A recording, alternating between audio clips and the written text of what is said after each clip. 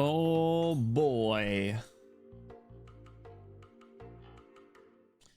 Oh boy. Fellas, we are back. Do I sound okay? I feel fine. I feel all right. I feel okay. How's it going, everybody? Welcome in. Happy Tuesday. Welcome back. We got Vodka coming in with the first. What if instead it was called Bone Trail, and instead of fighting, all the women and Ferdinand made out with me? Honestly, you might be onto something here. Welcome in, Vodka. How's your day going? Welcome in, Bluey. What's going on, Bluey? What you been up to? Noseman, what's going on? Welcome back. How's your week been? You, what's going on? Welcome in. Maybe the real lone trail was the friends we shot into space along the way. True, actually. I forgot to consider that. That's a good point. Can't believe they shot Benny into the sun. Oh, dang it. Yeah. A lot of things happen. We'll recap in a bit. I'm still alive, though. For now. Barely. Dust, what's going on? Denny and Maxing takes its toll. Sound like the Benny in the chair looks. I'm just tired, honestly. I took a little nap ski. I made some stir fry for dinner, and I'm only just now realizing, like minutes before stream started, that I was supposed to put a bunch of shrimp that I have in my freezer in there. So I have shrimpless stir fry. So basically, instead of a shrimp stirring that fry, it was no one stirred the fry. So but I got a bunch of stir fry. I guess realistically I could just add it after the fact, but the portion that I had for dinner tonight has no shrimpies. Bluey, take it to the hydrate. Finally decided I can still lose weight. Let's go. After eating 1,000 calories worth of onion rings, you know, the onion ring dinner is a move. Sometimes you just gotta have absolute shit for dinner and just rot, and honestly it's a vibe. See the shrimp recall for, I kid you not, radionuclide contamination. I hope that wasn't recent. My shrimpies are fresh. And also the other ones that I have are mini shrimps. And oh no, I did see that. It's from Walmart or something, right? The Walmart radioactive shrimp. That's crazy. What a world we live in, man. Maybe we should just get shot up into the sky at this point. maybe that'll just be simpler for us all. Skeek, what's going on? Welcome in. How are you doing? His fry unstirred. Yeah. Came out pretty good though.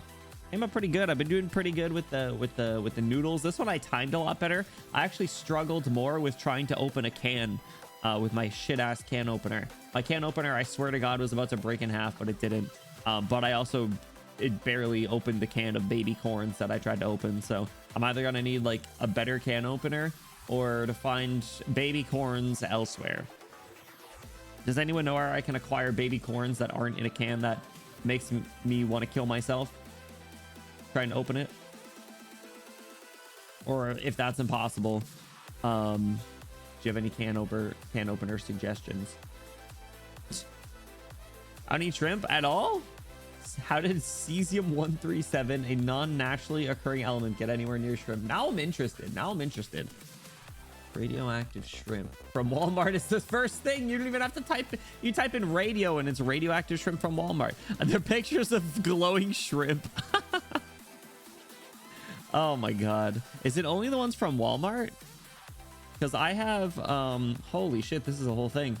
I have shrimpies fresh off a boat in my freezer, and then also some mini ones, some mini baby shrimpies.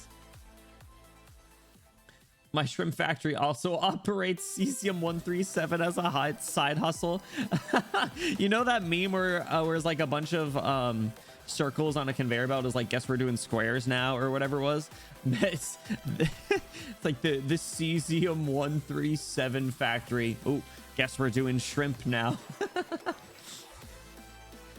Big supplier scale issue, bro. Did you see? I also saw, Wendy, what's going on? Welcome in. How are you doing? Sorry. I also saw that there was an issue where high noons were for some reason in Celsius cans, and those are very different. I think the people that drink them are generally about the same, but you kind of drink them under different circumstances. One, you drink either before a workout or to get some energy. The other, you drink either overpriced at a bar, or you as a part of like an 8-pack of various flavors. either way, you're typically not mix and matching them. So that one wasn't very good either. I don't know how that happened. So, but it was like they were labeled. It was like Celsius can label, but high noon inside. Like that's a problem. That's not good. Not very good at all. Shipped in the right box, but something to, not something to mix up. Not exactly. No, I don't know. What's the worst thing that could happen? Do you think you get superpowers if you consume radioactive shrimp? I want to grill bake air fry shrimp, but for now I'm too worried about the other stuff. Lone Trove. To try that out. Well, yeah, let's wait for the radioactiveness to subside, I guess. And then I gotta figure out how I'm gonna cook. So the fresh shrimpies will need to be cooked. I think the frozen ones are already cooked, and I could just kind of heat those boys up and throw them into like a stir fry or a pasta or something. With luck, you just die quick. You know, I don't get to grow into like Spider-Man.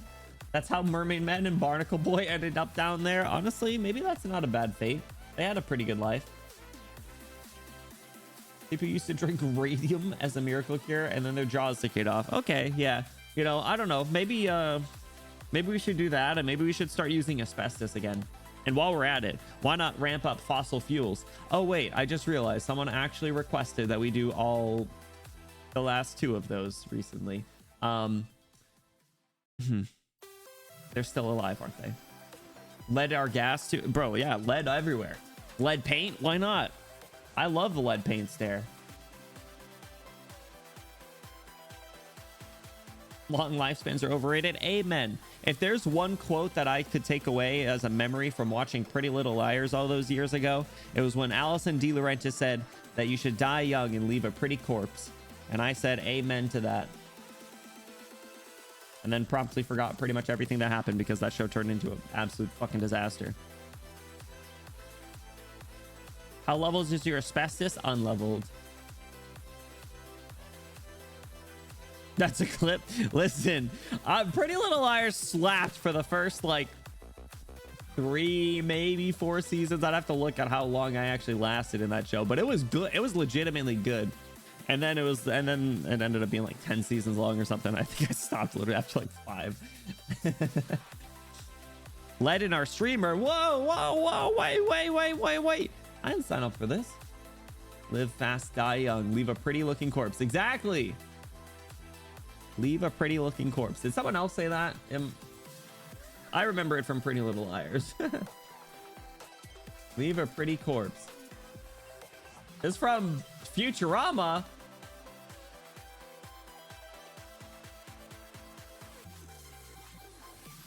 I never watched Futurama. Leave a pretty corpse. Pretty Little Liars. What was the exact quote then? Miko, what's going on? Welcome in. How are you doing? Leave a beautiful corpse is what she said. According to, oh, that's Google AI overview. I don't care anymore. Mika, how's it going? Happy Tuesday. Welcome in. How are you doing?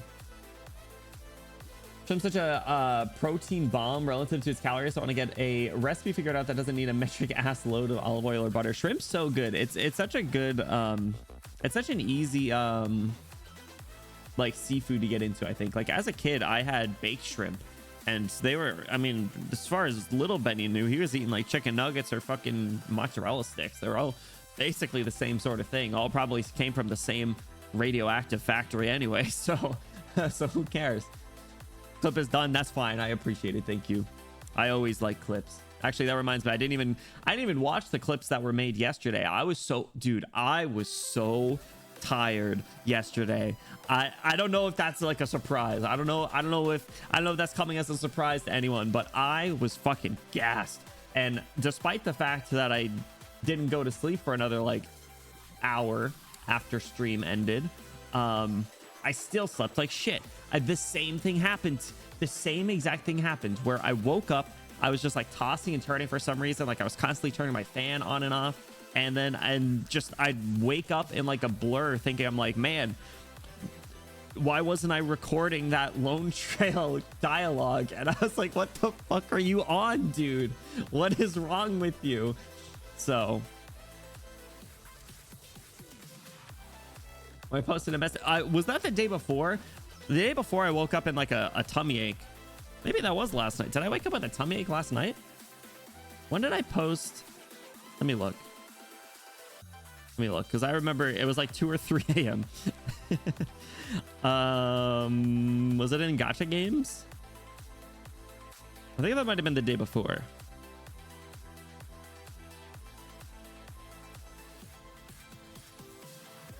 Two p.m. I don't know. Regardless. Cricket shrimps, pop a tablespoon of butter in your pan, melt it, then toss your shrimps in. Sprinkle them with Old Bay. What's Old Bay? 3 minutes, you're golden. I'm gonna take that as that's my new Bible. Old Bay seasoning. Oh, you know what? I feel like I have seen this. It's like it looks like a spam thing. Larry. What the helly? What the frick? Ivy, how are you doing? Welcome in. What's up? 4 days from Knock on Any Door. Great movie based on a book I haven't read. I feel like that's the case for like a lot of things, especially for me, because I haven't seen a lot of movies or read a lot of books. But I did buy a bunch of new manga over the weekend. And I ordered some more. Actually, some of them are light novels, so I get to get some reading in. I get some actual words, not just pictures. Low-key, I was talking before about how I do want to just generally read a little bit more, get some more hobbies that are less, what's the word? Screen, less blue light related, if possible. So reading's a good one, regardless of what it is, in my opinion. So also, manga looks great on a shelf, so fuck the haters. 100% sure you didn't see Knock on Any Door. I mean, obviously not. Humphrey Bogart film from 49. You know, must have missed that one, believe it or not. What kind of books do you like? Great question. I mean, what I've been reading lately has been the I'm in Love with the Villainess series again, because I really love that series. Because it's the light novels are 3 books, 1 from Ray's POV, 3 books from, or sorry, it's 3 books from Ray's POV, and then 3 books of the same things from Claire's POV, and then it's like 9 manga volumes. So rereading that afterwards, I plan to read the first book of the Lord of the Mysteries series that just got its English release for the book, the one that the anime is based off of, because the show is crazy good. So it's kind of like a fantasy sci-fi-y, not really sci, it's probably more fantasy esque, because it's like kind of magic and stuff. So but otherwise probably like fantasy. Like, I mean, I have the Game of Thrones books that I'll inevitably read at some point. I do genuinely want to, but I want to finish some of the other stuff that I have first. Blue Apron recipe for garlic shrimp: onions, bell pepper, potato. Doesn't use too much butter relative to other shrimp recipes. Can just do the shrimp without the potato if the carbs are the worry. Ooh, I think like shrimp and veggies, or like shrimp and rice, or shrimp and pasta is generally pretty good. Mika, do you find that with like Blue Apron and things like that, you use it to discover new things rather than necessarily always get the supplies for it? Or do you still kind of frequently get the whole thing, like, you know, the recipe, the same recipes for things that you like because they set the right portions? Or do you primarily use it to discover new things? Because I feel like I would probably do the latter. I would, you know, fuck around a little bit, have them ship me some random stuff that I might not ordinarily buy, or some extra things that I might not have on hand, so I can try recipes and then know for future cooking or grocery shopping. Butter reverse, butter slap, but I did use olive oil for my stir fry today. Read the Game of Thrones books. I need someone to talk about them. They're so long, but I do want to. Like I said, I bought them so many years ago. Literally, like, when did season 5 come out? Like, when was season 5 of Game of Thrones? When did that come out? 2015. I have had them for 10 years. I am only partway through the first book. I will start it over. Animorphs. I remember Animorphs. Those shit. I used to see those at the Scholastic Book Fair. straight shrimp, just shrimp. Olive oil season. Oh, okay. I get you. Don't read the Game of Thrones books. Read the Stormlight archives. I feel like I have heard that, Bluey, and I don't remember if it was from you or if it was from someone else. Is this a really long series? Is this one like a 30-book series? Or is this a different one? Listen, it's only like 1.8 million words total. You probably read more than that in Arknights. Probably. Okay, it's 5. Okay, so I'm confusing with a different series. All right. Probably 800 plus pages. Listen, I mean, length isn't really a problem ultimately, right? As long as it's a good story. Excuse me. Fucking programming class, no, hell no, Ivy. I'll remember you. Is your semester just starting up? Sat Boost, what's up? Welcome back. We're live. We made it. Length doesn't matter. Pacing does. That's a good point. Because I mean, like, light novels are pretty efficient. And also, they just do well for my attention span because it's less chapters and it's more sections. And that's why I read 94K words, chapter 14, in half the time, 83K words, Villingsturm. Hence why Lone Trail I finished in 3 streams, and chapter 14 I finished in 8 or whatever. But the circumstances are a little different. I didn't stream for already 15 hours, by the way. I was looking at the VODs because the first one just went up on YouTube. 15 hours of Lone Trail already. And then plus whatever we have tonight, which is probably going to be another, like, at least 3. So lots of Lone Trailing around here. So I think we're probably good to jump in. Final point is, if you guys do have book recommendations, let me know. Maybe I'll be a Kindler at some point. How many hours is 15? 20 to 25? Oh, 14. 14 was really long, but also I didn't do it in one binge, right? So one thing I will ask of someone, if possible, is, can someone have, I don't feel comfortable searching for it because I have a feeling I'm going to catch a spoiler stray. Can someone please do me a favor and find the story reader for chapter 14's final story node? The very last one. All my book recommendations are Dostoevsky and Tolstoy. I don't even know what that is. I thought that's a Toy Story at first. There are other series that I feel like I've like marked down as wanting to read, and I gotta make a reading list, much like, oh, that, yeah, sorry, yeah, if you want to just shoot it in like Discord or something. And I gotta figure out a way to temporarily whitelist people for links. I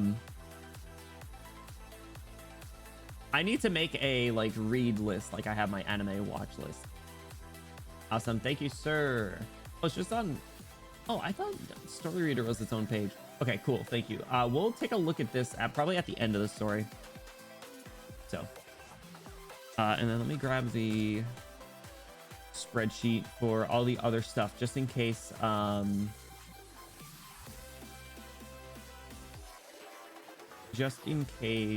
we have time to circle back on things.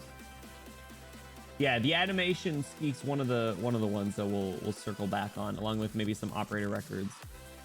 What's the operator record, not the operator files? Damn.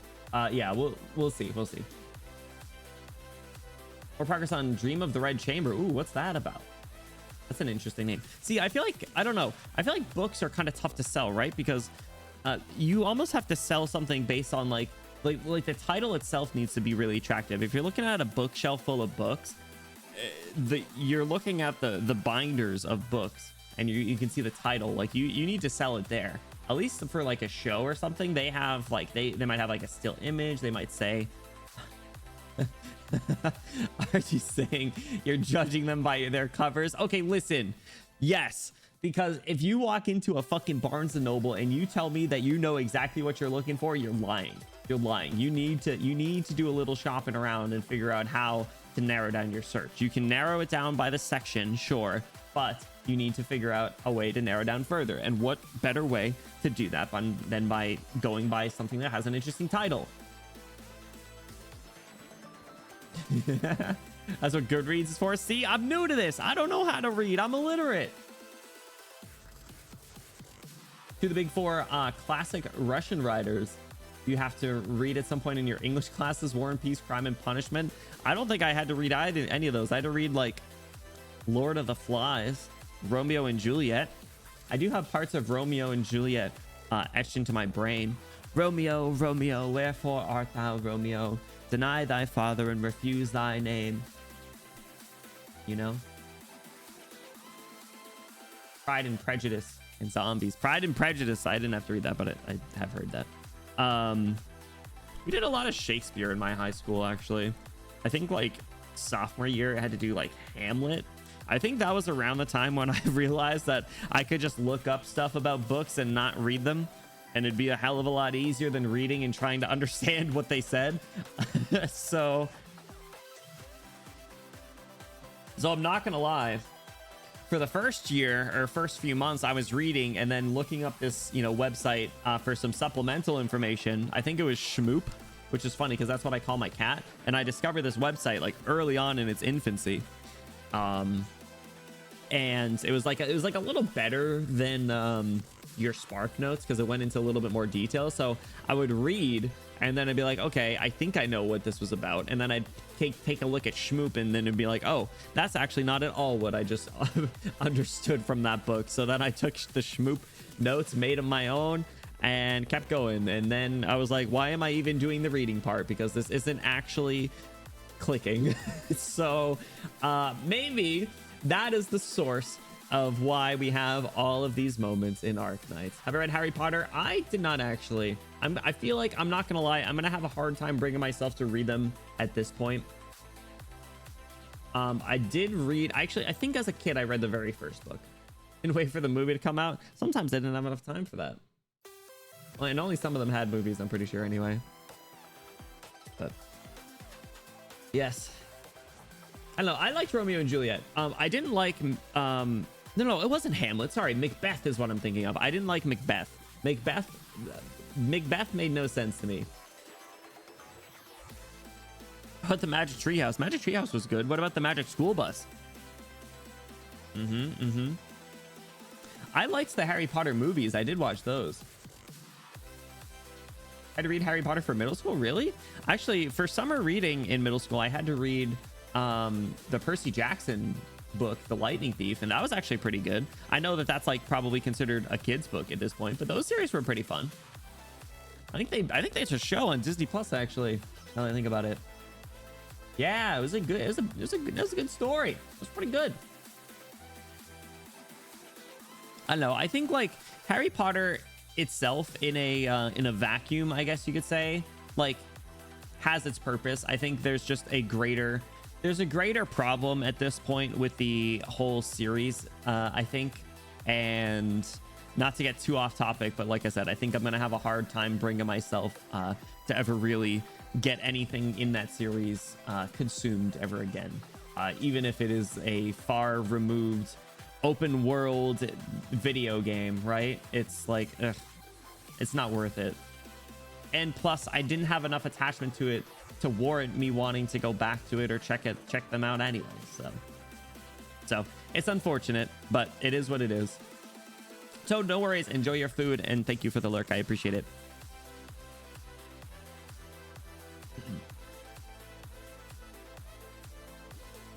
The Knight in the Rusty Armor was probably the one book that I liked the most out of all my infancy. I don't know if I've heard of that. I like the sound of that title though. Should we just make a books Discord channel? Like we had like a writing or library one. I could pull it out of the archives. The Knight in Rusty Armor. Let me look at this. Ooh, I don't know if I've heard of this. Looks like a throwback Nozomi. Like the running theme in Harry Potter books where the house elves being slaves was good because they liked it. And what else could they be? Man, Hermione, you're so weird for treating them not like trash. Why are you making them uncomfortable? Yeah, there's a lot of, I don't even want to say undertones. There's a lot of overtones in there. So enough about freaking just kidding, we'll say. Let's jump into some peak. You ready? I haven't heard it since yesterday. At Astra Baby. Okay, so we need to do a little bit of recap from CW9 because your boy was fighting for his fucking life at midnight yesterday trying to wrap up. So CW9 summary. Fuck. Yeah. Pretty accurate. It's a lot of CWs. Yeah. All right. That's another. All right. Hold on. Maybe before we have the recap. Oh, we do have to play the game too. You're right, Nosemay. All right. Maybe before we do the recap, I need to talk about points that I still need clarified. So, I need to know why this is still called CW. It's not Christian right, I don't think, unless it's like control right, maybe. I don't know. Maybe it has something else. We still don't know. I don't think, as far as I know, I don't think it ever came up yet. Why these are called CW? Christian with a C. So, listen, I'm stretching here, and this guy still looks like a face. I remember I said that in I was like half asleep. So we need to know why these are CW. I need to know. I just need to have more conversations with Kristen to like get a better. I don't even know if we'll get it, but just to have a better understanding of like what else she's going to be doing in terms of like the big picture for the story. Like, does she make it out of this? Why is she so influential? And like, why are all the directors just so like drawn to her to the point where like none of them can really break free from her or Ryan as a whole? It varies a little bit from director to director, obviously. So that's one. I need to know, is the president the bird? Because I caught you guys off guard because you were the ones who weren't here. I think it was like Vodka and Mika were like, wait, what do you mean the bird? And I think it was like literally like CWST 2 or 4 or something. We'll have to look at the VOD, I guess. But whenever the vice president had a call from someone talking about the president's safety, I was like, how would you know? Is it like, are you the president? Is the bird the president? I think like verbatim was like that. Someone can spot check me on that. So I need info on the prez. Bird up. I think it was 2. ST2, because CW2. This would have been yesterday during the sprint. Otherwise, what other lingering questions do I have, if any? I think my questions are probably gonna more be like just what happens afterwards, right? Like we gotta see how this wraps up and then see what either what I didn't fully pick up on or just what none of us know. So a bird in the hand is worth 2 in the bush. What does that even mean, Bluey? What are you saying? The animation helps with that. Stop. Goodness. Be straight with you. CW9 After is one of those stories like Babel ST2 and the Doctor Awakens when you got to reread that part every few months. No, I have not heard that, Bluey. It sounded like a fortune cookie. Cannot find a good way to summarize CW9, so ask your questions and I'll answer. It's like, I mean, it's a little hard, right? I mean, I don't even necessarily know what I need to keep in mind. I think people over 60 say all the time, did you just call Bluey Boomer? Oh my God. Brutal.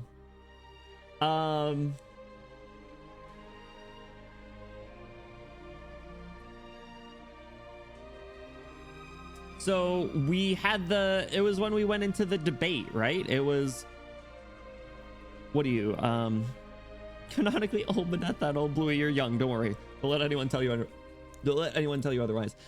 So we went into the debate, which was like basically there's this instance of the preserver saying something along the lines of it not being actual artificial intelligence, or maybe this was you guys in chat, I don't remember, but regardless, the preserver is not an actual artificial intelligence, but it is an uploaded consciousness. And I believe based on previous dialogue, we are to assume that it is our consciousness. It is the doctor's consciousness that was uploaded into the preserver in an attempt to keep the original goal active due to any potential variables. The secret message, that's what it was. Okay, thank you, Nozmay. An epic Reddit debate with the Preserver and got some lines that defined the Doctor's arc more than anything else in the game. Like, I am me just as I has always been. Yo, bars. Okay, yeah. But technically, like, that should have been in the game, essentially. So we had that, and we dealt with Priestess. We had Teresa. We had Amia. We had Tallulah. And we had Calcit, which I think are very interesting. Those are probably the... How many? What? Five? Five most interesting characters that they could have shoved in our face. And obviously it was intentional, because those are probably the five biggest and Reunion and Reunion NPC and Elite Operators. But I mean, in terms of the main characters that, you know, were spent a lot of time talking, like the Elite Operators just had like a line each, and then the Reunion guy went on a tirade. But like the five biggest, most important, prevalent characters that were alongside us in Journeys, or opposed us in Journeys, talk to us. Journeys that we were either familiar with or unfamiliar with, in the case of Priestess. So I think I think there's obviously still going to be a little bit more with that. Obviously, wrap up whatever the deal is there. Calcit's going to say some shenanigans, and they're going to come to some decision. Characters that most define the Doctor as a person, and Tallulah. I mean, yeah, I think they're just dragging Tallulah along a little bit, aren't they? And then my other question that came to mind, I think it was probably when I was like tossing and turning in bed, actually. Holyak. Holyak was sitting in the cave. She was sitting where we were going. And she said something along the lines of, like, she didn't even know where it was, or like Kristen didn't tell anyone where it was, but she still found it. And she was sitting far away, but she knew that it had importance. So did she go down there? Does she know what's in there? Because I feel like with her, at least, she always knows a little bit more than she's letting on. She is like that kind of just sneaky snake, literally. So that'll be interesting. And Tin Man popped up and mogged the fuck out of her. Yeah, exactly. Revenanted all over. Kristen gave her the info during her final meeting when she said the shit that finally shook Hole a bit. Oh, in that like command room. But did I guess my ultimate question is like, does Hole know exactly what that is and the significance of it? Like, you know, did she see it? Does she have any understanding of it besides the power source?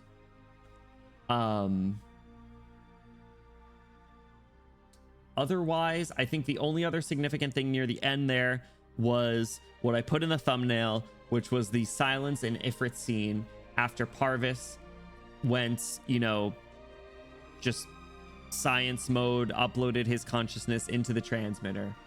And that was, and then it's lights out, lights on, nobody's home.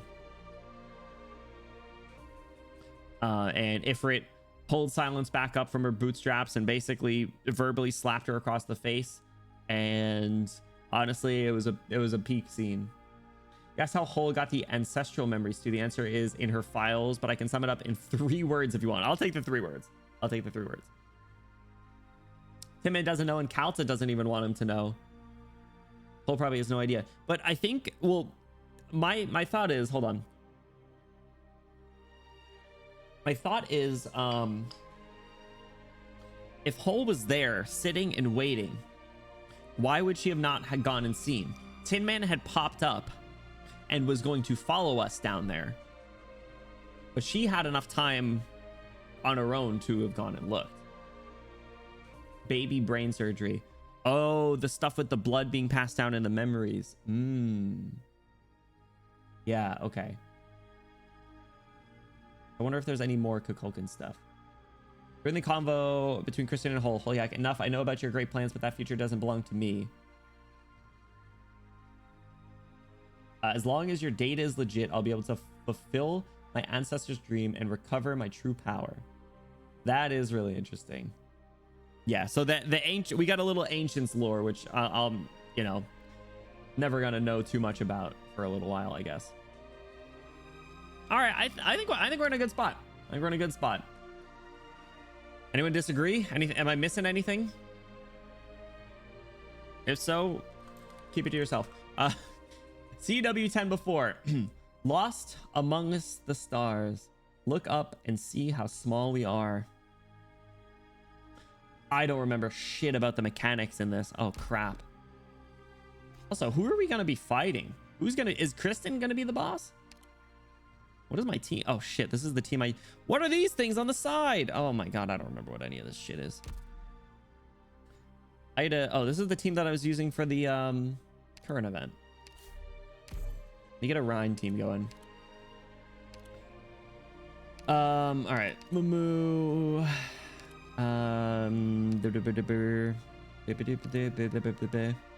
Where's the rest of my Rhine cast? So I'm getting really low on level up mats, fellas. Rough out here. Grab silence. Silence probably could use some levels. Affects the stages. They're like flat upgrade. Oh, okay. I don't have to choose it. Okay, good. How your desire cannot even overcome time. You understand that it could be machines that fly. Oh, I do remember that line. Machines that fly the skies of the future or other evolving life forms, but not a shadow from 10,000 years ago. Basically saying, grow up. All right. Well, what other characters did I bring for my Rhine ones? I think I had Mountain.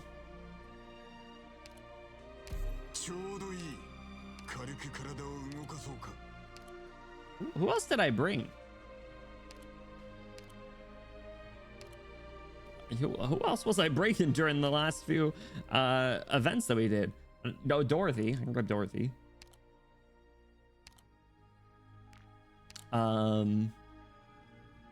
These onion rings won't air fry themselves. Go get them, bro. Enjoy. I guess let's just bring Sisters Iblana, Mayor Dorothy. Oh, Tolopsis. There we go. I don't have Mayor leveled. So I can bring Cal. I will see to them.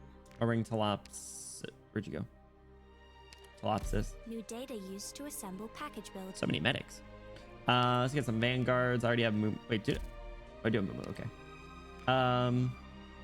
Bring like Bagpipe. Stand to attention. And Irene. Ashdene also is a leveled. I can never use expensive casters. I'm sorry. Kristen saying the Preserver project won't shape the future. I guess the Preserver kind of said the same thing in a sense. How the plan failed. Humans won't wake again or something. I don't know. I don't think I own Magellan. All right. Let's jump in. We'll rock and roll with this team. Okay. CW10 before, fellas. Let's get it. Will our questions be answered? Leak already? We just started. Over here. Surround her. Don't let her through. Good music. Attention all forces. Get ready.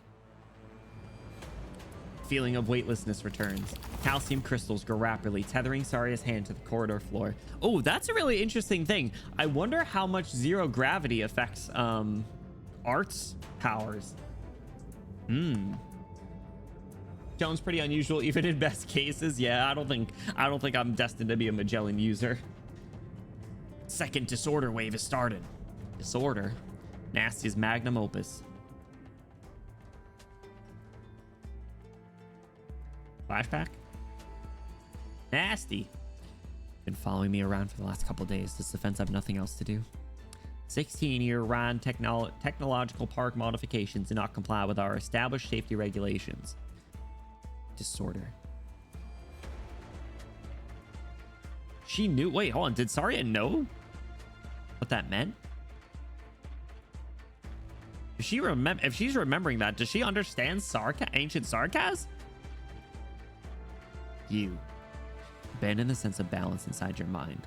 Instead of fighting the chaos, try adapting to its rhythm instead.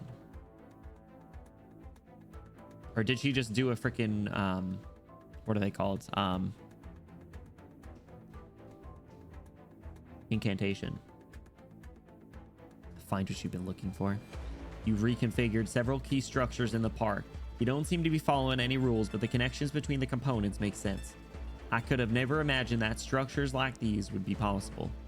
Linear language constricts most people's imagination.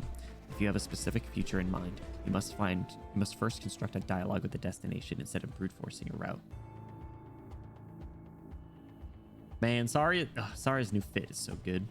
Abandon, balance, perceive the destination. She frees up both her hands. The next shift in gravity comes abruptly, and she hits the ceiling. She takes the opportunity to maneuver her trajectory and jumps over the soldiers hot on her tail. Calcium crystals follow in her wake, drawing an arc. Ooh. What now? What? Manipulating raw calcium in the same way microbes change their composition. How very enlightening. The material morph extremely quickly and are adaptable and combinable with various organs, and thus have promising medical applications. This has been your research field ever since you were in college, yes? Why not continue? Because it's dangerous. Hell yeah, sorry, let's go. Are you referring to the ethical issue arising from the construction of artificial organs with this technique? More than that. Given new technologies to doctors may save lives, but if they fall into the hands of criminals, they could also be reduced to weapons of destruction. Damn, sticking to your guns, Saria, let's go. We love morality. Haha, I almost forgot how rich with calcium our bodies are. Therefore, I have determined that my research in this field must be suspended until effective control measures have been established. It's a terrible pity, you know that? If you ever change your mind, Rhinelab could certainly have 2 sections specializing in life sciences. Rhinelab needs a defense section more. I'm giving you my data in the hopes that you can combine our experiences to better evaluate the risks of the chimeric experiments. Don't go too far, Parvis. The cost of pushing our boundaries will be too high for us all. And where does that boundary lie? Countless studies have shown that the evolution of life has not been a gradual process, contrary to the theories of the earliest scholars in the field. We wouldn't be standing here right now if we had only been taking one step at a time. Furthermore, if we presume that there is indeed a boundary drawn by a higher will, that determines how we should be acting. Shouldn't we try to look in its eye first before we decide to kneel or raise a flag of rebellion?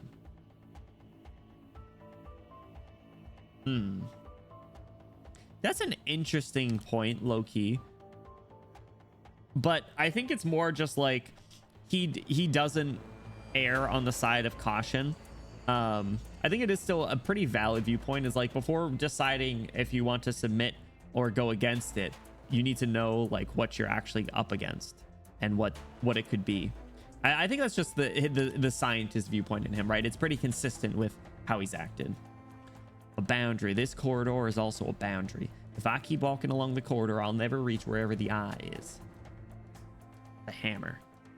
This ring-shaped laboratory has from its inception been designed to subvert people's perceptions. It is the realization of Kristen's dreams, the real product of Rhinelab's components control section, the combined wisdom of practically every Rhinelab director. Saria is familiar with how each of them operate, but in the past she had not allowed herself to think in the same way. The combined wisdom of practically every Rhinelab director. Do you remember when I mentioned that earlier? I think it was around the time that what is it? Mumu got her the vivarium. There was mentions of that. And I was like, damn, are there just, you know, ideas or notes and nodbacks to all of the directors? Yeah, we big braining sometimes. Avengers assemble. Parvis measures the strength of the opposition first. Is that true? Is that true? I don't know. VODs or it ever happened. Check them. Check the receipts. Sari's familiar with how each of them operate, but in the past she had not allowed herself to think in the same way. This makes no sense. No, doesn't matter. I have long been disgusted with this wall. Jarvis, check the VODs.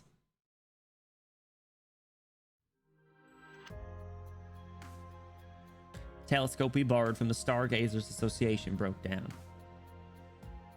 Kristen, don't worry about it. The view here is great. You can see many stars with just the naked eye. But you go look for a nice place to sit down. I'll try fixing it. Wow. Oh, great. Superhuman lady Saria. I'm so curious. Like, is there honestly anything you can't do? That was the most Mumu line I think we've gotten. Actually, we haven't seen her in a bit. She's just, I think, hanging out in the vivarium, I'd assume. I recommend you check my personal course electives. I won't be able to do anything I'm not studying. Like, you're a terrifying studying machine. Whoa, it's so cold today. Want a candy, cream puffs, hot chocolate? Consuming sweets this late at night is not conducive to good health. I don't think it was until the point where vodka, like, specifically made a comparison from Saria to Executor, that I realized how similar they are in a lot of ways, where they just kind of they just say things very neutral face, very blunt, plain, by the book even. Saria lies. Well, this was before she had a little bit of a sweet tooth, right? Boring. Like, Kristen, look at that rock. What do you think it looks like? Sorry, in GPT. Oh, come on. It looks like Saria, right? It's so hard, and yet it shines so perfectly. Oh, that was a compliment. That's cute. Like the stars. Aw. Cute. She said Saria shines like the stars. Kristen grabs the shining stone and looks up. She seems to be comparing it to something as she moves the rock around. Something's wrong. There should be a star here, but there isn't one. I've done so many calculations, and yet I haven't figured out the trajectory of the stars. Like, you've already failed so many times. You still believe it's measurable? I prefer to say that I don't believe. I don't believe in all the rules I've been taught. I don't believe that humanity will never be able to pierce through the star pod, let alone believe the stars are only as small as we see them. Star pod mentioned. Like, there's no way you believe we can fly all the way to the stars, right? I thought only a kid would believe in stuff like that. Children, poets, and scientists. Ha! Whoever said I wasn't one. Scientists do not believe that dreams are false, because what they're essentially doing is proving to all humanity that dreams can come true. Cyrus Hard, ayo, Blue, what's going on? Welcome in, how are you doing? Took until like the manga to try sweets more? Yeah, exactly. But this is before that. Gosh, you really have a one-track mind. Like, so Kristen, when our Rhine lab becomes a full-fledged public company, are we going to keep that lab on the name, or are we going to change it to Rhine something else? Like, I'm studying ecology, and Saria's research is in bioengineering and microorganisms. So the two of us are down to keep it nice and generic. 2 against 1, us in the life sciences. Just kidding. I mean, you're dead set on soaring through the skies, and your field is high energy physics. So, like, wouldn't you want to call it Rhine Physics instead? No. We'll stick with Rhine Lab. It's a good name. I want to know exactly what the stars we're looking at are. I want to know what's outside the barrier encasing around us. I want to know if we really managed to walk among us the stars and look back from over there, what kind of land we've actually been living on. All the questions I seek are mostly to do with not just me, but we. That was kind of cute. Hey, Mumu. I like, there she is. Stormy, what's going on? Welcome in. Like, and we are all beings trapped in this teeny tiny corner. How are you planning to compensate me for breaking my vivarium, Saria? You knew Kristen's plans from the very beginning. Like, are you talking about Arc 01 or Galleria Stellaria? I'm sure it's Galleria Stellaria, but I think Mumu would say Galleria Stellaria. Arc 01 was never more than a front to deceive the military, a pile of scrap paper that was never feasible. Galleria Stellaria is the real laboratory here, or you could also say the name of this aircraft. It certainly is a name that she would come up with. Yep, the only thing she thinks about. So you replicated your vivarium up here. Is Kristen intended to break through the barrier with it? Well, she didn't replicate it, right? Wasn't Mumu caught off guard by seeing it in the first place? I'm pretty sure that was when Mumu decided to stick with Kristen because she did this for her. Saria's almost giving Mumu too much credit. Never on CW10 before. Can you believe it, Stormy? 10 hours of streaming yesterday. Only Saria to not be flabbergasted seeing Mumu here. Honestly, Saria probably just expects her to just be around. Surprised by the sarcophagus in the lab? No, the vivarium itself, I believe. I don't think she was expecting to see it at all. Based on her reaction, if memory serves. It was on like CW7, I think. Like, just tearing the star pod open won't be enough for her, you know. Without a doubt. Her fixation was never the barrier, but the realm beyond that even our ancestors have yet to reach. She truly wants to step inside that deep outer space. She wants to leave everything that can be left behind in that dimension. And that includes, like, each and every life present in this vivarium. As soon as I heard about Galleria Stellaria project, I started gathering a variety of plant species that might be able to survive in the environment outside the barrier. Oh shit, no, she did know. To a degree. Wait, hold on. This is contradicting that. Unless she knew about the idea and did it in her vivarium. I just checked, and there's 753 different types here. Kristen put them all in this lab. Okay, never mind. So she got all that. She did get all them before, and Kristen did make it. Yeah, okay. The way you pronounce Galleria Stellaria is so Italian brain rot. The Italian brain rot videos are so funny. It's like, what is it? It's like, ballerina cappuccina. Me. E la moglie se lo sosino mazzacino. Whatever it is. I don't even remember what it is. It's so funny though. It's just always cat videos that I see. Watermelonini cetopicini. Hope that Kristen holds up her end of the deal. We'll see. I don't know. We haven't seen much of her. First I said is Galleria Stellaria. No, that's this is just a joke for Mumu. I don't know if you were just coming back, Vodka. I said it's probably pronounced Galleria Stellaria, but Mumu would probably say Galleria Stellaria. Sorry, I pronounces it correctly. Don't worry. Mumu la la la. Exactly. Thought I was gonna join you doing the stage. Well, the stage is coming up. You can still join. The Vivarium being the present was what sealed the deal for Moo. Yeah. A few minutes before I flipped them rings. Yeah, you flipped those rings, boy. Sorry. Like, I'm pretty happy about it, and we'll be able to find our answer together real soon. You want to know if life can exist among us, the stars, and especially yourself.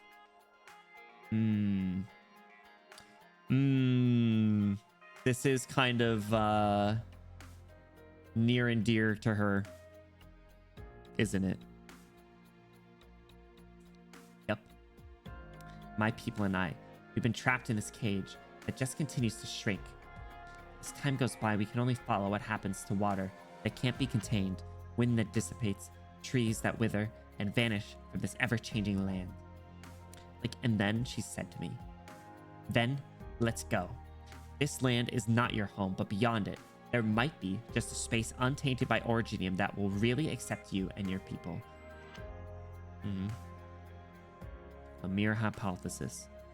So far, no instrument has managed to penetrate or even approach the barrier, so there's no basis to assert the possibility of Originium's absence beyond the barrier, let alone the total lack of evidence to suggest that life can survive in the depths of outer space. I know. It's just a dream. Like, there's no evidence or data to support it, and it goes against all the scientific knowledge I have. But scientists don't believe that dreams are false, because what they're essentially doing is proving to all humanity that dreams can come true. I remember Kristen said that. Yes, she's the same as ever. Like, what about us? Saria, have we changed at all? Ooh.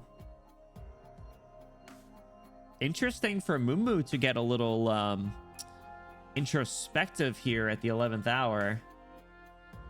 Water spreads out like hands in all directions, pinning Saria to the wall. Saria has never seen water this fierce out of Mule Seas. It's like a waterfall, like a tsunami, as if the water is howling. Calcium crystals continuously grow from Saria's hands, but they fail to take form under the sweeping waves. She tries to find Mule Seas, but all she finds in stream after stream of water are the eyes of an elf, hidden in the depths of each wave. Eyes filled with serenity and grief. The water is howling, but the elf is crying.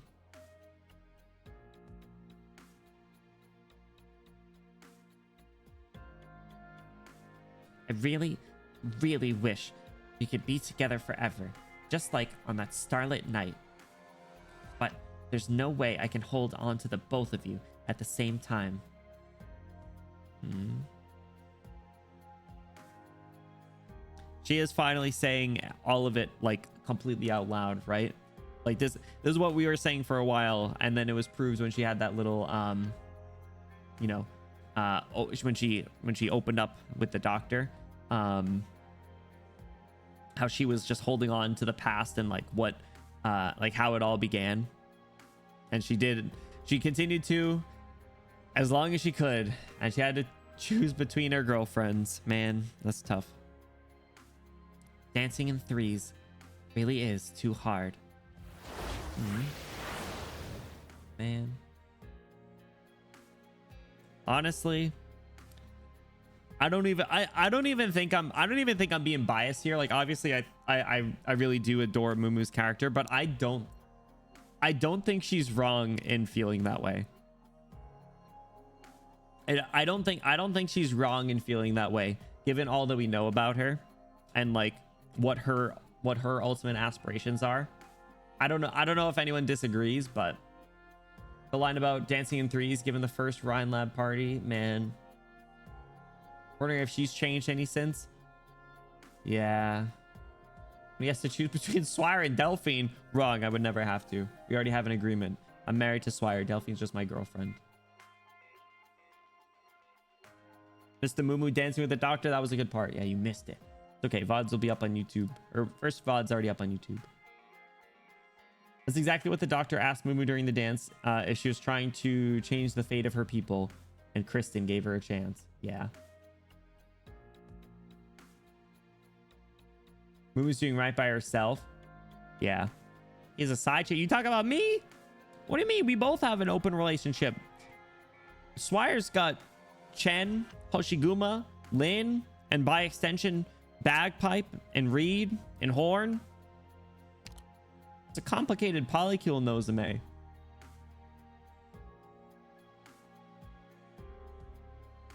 But yeah, I think the way that this is all developed, Mumu's decision makes sense, and I can't even fault her. Like I said, I don't even think that's me being biased. I think it's just good writing. Like, I won't give you a chance to stop her because 2 against 1. This time I'm on her side. You'll seize. Sleep, Saria. Go to sleep. You're all black and blue and probably about to pass out.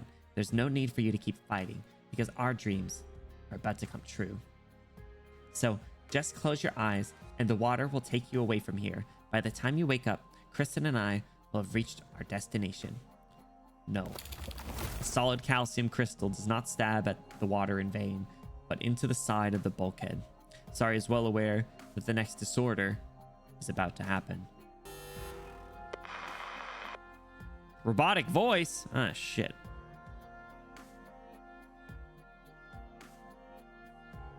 Fair warning. I don't know how this is going to sound. I'm combining a bunch of filters.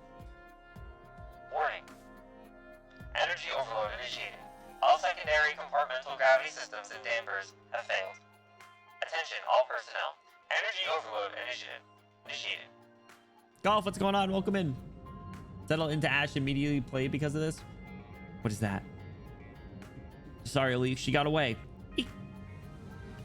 Why would it suddenly... Sudden? No. You were right. Kristen has never changed. The instantaneous gravitational shift causes the streams of water to lose direction.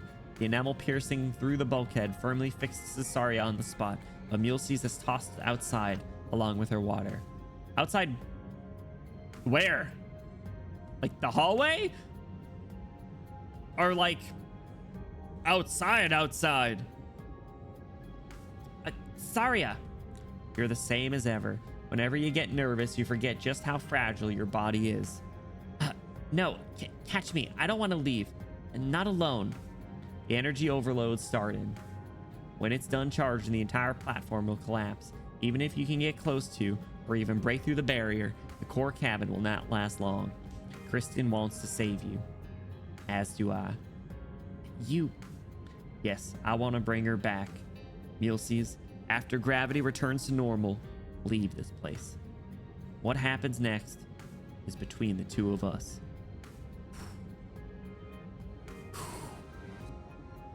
Wait, where's Ferdinand?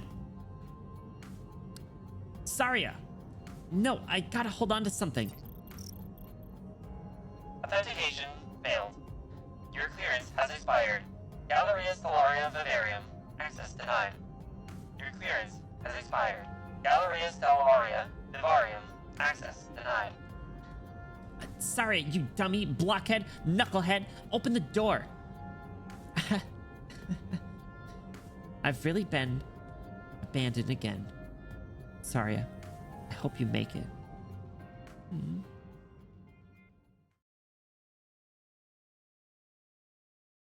Saria stands at the door leading to the deepest part of the lab, knowing her target is just inside. However, before she can even condense the calcium crystals on her hand, the door lock automatically releases. Whew. Compared to the previous area filled with instruments and equipment, this place feels more like a temple to the stars. A sphere made of smooth and flawless metal shows off its dazzling beauty under the soft light. Spheres of varying sizes slowly glide on the predetermined orbits one after another, with their path changing now and then. The irregularities intertwine with each other, but contrary to expectations, they form an indescribable sense of harmony. Whether it be the positions of the stars or how precise their orbits shift, the planetarium exceeds the imaginations of any astrologer. But in the very moment, those devoted to the stars would probably fly into a rage. There she is. The reunion. Was the last time that they talked? Was the last time that they talked in the manga in her office when she erected that barrier? Because if so, goddamn. Am I right? She's her. Afraid it sounds too questionable. What?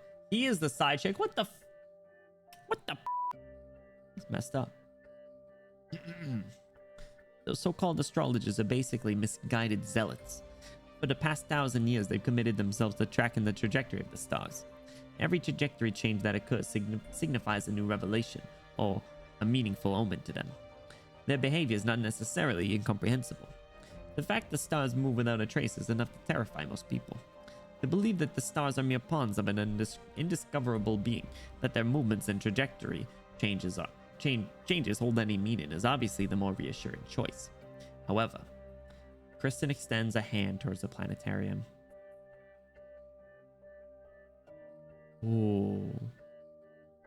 The dome of the Galleria Stellaria enveloping the ceiling suddenly opens itself. False starlight floods the laboratory. Kristen makes a series of gestures with her hands, and in an instant, the planetarium completely transforms. Yo, nothing like that sci-fi, like, augmented reality, Tony Stark ass, freaking moves the hand and things move around in front. Freaking Jarvis moment.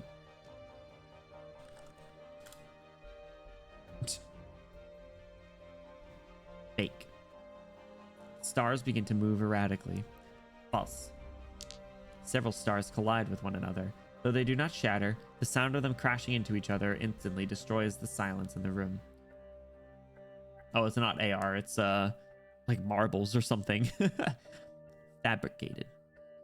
However, Kristen's expression does not change at all, as if everything is as it should be. If the trajectories are really just invisible, then how have we avoided colliding with other stars throughout the last millennium? Are we so special to have avoided such a fate so far? What kind of land have we actually been living on? Where exactly are we headed? Trajectory in space is a very concerning thing, Kristen. Yeah, big questions here. Jorkin a little. Welcome back, Vodka. We're just a reunion. I was wondering, I'm pretty sure this is the first time that they're talking again since that scene in the manga where she erected that wall in her office. Star's wrong. This is horse race test. Uma Musume.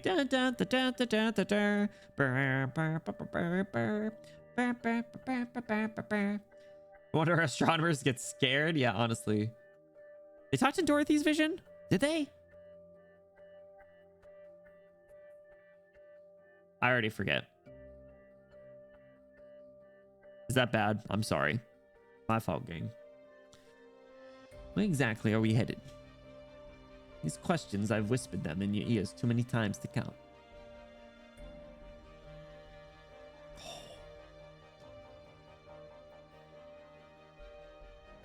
Ooh. Yo, this is tough. Sorry, I said she abandoned the formula they made together because Kristen had cracked his defense. That wasn't Dorothy's vision?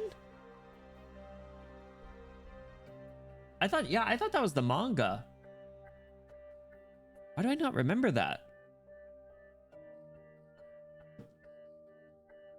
The CG goes hard. Bruh. Can you help me move that planet over there, Saria? A small metallic sphere passes by Saria's hand.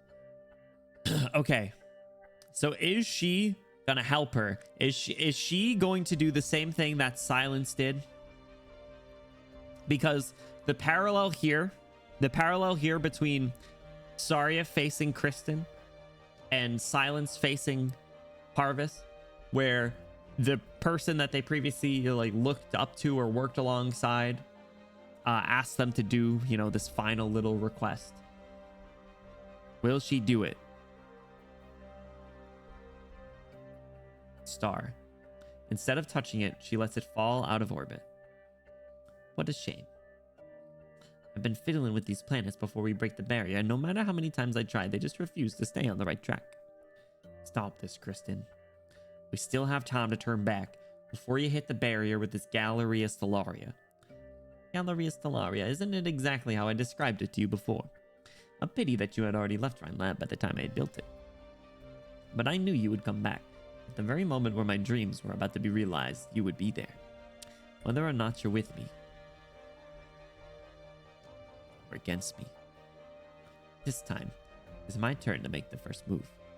Kristen lifts her hand, revealing the exoskeleton operating system Saria is most familiar with, and gently makes a fist. That's what that thing is?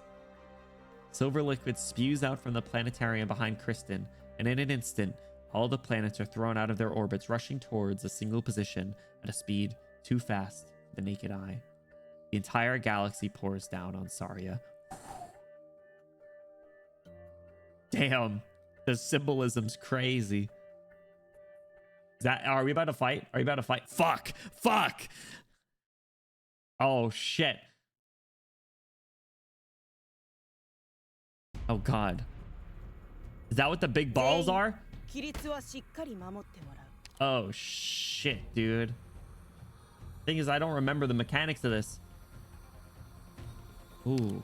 There's some sci-fi AF stuff here. Wait a second. There's not even a blue box? Oh, there it is. It's in the corner. My phone was blocking it. Control those balls, baby. Okay, like right there. serious space. You're going up there? Dogs? Oh, crap.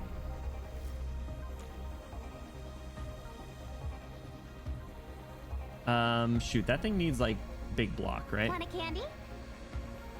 Tomate. Hiya.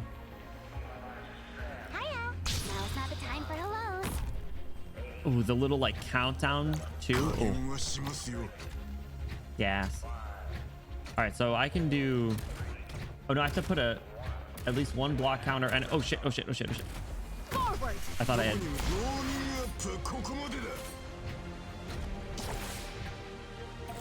What do you? One block count or enemies with at least 3 weight. Okay. All right, who do I want to put over here?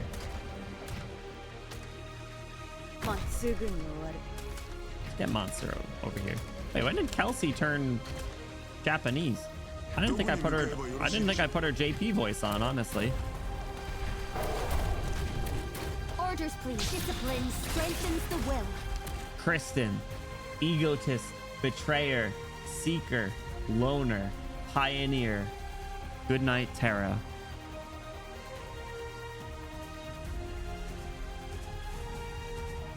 cool. Damn. If that ain't aura. All right, I gotta drop someone over here. Collection complete. We gotta start using the balls a little bit. Well, you can push them, right? Oh shit! What is that? Optimize. All right, we gotta kill that thing. And this guy. Everyone's coming around this corner here. Okay, I see how this map is Standing working, at by. least. Pull you out. So can Ifrit do anything? Actually, well, let's not put her there. Let's. Am I able to get? Wait, did she take over that ball? Is that what happened? I don't. I think that might have been what happened. Yes, it is what happened. Okay. Shit. Okay. So if you're going over here, she stepped on it. I didn't see what her path was. All right, it has a shield around it though.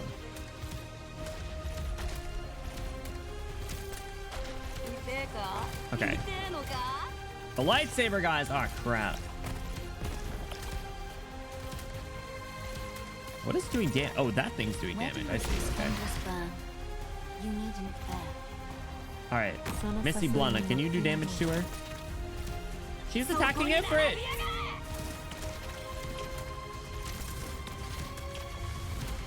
She attacked Ifrit. Oh yeah, I don't have any healers. Reed's facing a weird direction.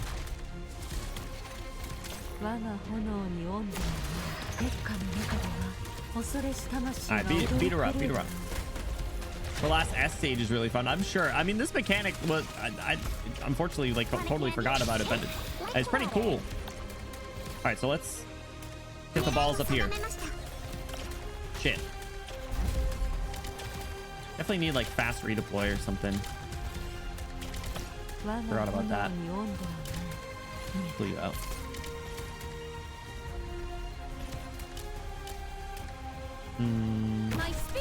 Have you attack that? Go, Irene. Fight the power of science, Irene. Alright, now get out of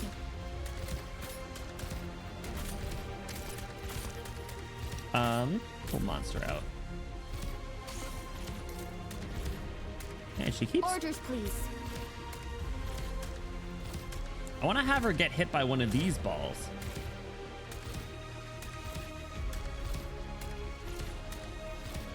What happens if she walks into it? Oh, she's not gonna walk into it. Okay. Want a candy? Hook 'em, Ifrit.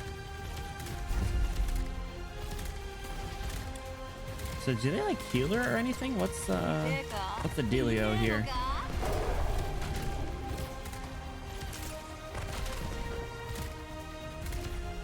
Actually, these guys might be a bit of a problem. Reed, get him. Did she just walk? Oh, she walked to the side. Dang it, bro. Power to your shit. All right, so it's not gonna move if it is. It's not gonna move if it's her her version of the ball. I get it. The ball glitch. You can glitch out the balls. It's crazy. I'm doing a bad job with the ball manipulation here, fellas. Apologies.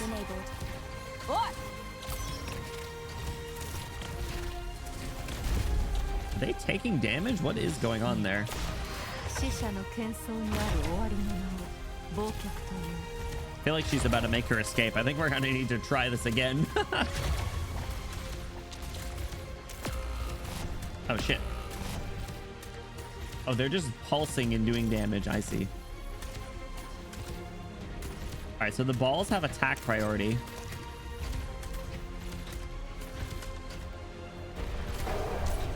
See what we can do. So there's a phase 2. Can we attack from range? Dorothy, can you... Do you need the traps What do you do? activated? Oh, we got the balls back. I'm Hey, whatever's prepared. happening, I don't like that. What was that? Want a candy? Oh, wishes. No lives. Now, with my Uh-oh. Everyone's just taking damage. Monster, true damage. Shit. These dudes. Okay, Saria and Monster over here. I gotta beat them up with balls. Gotta beat those things up with balls. Can't do that.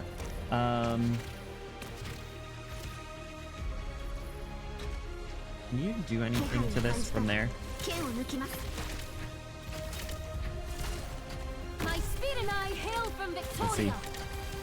Man, we're suffering over here. 私の明かり、我が眼差しが真実を暴く。 Good job. Now the one's gone. 私の明かりが見えますか？ Feel better. Optimize the form and task. Okay, get the balls going. I missed it. I timed it poorly. All right, wait. Hold on. Hold on. Now, go. Good job. Orders, please. Any change in tactics? Hey, got back up. Do it again. Got him. Mission accomplished. All right, finally, I got some of the balls. Yeah, give me those balls. Yippee! That was lucky. I didn't hit her with the balls at all. I forgot the gravity affects attack speed. I didn't remember any of the mechanics. Got some backreading, dude. What do we got? Oh boy. The best boss description, that was Aura, dude. That was good. Very taxing blockwise. Yeah, the rockets were always a pain. Good night, Taro's Peak. If you do the stage in 1x without pausing, she spawns just as the countdown of the BGM reaches ignition. Ooh. I love when they perfect stuff like that. Like proper use of her balls. Charge orbs, they deal damage to ops. Yep. Her last stage really fun. What was it about? Enemies are bulky AF stats wise. Yeah, I remember the lightsaber guys being a problem too.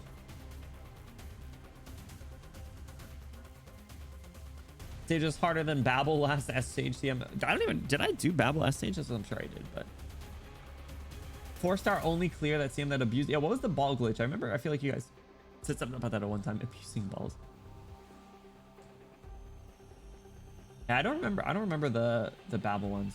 When you deplete the ball health bar, it explodes and does damage to everyone. Ah. Most of your ops are against gravity right now. Attack speed debuffs. Whoopsie. Oh well. It's called brute force, baby. I just posted it again soon. I'm gonna scroll all the way up. The name of the boss track on the the name of the boss track and also the CW abbreviation for Lone Trail stage is Control's Wishes. Oh, that's good. That's good. Waiting like 10 minutes makes all the balls disappear. What? Control's Wishes. That's good. That's good. Write that down. Write that down. What did you say? Did I not notice that? Oh, I scrolled right below where you said that. Space dodgeball. Oh, is this from this part's from Dorothy's Vision? Zai, what's going on? Welcome in. How are you doing? Happy Tuesday. Kristen, I noticed that you tweaked your Ars casting methods. The reconstitution effect your calcification has on matter particles is more complicated and intricate now. You abandoned the formula that the two of us developed together in the early days. Sorry, defense techniques that have been cracked have no value. Kristen, and I was the only one to ever crack calcification. Yes, goodbye, Kristen. That was Dorothy's Vision. Shit, I think that does sound familiar now. The balls can die. Are you talking about the S stages that you guys were talking about? Vibes immaculate. Every time they said Control's Wishes and the stories, and they said it like 5 times. Did they? Shit. So it's not Kristen, right? Are you guys sure? I feel like you guys are missing the obvious one. It's definitely just Kristen Wright, idiots. God, I figured that one out easy. That's pretty good. That's pretty good. I don't know if I feel like generally speaking, most of the other events are pretty easy to identify. You're Kristen wrong. Well, you're Kristen wronger. Huh. Said, what is it control wishes for a few times? Oh, that makes sense. That makes sense. All right. Let me adjust the reading. CW10 after, fellas. All right. You're Quiston.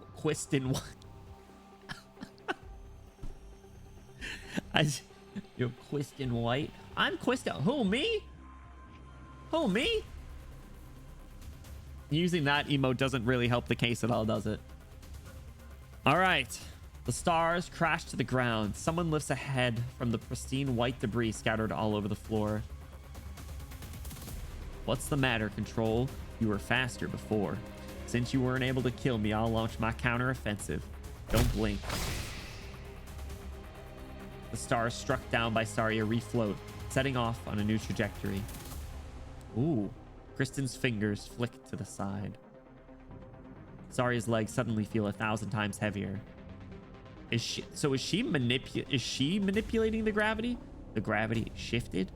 You use this trick to send Mulesys away. Shit. But it won't work on me. Enamel grows beneath Saria's feet like a pair of heavy-duty boots, holding her in place, and then she begins to move forward, step by step. Instead of refining the way you generate calcium particles, you simply increase the release speed. The enamel you're generating has gotten even more brittle. A hardy resistance isn't enough to cross the finish line. A metal planet shatters the enamel barrier, hitting Saria on the shoulder. Saria does not seize her advance. Whew. It happened twice, then thrice. Saria continues to speed up. Saria, stop. Stop. That's what I said to you. I can tell you all about my plans. I know.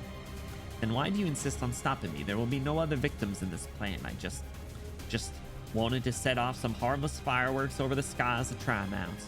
The moment Hammer finishes its job, both the military and Maylander will breathe a sigh of relief. The residents of Tri-Mounts will be momentarily captivated by the spectacle unfolding before them in the sky, but soon enough, their focus will be directed towards other, more deserving concerns. Ryan Lab might be the most affected party here. She will lose her control, possibly several directors, and the confidence of powerful Colombian organizations. Then you should have stayed on the ground. Clean up the mess, protect those who might be hurt by this, and carry our Rhine Lab through the crisis. You've always been good at that. Don't do it. Don't do it. You forgot again. I resigned a long time ago. Kristen never accepted the resignation, right? Was that what it was? Was it, what did they say? Did they say that Saria never resigned or Control never accepted her resignation? Because if the latter, or if it's Control never accepted her resignation, that speaks a lot more volumes. Yeah, okay. Never read it. Honestly, probably never read it. Never took it and never accepted it. Makes sense. But Ferdinand still took over the defense section. Yeah. Okay. That makes more sense. That was almost like her holding on a little bit too. Like almost like a rare vulnerability for Kristen in a sense, right? Like the two of them, man, I love me a good toxic Yuri relationship. But the two of them are just like the one thing that the other just can't escape. The only thing that tethers Kristen to terra firma, yeah. Everyone else is too scared to attempt taking her spot. Honestly, you're right. Ferdinand's the only one with stones. Kristen's boss seems the best one. It was pretty good. I liked all the I like the little like countdown and stuff like from the lobby theme too. Oof, banger. XR, how you doing? People like Blade like to call scientists mad, and we couldn't care any less. But science is supposed to be rational. Kristen, when I first heard the story of your parents, I thought, They shouldn't have seen an ending like that. If they hadn't perished in that accident and had returned before hitting the barrier, they would have brought back incomparably precious data, as well as the possibility of a second attempt. You obviously. I admire their will and determination, but I've never been one to approve of sacrifice, even justified and inevitable. Ferdinand, Nasty, Parvis, they and many others always thought me too conservative. They see me as a stickler for the rules, obstructing all of you. Ha! Can a woman like this even be called a scientist? Break free from that mold, Saria. Hell yeah. Even I myself have asked this question. You're the most dedicated truth seeker I know. The truth. Truth is the inertia that comes after order. I believe science can bring us truth, and truth can restrain madness, bringing about a better society for everyone. Us movers have always been accompanied by an instinctive madness for as long as we can remember. Violence, savagery. We took an extremely long time just to step out of that chaotic darkness. That's what I've been taught ever since I was small. I see reason to control myself and desperately want to confront the madness I see in all of you. I feel like the name, the codename Control really is so good because they're able to use it in such other ways, right? Like they can use the concept of control. They can just straight up use the term control in other places. But you can't do it. Sorry, if you intend to hold on to Rhinelab by your lonesome, you are sure to be disappointed, because humanity's thirst for progress is inherently undefeatable. A type of desire, a type of madness, but also a natural instinct, and the fuel that has brought us from the desolate barren lands to where we stand. Which is why I've come here, and not for a fight. The heavy stars fall on her like a rock slide, and gravity controls the airflow to howl at her entire body. Calcium crystals crumble from head to toe, but the Mountaineer is determined to greet the storm with her own form. Yo, the bars. Ooh. Chris and I almost admitted my defeat while searching for you, until someone said to me that I should return to the origin. So on my way here, I've been looking back at where we all started. Yes, I dread losing control. See, that's what I'm saying. But it's not a fear of chaos, but a fear of regression caused by it. See the double meaning there. So I must progress onward as humanity must, because for us the trek is far from over. Indeed, to this day humanity still lives in the dark. After all, we can't even see through the sky hanging over our heads. The road is long, very, very long. We hold more knowledge than the average bystander, so we must shoulder heavier responsibilities. We should, ahead of them, eliminate any dangers and carefully lead them on the path forward. A real pioneer should be clearing the way for all humanity instead of jumping headfirst into the abyss, never to return. This is my foundation, and I will stand by it. Damn, her saying that as she's like drilling into the ground with her boots. Even Kristen was flabbergasted. Gotcha.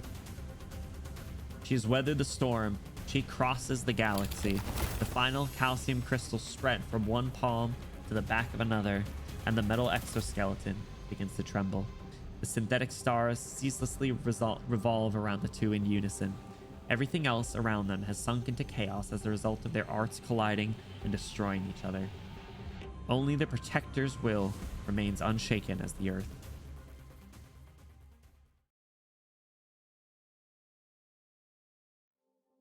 Really? Shit, we're still in the debate? How are we jumping to this now? We got unfinished business up in the sky. Oh my god. A real pioneer should be clearing the way for all humanity instead of jumping headfirst into the abyss, never to return. Yo, where was Saria keeping all these bars, dude? You'll see. No, I know that this is obviously very important. This is an interesting background though. This is the one from A Walk in the Dust when Calcit murdered the dude. All right, back in the what do you call it? The debate. Sorry, I was stocking up all her words after years of not communicating. Yo, I dread the day when FedEx does the same thing. bro suddenly bursts out an entire novel at someone. You're like, Jesus Christ, where did that come from? You're always slightly late. Oh, it's her. It is her. It's literally Falanik Mom. From A Walk in the Dust. And you're always slightly early. Been waiting long, Calcit.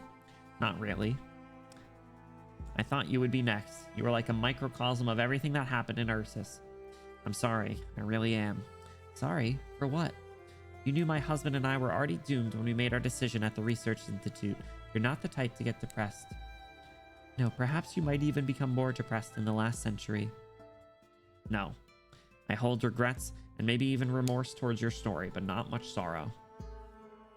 Talking about your daughter, Falanik doesn't live in the better era that you wish for, an era where hate and violence have been forgotten. Same goes for Lyudmila. Oh, who is that? Oh shit, who is Lyudmila?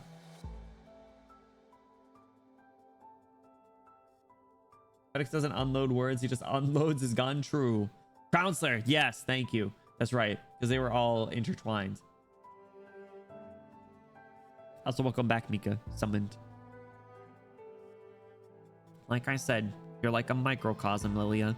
You and Falanik have an unbreakable bond, formed of hatred and blood. A microcosm. I've seen it many a time. A futile destruction. Sounds like you're tired. You weren't created to be a savior. You can't level a mountain with a finger, or destroy a city with your eyes. Just what kind of plebeian would hope that you were invincible? Do those fools think they could uphold a civilization teetering on the edge of collapse with just violence? There might be some with such hope. They hope that I can bring them a future, hope to survive in my country, hope for a victory under my command. You failed them, because you're just Calcit. Ooh. Our conversation has yielded no answers. Yes, you've admitted it. You're tired. But why? You're always on the path of avoiding their self-destruction, but the power you hold is just that minuscule. There's no way you can teleport from Victoria to Ursus, or monitor every Sarkaz on Terra to see what dangerous witchcraft you're delving into this time. Whatever you do just grows more and more futile, so you're starting to get impatient, right? And especially with... I know. Especially with what? Why'd you cut her off? I know. You already know what you're afraid of, yet you're still unable to keep yourself from thinking about it. Not letting Teresa and Terraces appear in front of you, even your subconsciousness is practically begging for it. Okay, that just proved what I was about to say. I wasn't sure if Calcit was also going through her own debate, because like the doctor went through theirs, but Calcit's going through her own now. Calcit's debating. We're about to read the entire encyclopedia. Yeah, get ready to read the entire dictionary here. Yeah, this is really neat. Calcit facing her regrets. Who else might show up then? Ooh.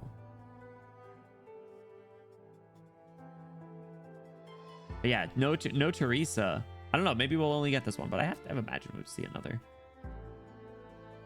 The same goes for your own determination, Calcit. You think people will treat you gently, and so that pair of siblings won't talk to you like this. How strange. You were so cold before that I never imagined you would seek the warmth of others. From such a perspective, you really have become weak. Sheesh. How long ago was the research and stuff with like Falanik Mom? It wasn't like super long. It was probably like 30 years ago, right? It was like maybe like 25. Passenger. Honestly, I was considering saying passenger a lot, but I don't think so. 20 or less? Yeah, okay.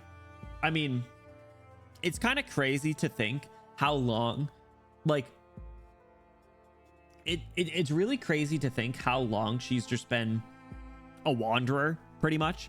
And it's really only the recent, like, we'll say couple hundred years that have been, like, of particular importance to her. Like, imagine such a small portion of your life, or sorry, maybe the other ways, like such a large portion of your life amounting to nothing. That's depressing.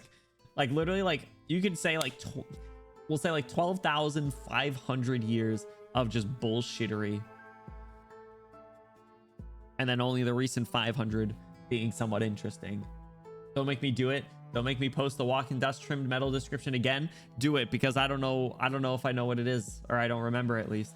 This is before chapter 13, where we had the dialogue in W Bunker where Kalsa says that she has been tired. That was when she got injured too, right? And she was sitting there looking like absolutely depressed. Silhouette Eterna says to help out Kalsa too with all she's been through. Oh, that's right. That's right. But that's interesting, given stuff with chapter 14 though. And just given that this takes place after chapter 14, I wonder. I mean, I have to, like, we've talked about this a lot. Like the main picture stuff has to be big conspiracy board shit for them. Like they plan so much in advance, but like some things, there are like some subtle little things that I have the benefit of knowing post chapter 14. Like if Civilite Eterna is still involved to some degree, why aren't they doing more? Or like, why isn't Amiya leveraging that a little bit more? You know? Oh, what is it? You have witnessed a very small portion of her tortuous journey. Inscribed within her eyes are a great land and an entire epoch. Just as we cannot condense the rise and fall of civilizations in a single word, we scarcely have the words to describe her. Man, I'm as busy with Castle Babel. Ugh, they did mention that. They mentioned that in a Grand Overture, didn't they? Does that mean that's all she's been doing? We'd see you soon. Fuck off. I will next week. Not. Sorry, that was aggressive. I plan to next week. Don't worry. Don't worry. I get some air before we keep going. I feel like I'm gonna get wheezy talking in Calcid voice. You guys remember Wheezy from Toy Story 2? That's kind of what my voice feels like after reading for 10 hours straight yesterday.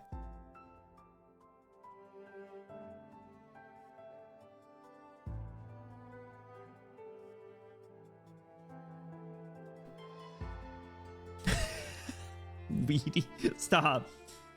Remember Wheezy from Dragon Tales? Dragon Tales was gas. Oh my god. Throwback. Spring is chilly here. I'll catch a cold soon if I stay out any longer. We should go somewhere with a warmer spring. Shall we go inside? Sure. This is a cool little background. This looks like an Overwatch map. Snow. Who the Obi-Wan Kenobi? Hello there.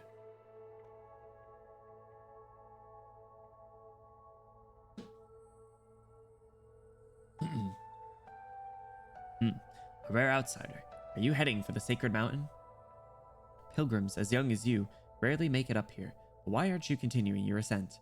Legs got frostbite? Scared? Sacred Mountain. Are we in Kajerag? Oh! Kajerag. Where is that? Is that where you're from? I wouldn't consider it as such. It's one of the most spectacular mountains on Terra. I once saw a group of destitute refugees settle and rebuild their lives in that paradise free of catastrophe. Oh, it must be a beautiful place then. Someone write that down. It has to be the story, the Silver Ash story. Terra, it sounds so small. That's where you're from? Yes. I come from Terra. And you? Toward the mountain. We're born with this one goal. Born with it. We frolic among us the trees on the mossy plains in our youth, and learn from the rocks, and in our prime, we began climbing the mountain. We did so much groundwork at the foot of the mountain, weaving strands of dawnlight into ropes, or preparing a pair of shoes that won't be contaminated by the darkness of the night. And then we begin climbing the mountain. The road is long and full of obstacles, and we only harvest resources from the valleys. Fortunately for us, the Sacred Mountain is merciful and feed us with death, so we dedicate our long lives to this mountain path in return. It must be an exhausting journey coming all the way here. Exhausting. No, no, no. The snow does not mourn its melting. This is all from the self-flattering efforts of others, while we are just climbers. I don't know why my brain went to the scene from Game of Thrones where Jon Snow's with the wildlings and they're climbing up the wall. Like just the vertical climb, not like a mountain hike, like climbing up like Mount Everest, but like a vertical, just scale a fucking wall kind of climb. What is this sacred mountain called? And what should I call you? Average Swiss commutes crazy. This mountain is called time. And us, we are just insignificant lives. Damn, I wasn't expecting a philosophical mountain, Jesus. Time is such a grand thing, isn't it? You should be well aware of this. Bluey, what's the definition of time? I've been thinking of the story Arturia told her mom. If you think I remember anything from Zwillingsturm, you're mistaken. I'm sorry.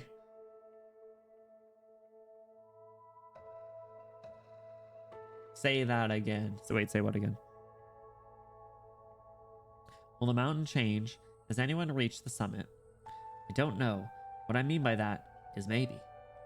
Try shouting at the abyss of time. The response you'll receive is a gift from the sacred mountain. Time will not give you an automatic answer, but it will respond. Our predecessors call this response fate. Damn. Bro, the doctor was going through some like existential, you know, memory hell shit, and Calton's going on an existential philosophical journey. What kind of debate is this? This isn't even a debate. And fate is the echoes of the cries of life. Have you never done this before? Well, it seems there will be a blizzard tonight. I should go prepare dinner and find a place to set up camp. If you need a place to rest, we can go together, girl. Sure, old man. Damn. I'd like to know what's there to fill your stomach. Perhaps we'll be having despair, child. Y'all eat despair for dinner? Yeah, I used to eat despair for breakfast every day when I wouldn't get out of bed. What is this background from, Stormy? Is it from Kajarag? Is that why she said that?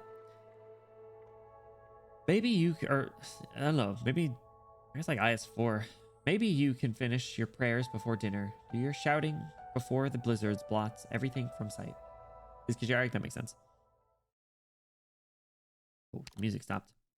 Finish your prayers before dinner. Do your shouting before the blizzard blots everything from sight. So this is her chance. Is this basically saying like you need to take take the step forward to change fate, to change your fate? Like the blizzard is running out. You're like she's running out of time to change her fate. Is that what this is saying? Louder.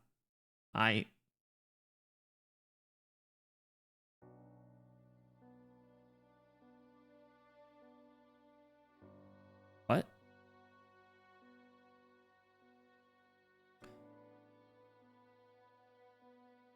Is this what I think it is? Is this a Faranmut? You will become yourself. Calcit, your judgment is rational. For this, I feel sorry. Sorry for what? It's only myself. Because I am your time. I single-handedly caused your distrust towards humanity, your pessimism, your dismay, and your impatience with no way out. If it is, how many times? I think we're up to like 4 or 5 Faranmut appearances / mentions that we've read. Right?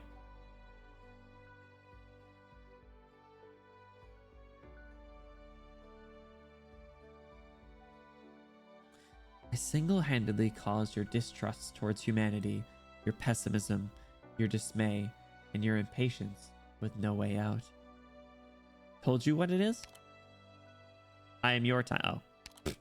I mean, still. It is giant skeleton. And what do these giant skeletons interact with? Time and space. Chapter 13, Calcit said, Terra itself is running out of time and we got to do something.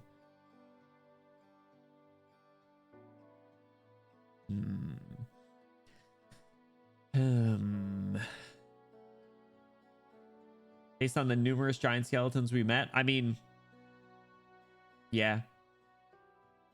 However, from her and on her, you saw a possibility. Talking about Teresa. Out of your tendency to be overly cautious and anxious, you suspect that this feeling is merely a misjudgment caused by your irritation. After all, the world is breaking out of your knowledge and control, and the new you was only born not long ago.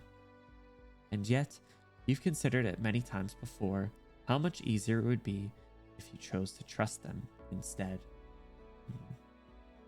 I am your time, Calcit, you omniscient fool. You forget the little details. You are not a chosen savior. You should not be. You're not always right either. Damn, bro, what's up with the roast of Calcit here? Jesus Christ, let her catch her breath. Oh, it's so cute. It's called life. Even if you already made up your mind, you know better than anyone else how limited time is, and there isn't much time left. You should try giving up. Oh, Jesus Christ. And choose to trust someone you can believe in. You are not trusted because you're Calcit, nor do you become Calcit because you are trusted. Wait, hold on. What do you mean? You say they're gonna kill Calcit? Can't do that. That's not cool.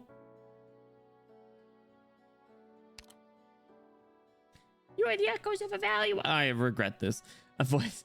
I thought they were only gonna say like a line. Water dripping off a cliff. Your responsibilities way beyond what your abilities can bear, and now at least there are people to share these responsibilities with. What you have lost and gained in this short period of the past few centuries far exceeds your former days. So long they were that you could only use for progress and evolution. Everything is about to end, Calcit, and you know this. When you stay, your passivity, your pessimism, your apathy. Damn, really the despair. Interpretations make me believe he only read summaries of books in school. Shut the fuck up. I told you that I tried to read them. No, I know. The little life squirrel beast thing is saying that she really does need to just let it happen. Let it do its thing. Let, you know, the other people that are involved now be more involved. I do fear a little bit about her dying now, though. I don't know why that freaking bone just popped in.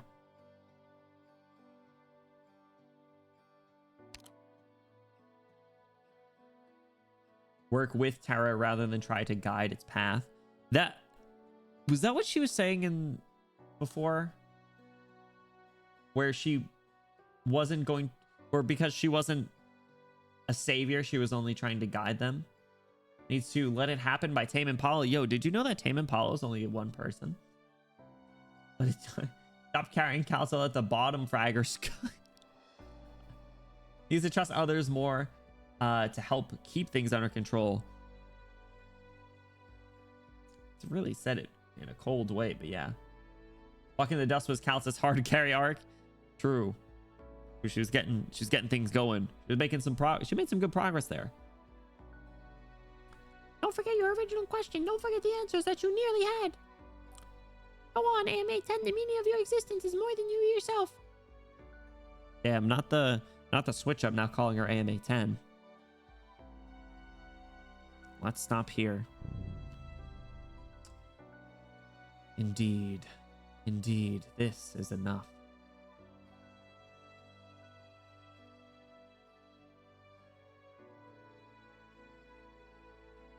And the doctor? Calming down elsewhere, I do intend to spend some time with you alone. Damn, Preserver actually putting some respect on her name now? Don't forget your original question before Babel. Sorry, blanking on it. What'd you realize? What is it?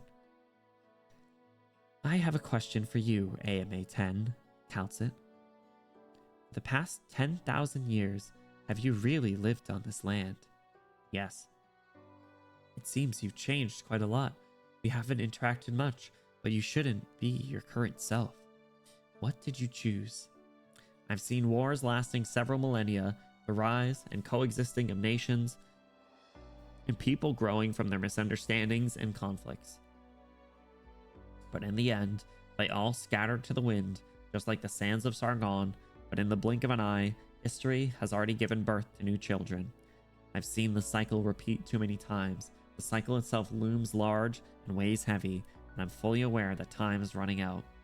And then, I ran into a unique opportunity. I once met two T-Kaz who were closer than any creature in any era to the truth of continuing civilization. But now you are as fragile as the trash on an asteroid belt, so how can you possibly talk of continuing? Wait, you are saying the Black Crown still remains on Terra?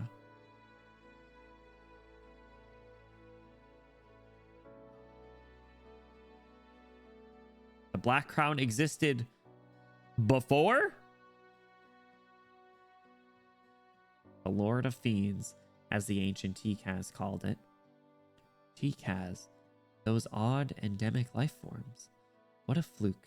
I had thought it would have been left behind on the Black Crown. I dislike the shape it takes on the physical plane. A crown leaves a bad taste. A crown points to royalty. This ancient imagery implies power. In this downward trend of collapse, where the misunderstandings over ideology and race push surface civilization towards self-destruction with an extravagant mirage of peace and unity, the most direct method should be to use those powers to reshape the will of all living beings and fuse them into a singular form. What can a false leader made of memories, emotions, and knowledge even achieve? Damn. I need you to tell me the definition of the word endemic real quick, just to check.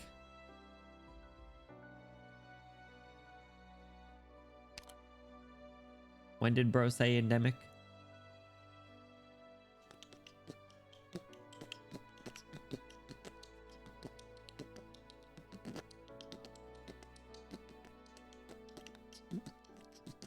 Pandemic.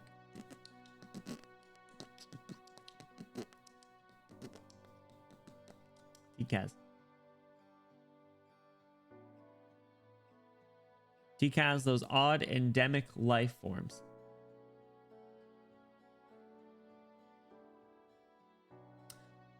Okay, I'll keep it 100. I don't know the definition, but I'm gonna spitball here and then I'll look it up before you tell me. So,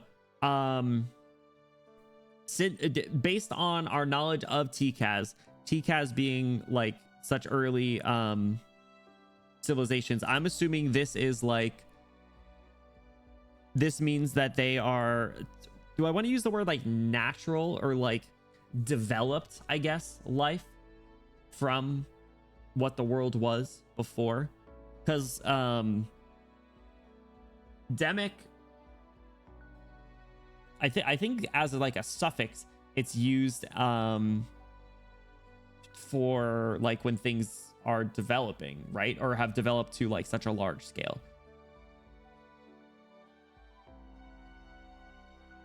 I'm assuming it is not like spawned from, but you know, like created by Originium. Endemic meaning of a disease regularly occurring within an area or community of a plant or animal, native and restricted to a certain place. Banger. Native.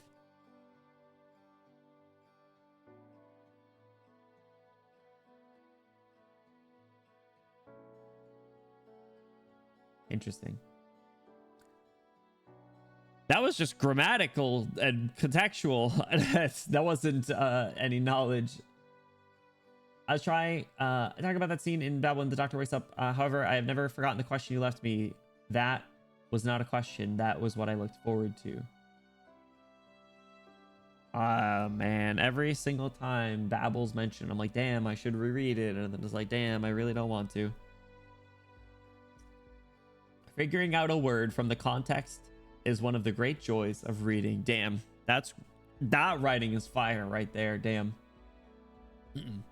Ami's module suggests CE was made by some kind of advanced civilization, and in chapter 14 this is further reference on how the operator CE refers to herself as a program and stuff, and also the story about how each king of Sark has got their hands on the crown. That is interesting. If that is truly from the old world, which it seems like it is.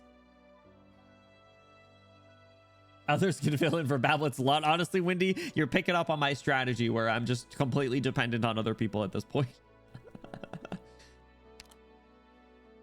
What else can a false leader made of memories, emotions, and knowledge even achieve? Oh, I'm awake. Don't underestimate Amia. Doctor, are you all right? Just need a breather. This thing's gone too far. Perhaps I have underestimated you, but that does not affect the ending already set in stone. You want me to believe that such a tiny piece of heritage is enough to change fate? Heritage is humanity's sole achievement ever since our ancient ancestors learned to use tools and fire. Knowledge, culture, history, so-called civilization is nothing more than that. Man, I told you guys, there's so many times where they'll just like rattle off like 4 words and it just sounds like such a banger. There's like power, money, sex, bitches. You're like, damn. There will be a day when the Black Crown will no longer belong to Ami alone, and we will have to fight to survive no matter who the enemy is. You've chosen to fight for Terra. This is what This is what you're decided. With this body, this identity, you are different from Kristen and her kind. Your struggles are far from your original intent. Even Rhodes Island's reserve op teams know the difference between fighting for themselves and fighting for others, and we've all done our preparations. This great land of Terra is where I grew up. I'm an employee of Rhodes Island, a part of the ship sailing on the land called Terra. Infected is just too trivial a proposition. However, infected, Originium. Huh. Then, what about you, Doctor? I'm an employee of Rhodes Island. I'm an employee of Rhodes Island. I'm an employee of Rhodes Island. I'll go with the middle one. It's firm. I also have a question for you, Trevor Friston. What did the government name, huh?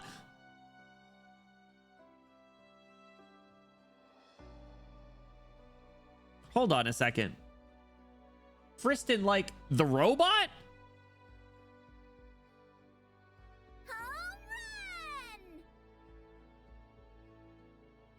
I am a surgeon as dialogue.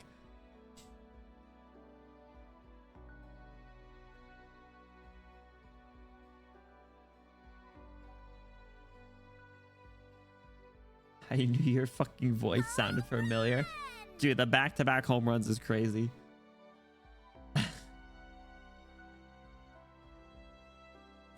Localizers face planting in the middle of their victory lap. Oof.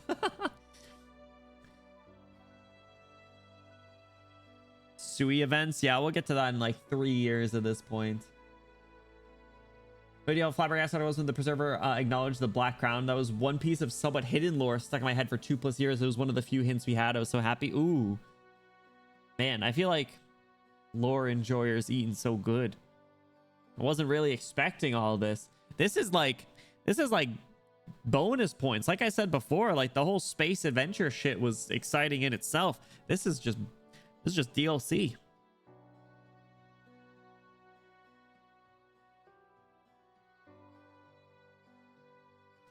How has your time been in this equally long period of time? And I gotta go look at Robot Friston soon, if that's true. Gonna listen to him. I do like his voice whenever he greets me when I turn on the game.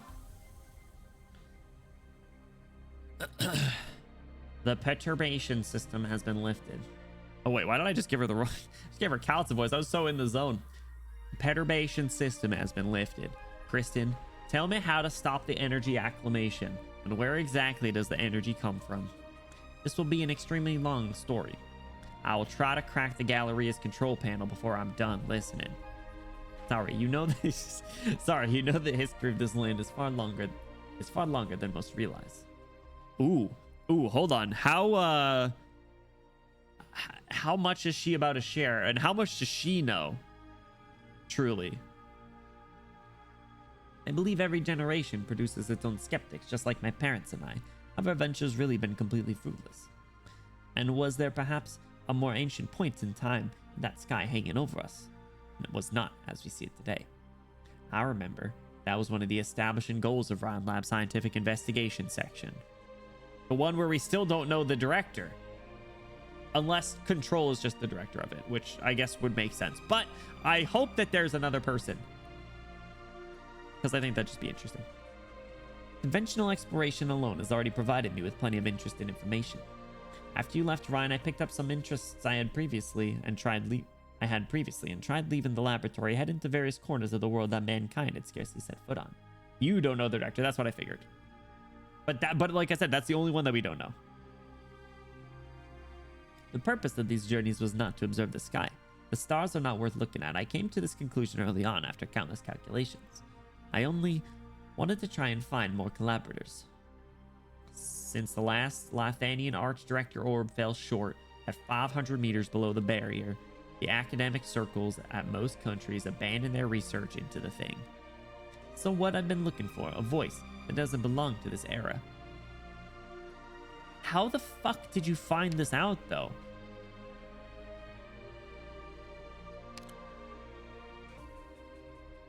I really am itching to read that section from chapter 14 again, though.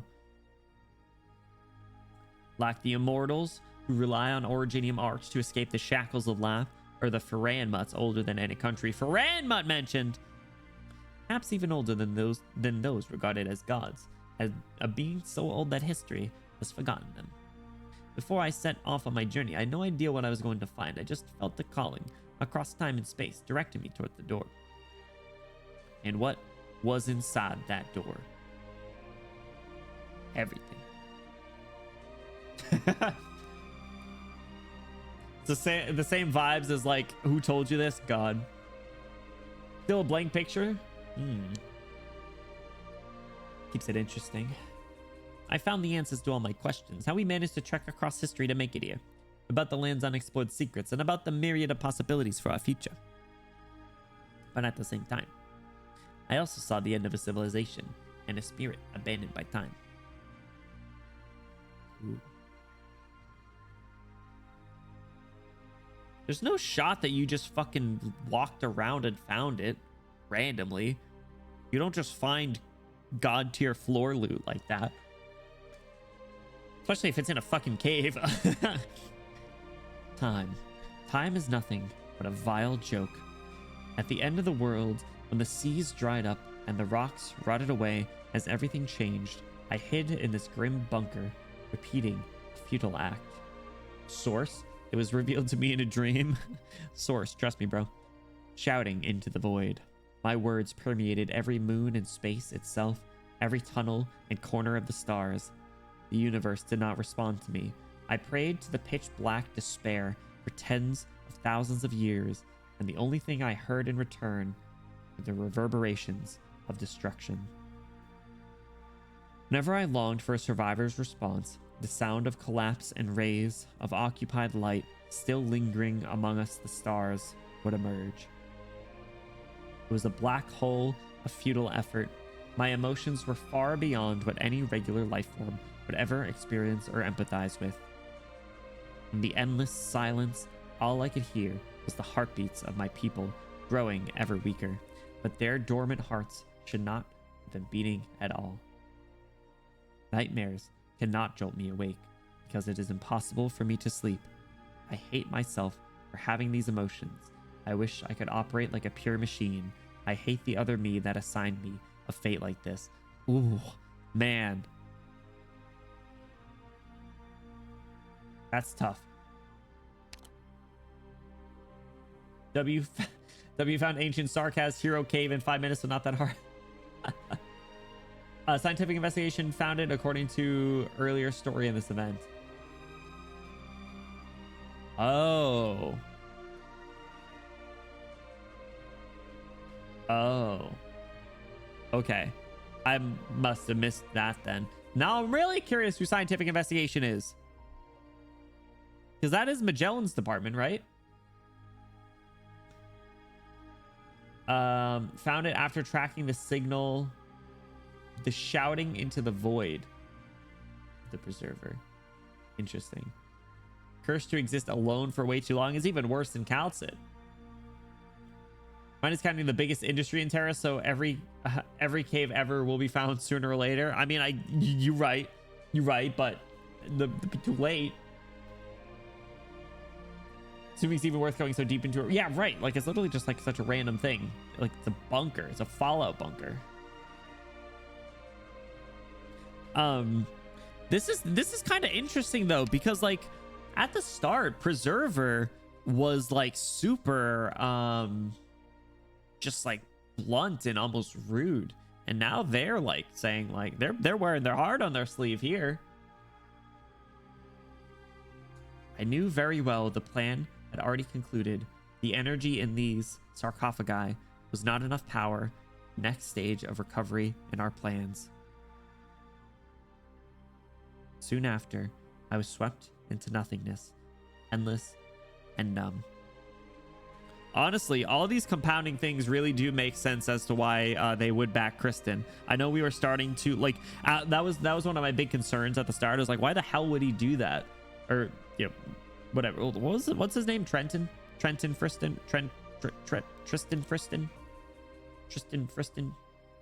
Trevor Friston.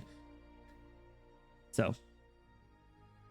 Currently on-screen line moment. Shut the fuck up. Let me at least have this moment. Let me at least have this moment. But yeah, like I know that was one of the things that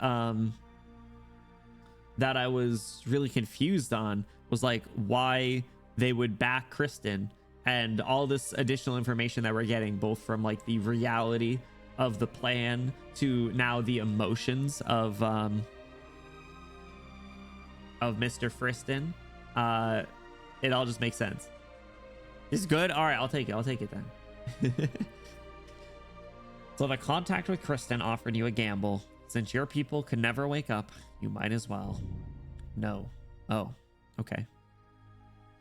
The first time I saw that humanoid creature, what I felt was surprise. I've been watching the depths of space far, far away. Star Wars. Not what happened on the surface. I noticed the growth of life, but never expected it to knock on my door. We spent a long time talking, though in reality, it was no longer than a few months. Kristen fired question after question, as if she was meeting a manifestation of truth. And remarkably, every topic would send her into a long period of reflection and silence instead of satisfying her thirst for knowledge. She catalyzed the idea, but she didn't voice it herself. Kristen refused to be the one to execute the plan. Plan? Wasn't she just using Rhinelab to achieve her goals? Plan? She believes that someday this land will need a group that can separate themselves from politics and unite as a people. This far-sighted group would have to employ everything at their disposal. Jesus Christ, no shot. I don't believe this is hearsay. This is hearsay. She wouldn't do that. Not my Kristen. Crazy. So the exact idea Calcit was conveying before she even said it. That's great. You know what? Give me, yeah, that's it. Lay it on me. Lay it on me.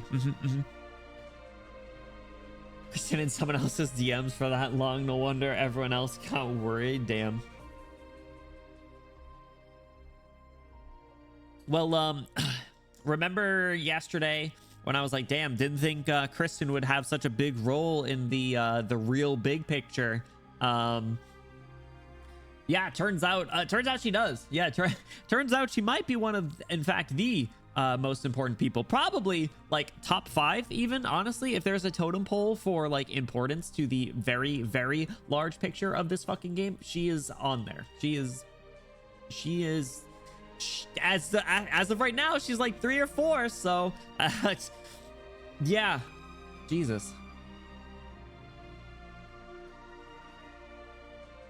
That's why Mika was cracking up when you said it. Kristen's like up there next to Teresa, basically. I know, it's just like from the outside looking in, you're like, there's no like, if someone said that to me, if someone was like, hey, Kristen, you know, the mad scientist lady that just got through her divorce with Saria, she plays an integral part to the largest picture shit that has been, you know, dragging on for what will be a decade in this game.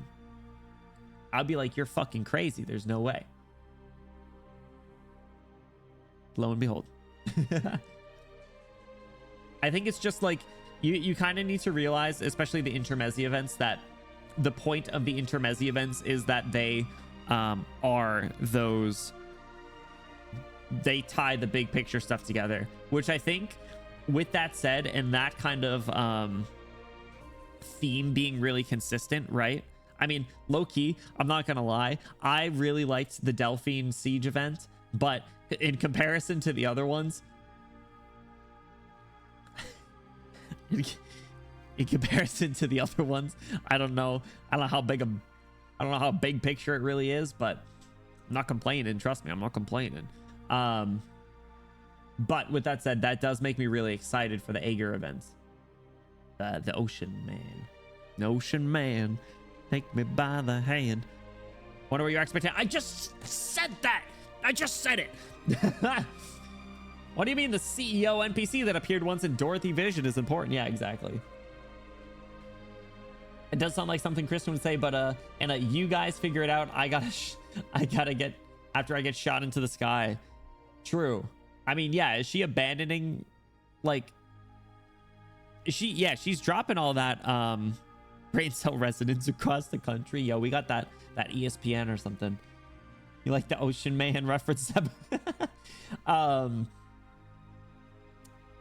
Yeah, like I don't know. What's her goal? Is she planning to stick to her gun? Like, this thought that she had, that she shared with Preserver, is she planning to be involved? Or is that her just doing it? Because, like, the amount of risk involved with the plan to go into the sky, like, she could have croaked. She could have fucking kicked it. The military could have got her. There's a lot of things that could have happened and gone wrong. But the thing is, she's not that short-sighted, so I don't know. Maybe they have more to this conversation. We did stop like kind of right in the middle. But still. I knew she wouldn't settle for anything else. She was young. She did say that to silence, you're right. Moo was surprised that Kristen included her lab too. True, she did that, but then she ejected Moo, right? Ugh. You wanna know the really frustrating part about this? And I know it is intentional, but the fact that we have to do all this like speculation because they just don't give Kristen that much dialogue.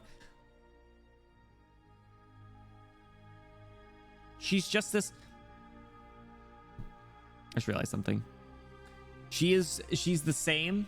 She is the same as Teresa in that regard, where they just drop all of this like important, you know, knowledge around the circles of Kristen, like alluding to her a lot, and you're like, yeah, and then it's not for a while until you finally learn more right from her mouth.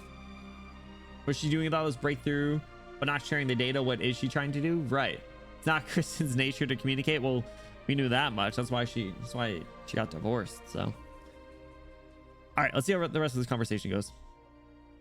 To build an arc.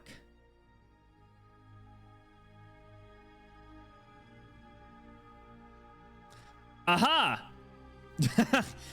Okay. All right. Well,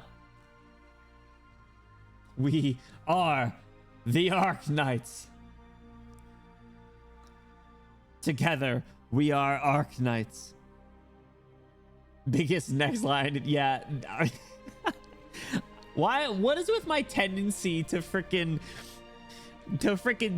abruptly pause at the moments that are just gonna get answered if I just kept going? At this point, you guys probably think I do it intentionally. The pioneers would inevitably face the struggle of understanding and would face a division and suffering. But reality is not myth, as Babel has proven.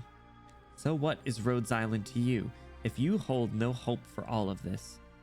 Pre-read caught, get out of here. You think I would remember all this? Oop, the music stopped.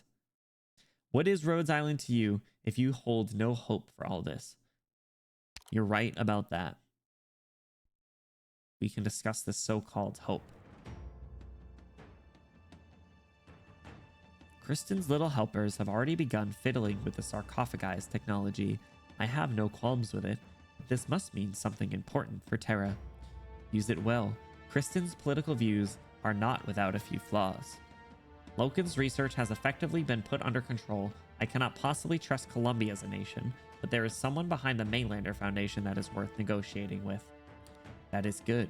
And then, tell me, are the deep sea dwelling Aegir really so different from the civilizations on land? What I can tell you far surpasses whatever Kristen has told you. Indeed, I cannot comprehend why these creatures with bodily structures inadequately suited to survive in the deep sea would establish a civilization in the ocean. But this suggests they depend on some product of the sea floor. The form of their civilization has been destroyed by external forces, making them stronger, but also causing problems. Aegir is a settlement that must be united, regardless of the problems caused by those rampant sea monsters. I believe that's why they are called. Terra cannot leave such a developed nation alone. Considering their approximate geographical location, and if they use what they might have in abundance appropriately, my guess is that what Kristen is doing right now is not necessarily out of the Aegir's reach.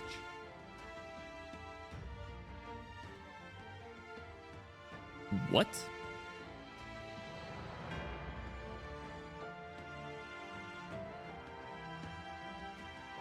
Observer and tell me, is the V-line from Lingardine really our light?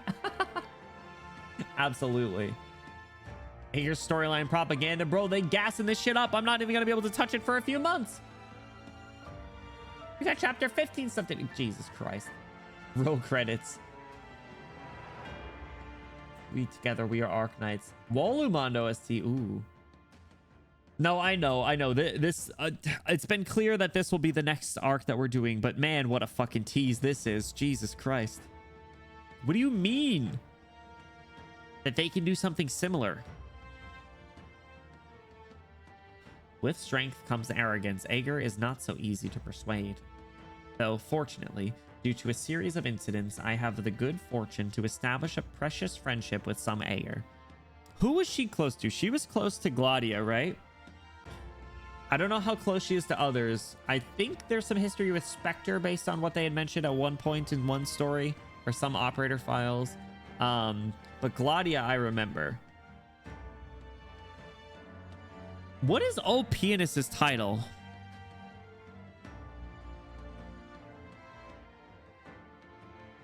Well, like who? What? What do you mean what?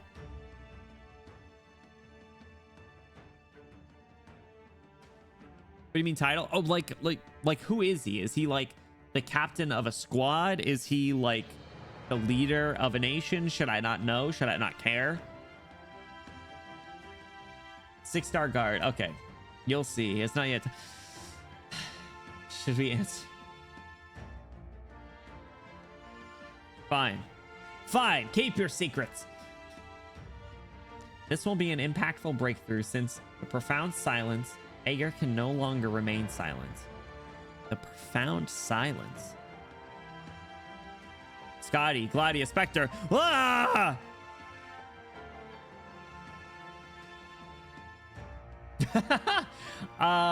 Well, these are all so equal to me because the only one that I've seen in his story is Gladia. The only one that I have on my teams are Spectre, and the one that I like the most is Scotty. But the one I like truly the most isn't even on the list. Oh, penis.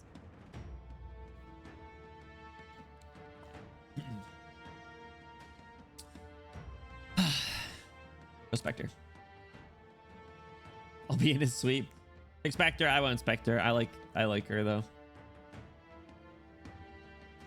Gladia number 2 if I have to. I think Gladia is probably more important just based on the scene that I've seen, but excellent. The March of the Knights Mora basically only exists as a legend in the databases of Columbia with no decent historical text to refer to. One of the old races. Ooh. Spectre all the way, best Abyssal. I just like that she's the crazy Chuny nun. She's cool. But if the legendary event was not, in fact, a falsehood, then he is indeed an incredible hero. Even if we take Originium as the power source, the fact that such a tyrant born on Terra thousands of years ago could achieve such a great feat in much more primitive environment does inspire wonder. Who are you talking about?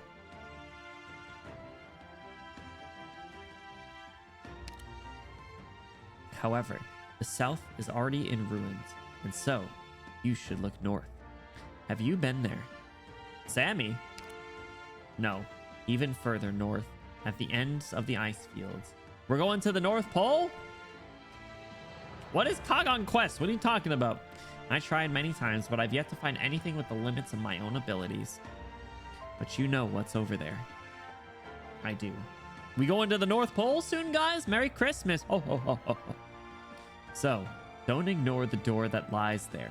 Push it open when you need to, and it will show you a boundless vista.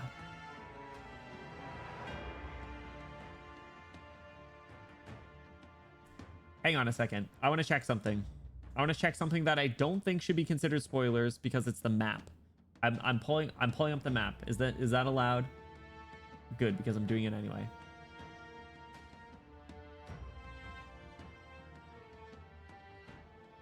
Okay.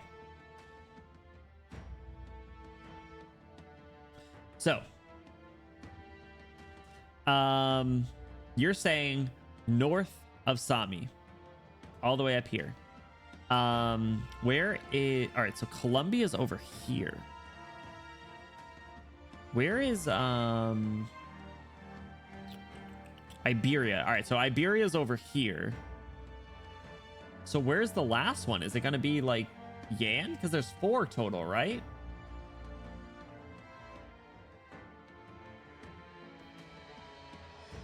There's no way Higashi has any sort of relevance. They already said Sargon's a lost cause. I assume there's going to be something to the east. I mean, besides maybe just like Kazdel.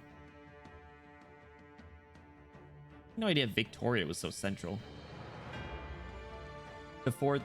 Yeah.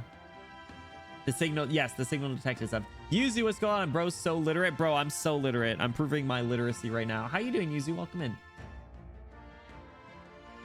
Remember those world building videos that you haven't watched yet? Of course. Yuzu. He said north and south only. Right, but I have a feeling that it's like... So they're here. This is on like the west part, right? You know, Columbia's the west. We have now further north than Sami. Iberia, I know, is related to seaborne stuff. So there's something to the east. And based on the fact that we spend so much time in Yan already, I feel like it wouldn't be there. We're going back to Rimbilliton or something? Well, this is all like desolate, I'm pretty sure. It's gonna beat me in literacy one of these days. We'll have to have a competition. We haven't spent much time in Yan proper. Ooh. It's just Lungmen, which is like up here, isn't it? Okay. I'd be down to return, see Miss Swire again, see how she's doing. But that's just a game theory. That's just a game theory. Now, as I said yesterday, for my theories, I'm counting on you guys to remind me what my theories are, because I'm going to forget them. So someone please remind me that this is what I'm thinking about. Thanks. That lone yellow dot below her says that's the Lungman. Okay. Theory is Terra in four corners. Come on, it's a decent theory. Listen. If I mean, okay, think of it from a logical perspective, okay? Because if they built vaults like this to keep civilization going, to keep humanity going, why would they build them so close together? They would need to separate them probably like as realistically far away as they can go to ensure that at least some of them make it. Right? I mean, like, these aren't stupid people that we're talking about. So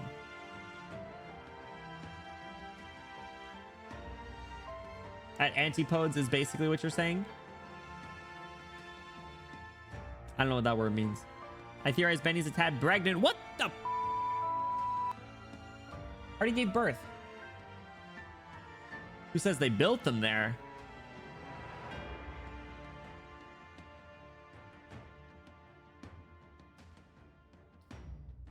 Touche. That's just how I'll remind you. You want to know the crazy thing is, whatever theory I said yesterday, that I said, Mika, you need to remind me what this theory is. I already forgot it. Opposite side of the world. Oh. Antipodes of most of the popular places on Earth is the ocean. Yeah, that makes sense. Yeah. Well, I mean, I think it's valid at least, right? You gave birth one where? I have a beautiful daughter, my cat, laying on her heating pad over here. Mika Ferrier, our theory reminder. Shout out to Mika. But yes, I don't want to rewatch a 10-hour VOD, but I will. I'll have to see. Yeah, we stay cooking. We in the kitchen cooking that stir fry, like I said, chefing it up. All right, let's finish the story note because I'm sure there's going to be a separate story after that we got to get through. So don't ignore the door that lies there. Push it open when you need to, and it will show you a boundless vista. Just pushing that door is already far beyond what most are capable of. And so it is up to all of you to find a way. The land is vast, and civilization continues to advance, so surely there is more than one Kristen. Maybe. You seem to trust the denizens of this land more than I previously thought. Trust. I hand the tinder to you. I have given up everything on my end. Whether or not you can succeed, nothing can be changed. This is my failure. Trust. Yes, I do not know. Perhaps I just want to see any life form able to converse and interact with one another, to continue existing. Damn, bro, I mean, really meeting the name here. It's really bar for bar preserver, but this is very different than the vibe that you were giving off early on. So it seems like our debates went pretty well. Chris 2, maybe even Chris 10. Where's Chris 1? You know this. Compared with the problems on the distant horizon, there is something that could happen at any moment. War. Even if I look only through the eyes of Columbia, I sense the imminent danger to your world, and the fire that can ignite at any time. You will require preparation. Do what you must to extinguish the flame or to let it produce new life.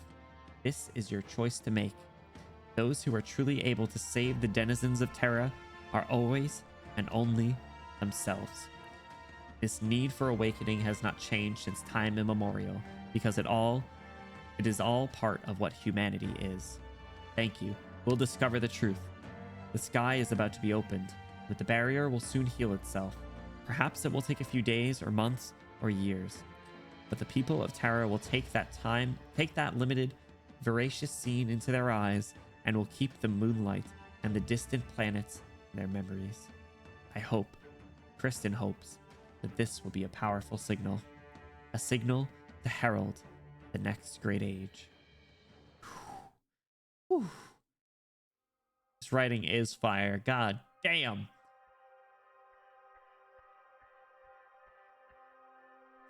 Same tiredness, yes. This is also discounting Kristen and imagine what her convos are like. The first conversation this dude has had in actual millennia. True. I mean, she is one of the brightest minds on the place, right? Supposedly, as far as we know. At least in terms of tangible success. Sorry, would you like to gaze at the stars together just like we did before? We can talk about this after we descend. The starry sky. More precisely, what we gaze at is a barrier, the star pod. There's still 1,000 meters to go. Our current position is already near the limit of humanity's touch. The ionization response is too strong. At this height, the instruments can't operate with all the interference. The control panel is completely useless. I should have known. You have no intention of letting the Galleria Stellaria last much longer. Yes, it just has to last until I break the barrier. The barrier.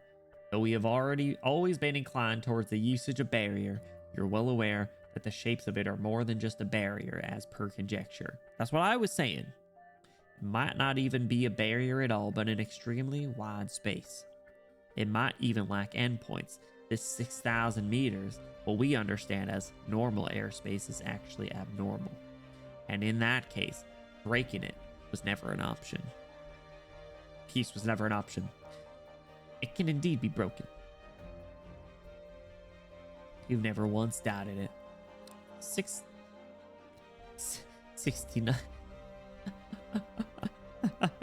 the weed number. 6972 meters. If you fly straight up at this angle, as long as you can soar past that height, the Galleria Stellaria will no longer be disturbed by any ionization reactions. Fine, so you have credible data from that spirit, but this doesn't reduce the danger of exploring the skies at all. No, even if we assume the barriers envelop in the land like a membrane, as you say, it means we know less than nothing about the space beyond it. This makes your actions even more hazardous. You could even bring disaster upon this land. I know. The people are simply inadequately prepared for this. There will never be adequate preparation. If there is indeed calamity looming over us, then humanity is already living under a ticking clock. She knows. She knows. If that's the case, then we should be even more cautious, right? Sorry, I believe there will come a day when a much more complete exploration team will be formed. And with more data and full support, they will enter into the depths of space before our very eyes. This is also the future I hope for. But you yourself are not in this future yours. True. I'm ill-suited to be called a pioneer. On that point, I fully agree with your view. If possible, I would prefer to become a starting point. Just like once, back then, I watched the light of those flames burning in the sky. Damn. That is the last thing my parents left me. A starting point. Where's the closest escape pod? None left. Those with the capability to execute their return module are already gone. Alright. Then hold on to me. I'll wrap the both of us in calcification. We might not even have a chance of survival, but we can try. They're gonna jump like a mile miles of from the... Jesus Christ. Where are we dropping, boys? Let's go Tilted Towers. Hey!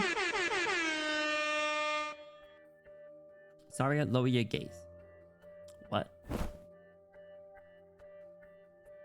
You're the one who didn't look down this time. She just eject her? The gravity abruptly shifts without warning, and Saria feels only space beneath her feet. She did not expect Kristen to set up an emergency escape door at the Galleria Stellaria Center. She got Looney Tunes. not the looks down, sees it, huh? Falls. Damn.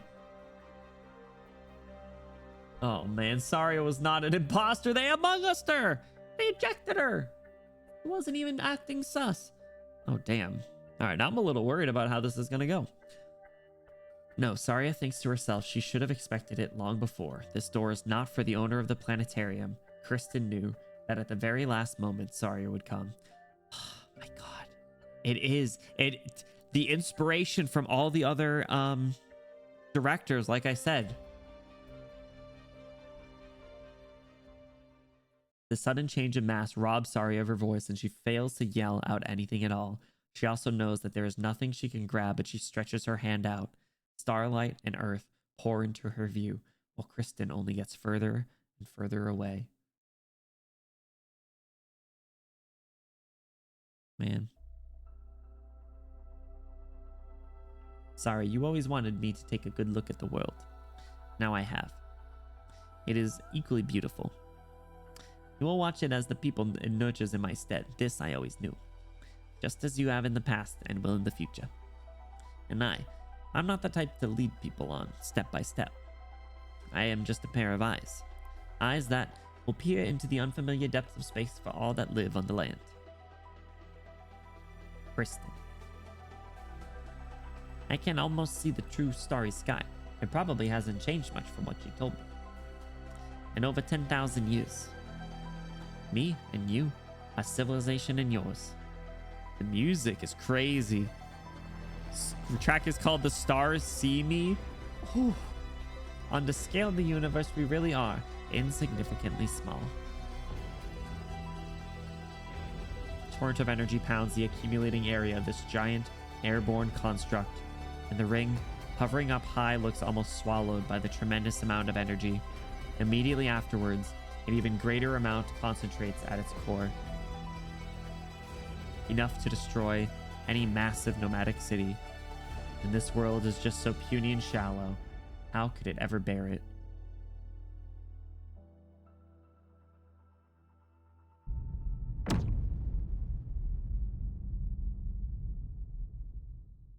The light converges and abandons the earth, stabbing upwards into the air.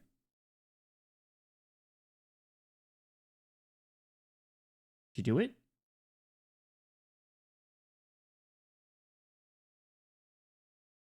Did it work? Under the unprecedented energy surge, wave after wave. Read that like that's song lyrics. Of dazzling ripples emerge on the pitch black curtain, devoid of any life. All sky is at last rent asunder.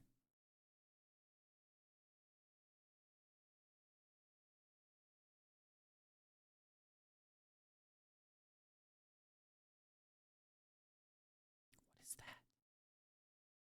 What the fuck is that?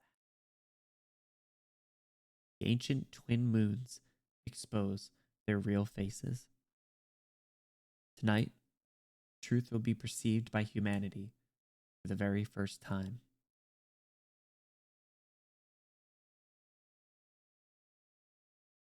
Holy shit! I've managed to live up to the reputation of this uniform once more.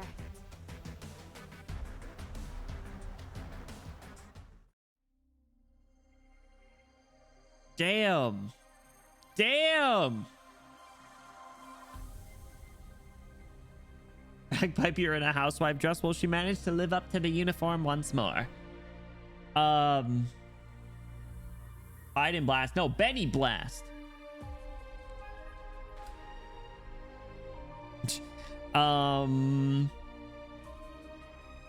Okay. Twin Moons is baller. False Sky, crazy. Where did that come from? Why is there a fake sky? Why was it protecting the world? Was it placed there by someone else?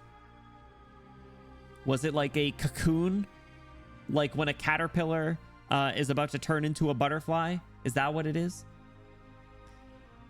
CWST3, those left behind. Some jeer, some are in awe, some dance in joy, some spend the night sleepless.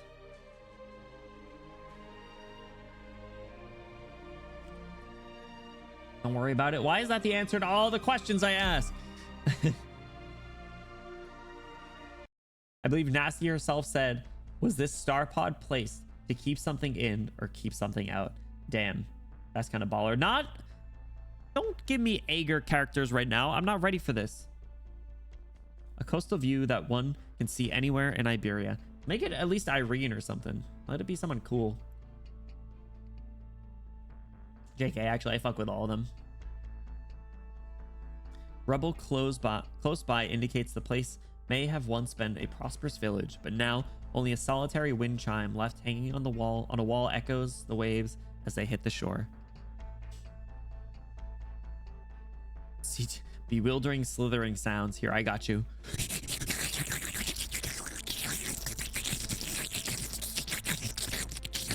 You guys bewildered yet? A wave washes a sea terror onto the beach. No, perhaps it might have followed the wave to dry land.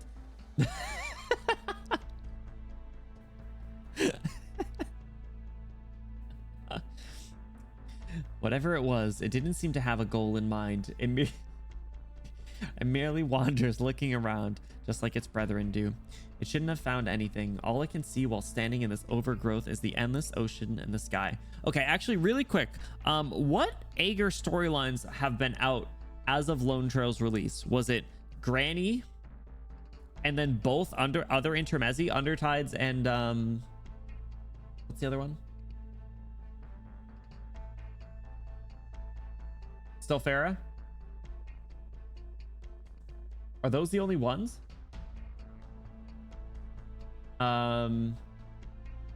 There's Mizuki IS3 lore, Beyond Here, Heart of Surging Flame, and Path of Life, yeah. Interesting. Granny, Undertides, IS3, and Sylphera. Okay. And then it looks like there's some vignettes too. Interesting. But in the next moment, as if it has sensed something and looks towards a certain direction, the never-changing sky is swept by a wave of ripple. Oh, he's kind of cute. Doubtful growling.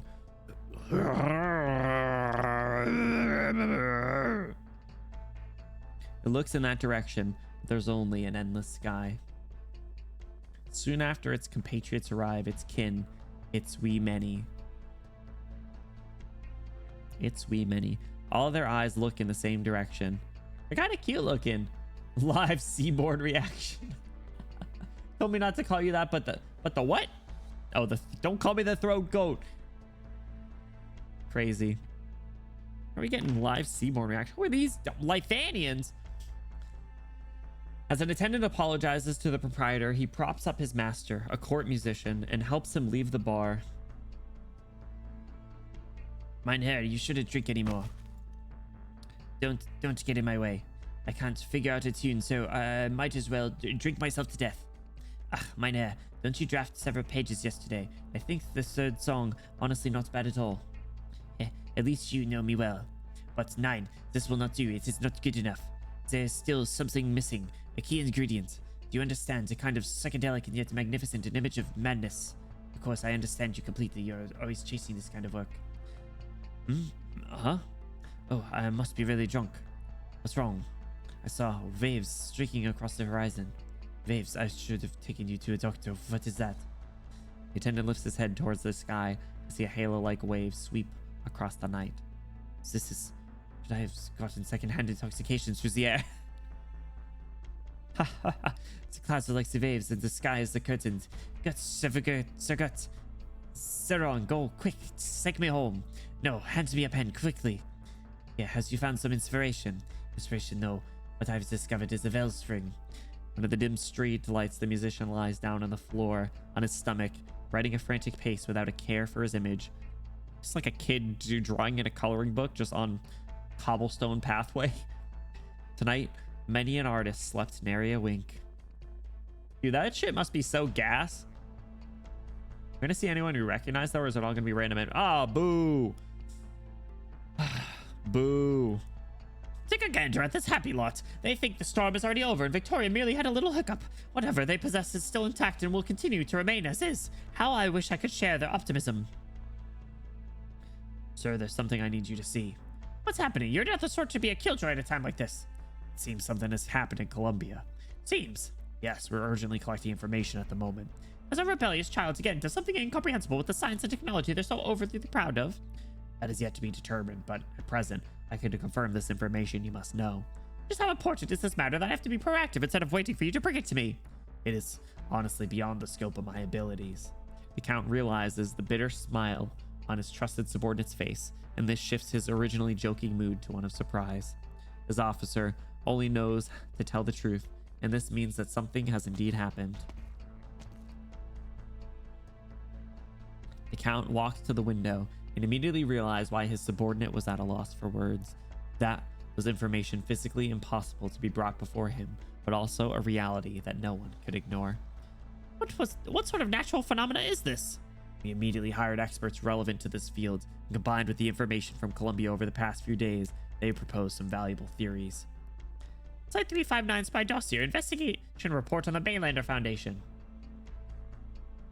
And what are these? Academic papers? A barrier? Tell me the key points of note. This layer of ripples has originated from Columbia and is extremely unnatural. So it's not just a hole. It is not just a hole through it. It is just taken down the whole thing. That poked it and made it just completely disintegrate. Stormy, whatever you just tried to say, I think it detected as a link. Did I read that line? We believe the findings align perfectly with a long-forgotten theory in the world of science. The sky above our heads is indeed false. Something has happened. We know nothing about it. We have already mobilized all our spies in Columbia, and they will soon bring us results. Spare no expense. I wanted an answer before tomorrow morning to bring to the Duke of Normandy. Duke of Normandy's still around. Yes, sir. Adulating noble. My lord, I would like to introduce my distant nephew to you. Tonight's banquet ends here and now. Count needs his peace and quiet, so please return home, Viscount. Very well. Get wrecked. The Count looks at the distant sky without saying a word. Tonight, conspiracies hatch in alleys while countless politicians toss and turn in their beds.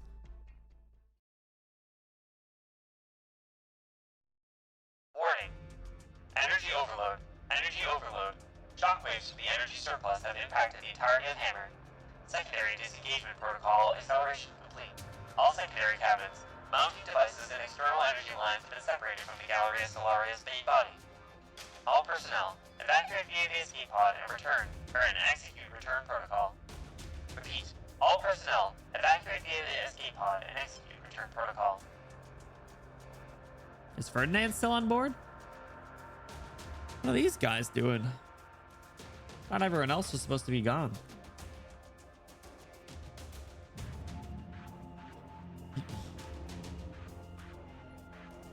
This goddamn weightlessness, couldn't they have made the escape pod just a bit smaller, not the size of an entire room? Quick, get that self-balancing system and run. We gotta stabilize this room first. At the very least, my bones are about to shatter from being tossed around like a marble in a box. That's a pretty big pod. I know, I'm working on it. I hate manually disengaging lock mechanics so much, especially in times like these. Phew, all right, it's stable. Now to check the return protocol. The drogue and pilot parachutes have been launched. Landing trajectory is on auto adjust. If you look up, there's still time to bid your farewells to control. Hey, Bullet, look at the corridor. Isn't that Director Mulesey's? She gonna fucking die? Get her, drag her ass in. Director Mulesey's getting quick. There's still seats. You should have clearance to enter. Like, this is the escape pod?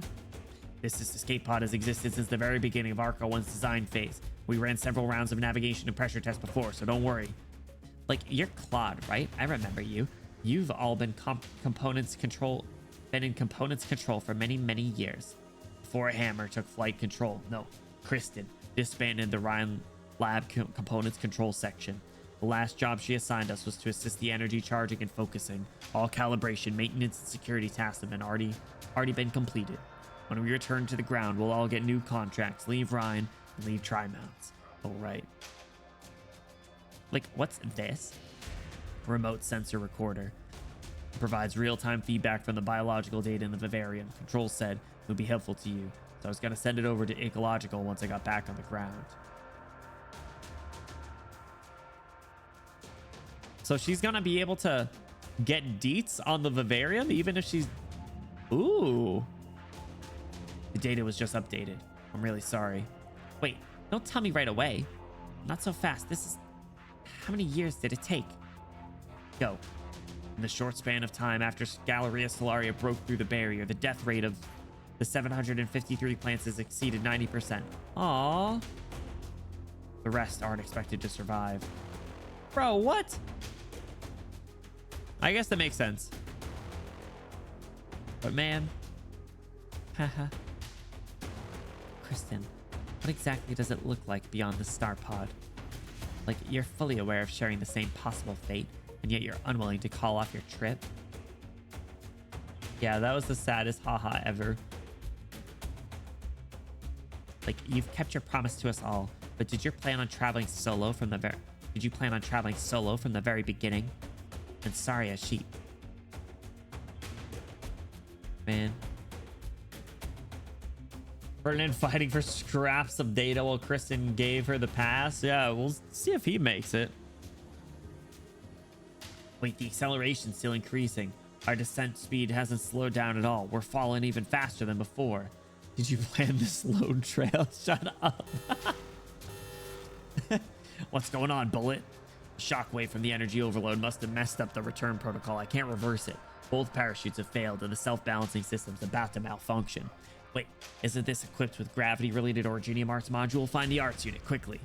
Right. With the current high temps and energy shock from the earlier have fried a third of the modules. Current height, 3,454.7 meters. There's no stopping it. I hate not being able to jump out of the pod right now to lighten it. The heat insulation layer, the speed's too goddamn fast, and the escape pods layer is about to burn through completely. Damage rate's at 60%. The wall's deforming and it'll disintegrate at this time. Oh. Bullet? Son of a bitch, couldn't you have passed out after installing the arts unit? Y'all gonna make it? How can this be? Our return to ground structures have gone through several rounds of testing. Like, there's no simulation that can reproduce a passenger cabin returning to the ground from maximum height. Science requires first-hand verification, and that's what we're doing right now. We should head to the inner cabin ASAP. The seats are cushioned, and there are oxygen masks. We might just... Like, at this rate, we'll hit the ground in a minute. No one's gonna survive.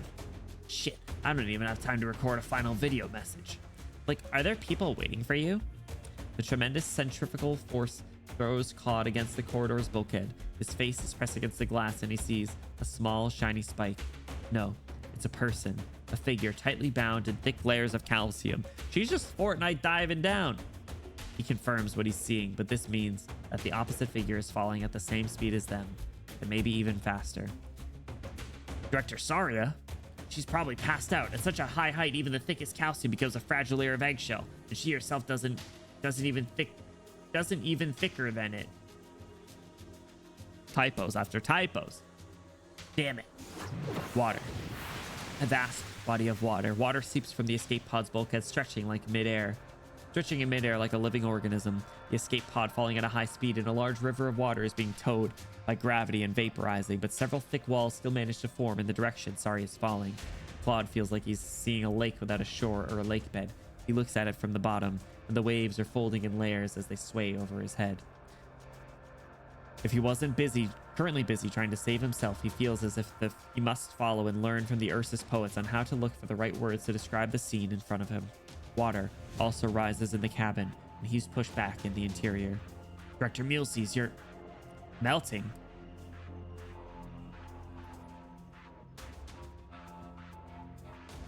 What? Was this a clone? Sorry, I guess you did end up fighting with Kristen after all. So even you couldn't stop her. In the end, we couldn't do anything. These water barriers can give you somewhat of a buffer, so if you can, I hope you live. Shucks, I probably look real ugly like this. But if I could go back and had this level of determination to pump all the water out of me right now, could I have changed a lot of things? The water gently envelops everything in its body. Like all component control employees, prepare for impact. Hold your breath. It's easy to choke when you're submerged in water. Go and meet people waiting for you. First New Year's Eve after the...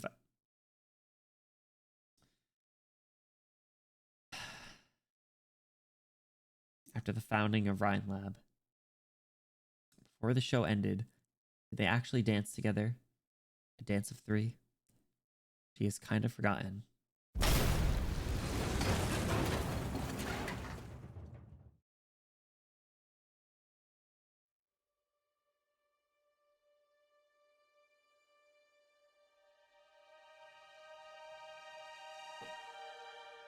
Saria, what did you see? Just the sky. That's right, the sky. I sat on this stump as a kid watching my parents test flight after flight from the hill in the front of us. Later, they brought me along. I think this is right from the manga. After they died, I never came back here until now. You're the first. Maybe not. And that's why you hate the sky? If I were 10 now, having just witnessed everyone's reaction to their death and just finished going through their belongings, I would tell you yes. But that's not my current answer in mind. Worries, pressure, questions, decision, and bills from corporate government sectors, these factors didn't hold my parents back, so they're not even worth mentioning. All the way, my parents staunchly advanced towards their goals, and they only lost to themselves in the end. If the journey is destined to end prematurely, then I too will willingly die on the way there. Don't say something that ominous. When I succeed, I don't know, but I'm set on doing it. I inherited everything from my parents and I've gone further than they did. Kristen. Sorry, I'm not asking anything from you. I'm just sharing some past events with my best friend.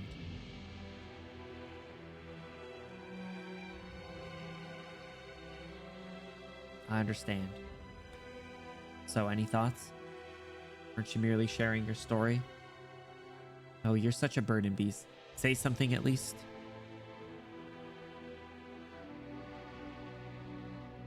The sky is really beautiful. She knows that no one has even seen the view at such a high altitude from such a position, and that the Galleria Stellaria is getting further and further away from her, but she cannot open her eyes. She's falling at a high speed. The wind howls, scraping against her face like a knife, and the cold, thin air rushes into her nasal cavities, making breathing difficult. Raw calcium accumulates in a frenzy, forming a thick crystalline layer around her body so as to prevent her from dying from the violent air friction, but she cannot do anything about the impact when she lands. Hope she makes it. Take care, Stormy. Have a good night, dude. Man, Saria finally looking up at the sky at a time like this. It was already over. It was already Jover. The vertigo from the weightlessness hits her, and no matter how hard she resists, she loses consciousness. They're not gonna kill all three of them, are they? They wouldn't dare. Falling thousands of meters from the sky obviously only takes a few minutes, but why is it taking so long to experience death? She vaguely senses herself falling onto the surface of water, her speed somewhat slowing down, and afterwards, amidst a burst of mechanical buzzing, it feels as if she's fallen into the clouds again. How soft it was. Saria. Saria. It sounds like someone's calling for her. A familiar voice.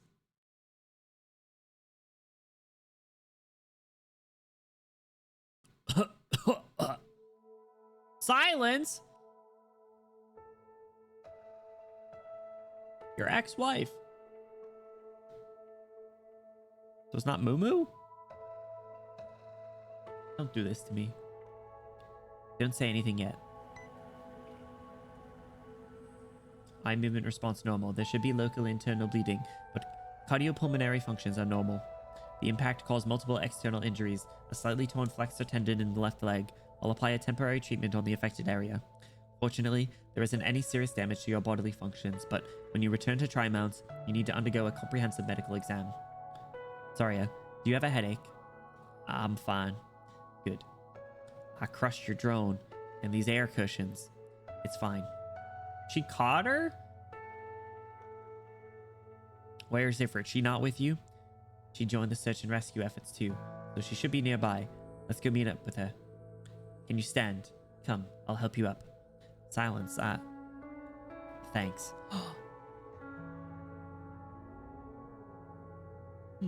Oh!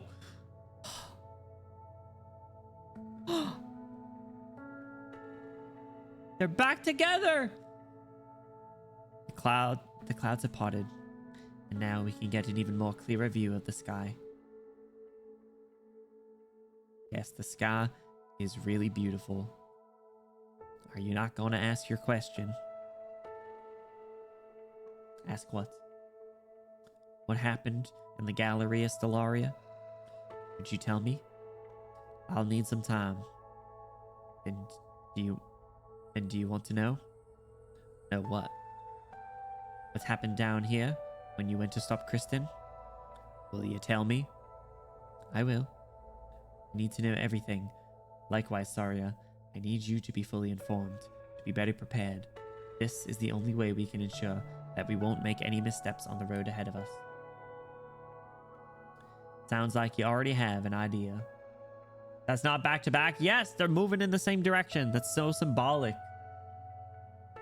Communicating instead of assuming the worst. They've come so far. Hold on to my shoulder. The road is hard to walk, and I have no way of lifting you up completely, so we have to go together. Silence looked great there, even though she looked a little ragged. Definitely gonna need to look back at all the CGs from this event. Claude, Benji, Johan, Bullet. The escape pod makes a deep hole in the ground, and the hatch flies out, smashing a boulder into pieces. The inner cabin has completely warped, the infrastructure and equipment looking as if they were wrung out by a pair of hands. I'm over here. What a relief, you're all right. I'm alive? Wasn't the escape pod malfunctioning? We dropped from an altitude of over 5,000 meters and we're still alive? Phew. Youch, easy on the hug, it hurts. It seems like those arts modules managed to help us decelerate a little after all. Don't get cocky now, Bullet. You know you're the luckiest one out of all of us here, hitting your head on the console, passing out at our most critical moment, and waking up just as we landed safely. Must have been Annie's prayers working on you, huh? Aren't you guys getting married next year? Hey, why do I feel like I drowned earlier? And all you were soaking wet too. It's not like the pod landed in a lake, so what even happened? Employee C was the one who saw. Have you guys seen Director...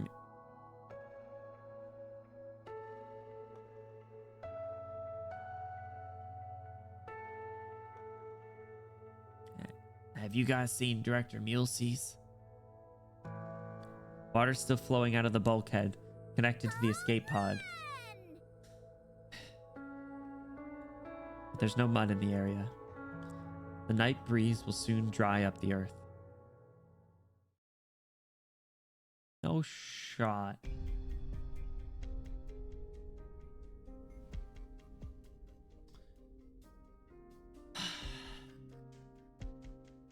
Don't do that to me. Don't do that to me. Don't complete her story arc and then kill her off.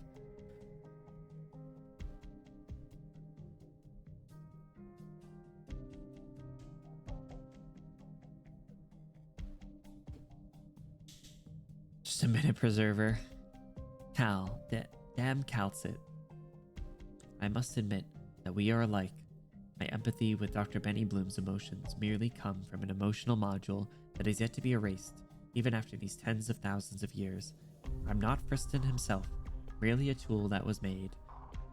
But you are of a more flesh and blood than I am, with more freedom. This makes me feel a little envious. Any words of comfort will sound like I'm belittling your mission, Friston. I'm glad to have a life like this, and not just this one.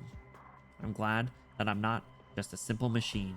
I've already been searching for the original answer from the very moment I began my walk in the dust. A walk in the dust mentioned of disappointment. Yeah, accurate.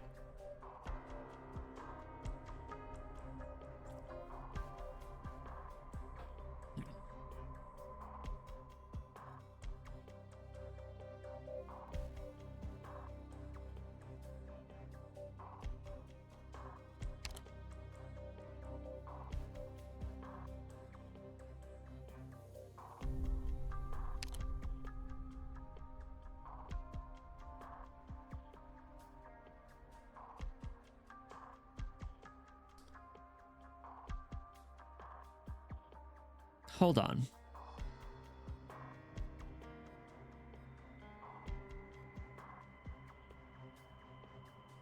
Hold on. Calcit's previous name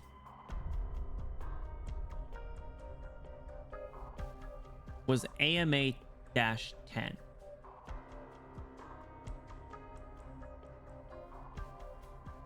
And she was considered to be an assistant or like a,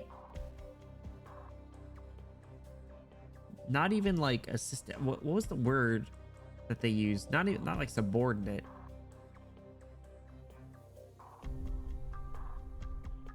Attendant.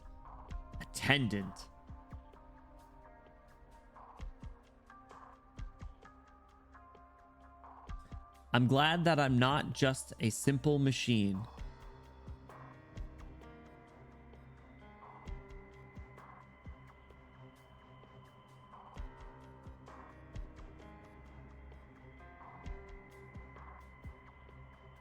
Are you thinking what I'm thinking?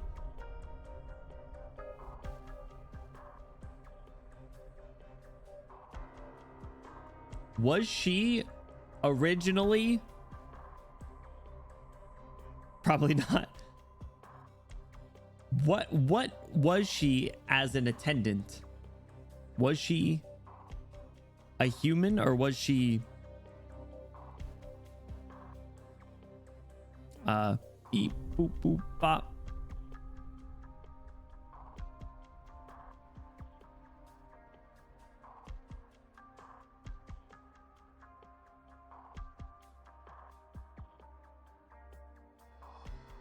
I've experienced more direct losses than you have, but I can also say that I've gained even more in return. If everything here had yet to happen, you might even have been able to travel through the land currently known as Terra, just like Dr. Benny Bloom did once. If there is a chance, I'll be happy to take it. I have a request.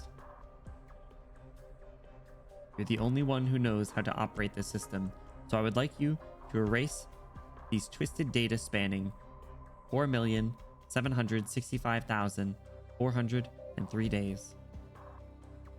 How long ago is that?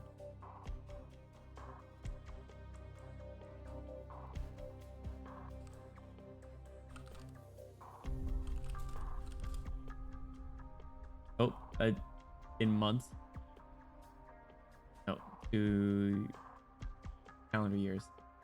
13,000 years. Oh, Jesus Christ.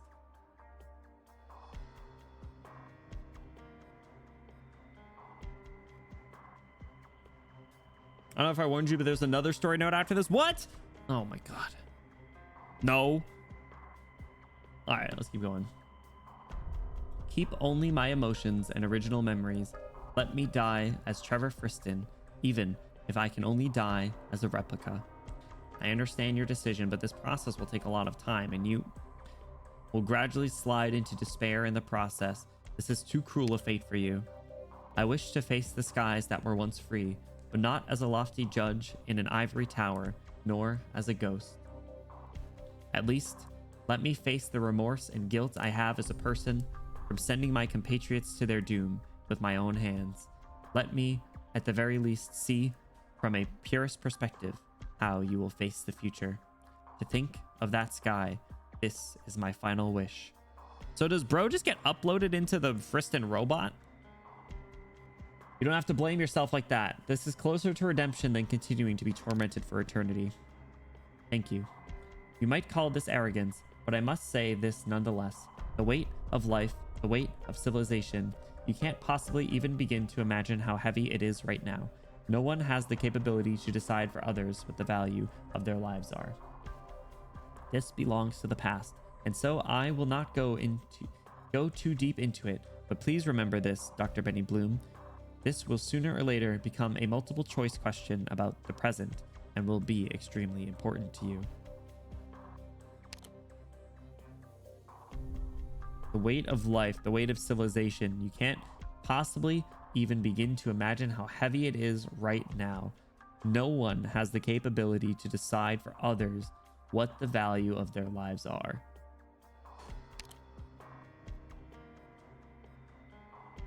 Have we heard that before?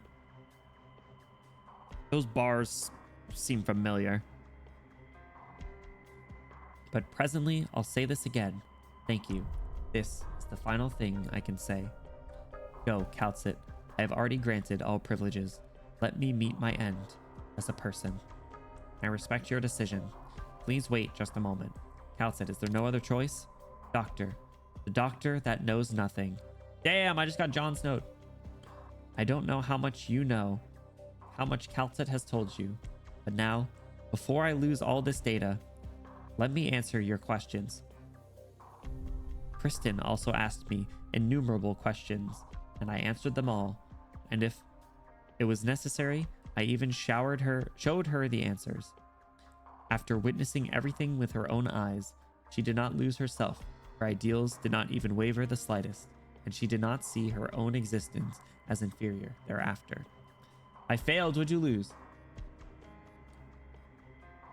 I'm gonna rewatch PV4. Is that the one where we saw the person who I was like, wait, is that like human Calcit? Because it was like someone with like black hair, like curled up in like a fetal position. Is that the one you're talking about? I admire that character of hers, and so to be fair, I will also treat you the same, Dr. Benny Bloom. Perhaps this personality of obsession is also a present from Trevor Friston.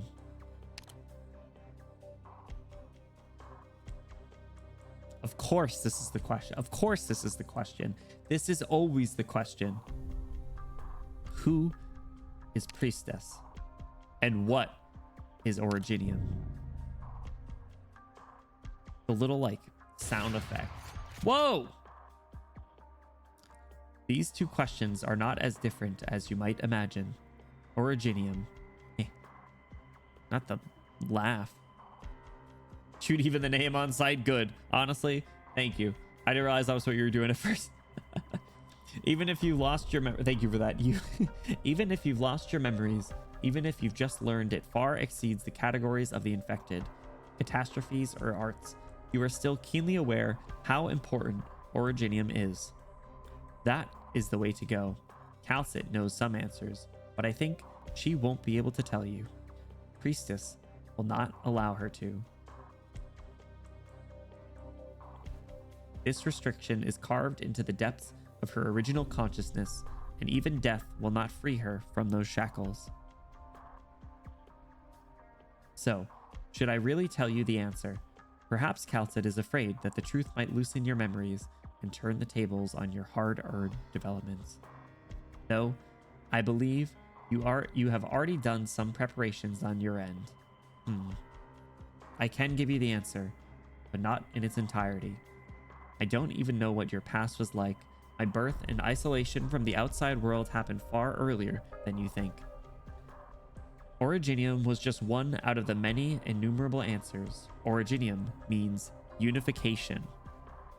Originium means another state of existence. Like the ocean of Solaris, where everything exists within disorder. Disorder mentioned again. Oh yes, you have yet to even realize the contradiction of it all. So far, Rhodes Island has been working towards curing oropathy and solving the problems of the infected, though you have also involved yourself in outsider matters due to Calcit and Teresa's ideals. However, you, in the name of Rhodes Island, fight against Originium. This is the root of everything. I do not know what decisions Priestess made in the end, but it seems that Calcit, with all the lives born on this land with free will, has no way to peacefully coexist with Originium. Sheesh.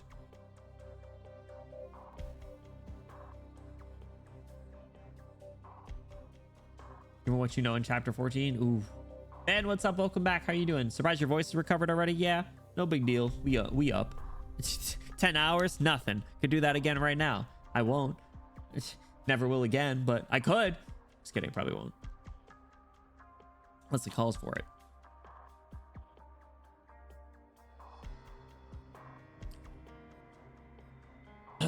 The Lord New Crown has been wrested from the hands of 10-5 after.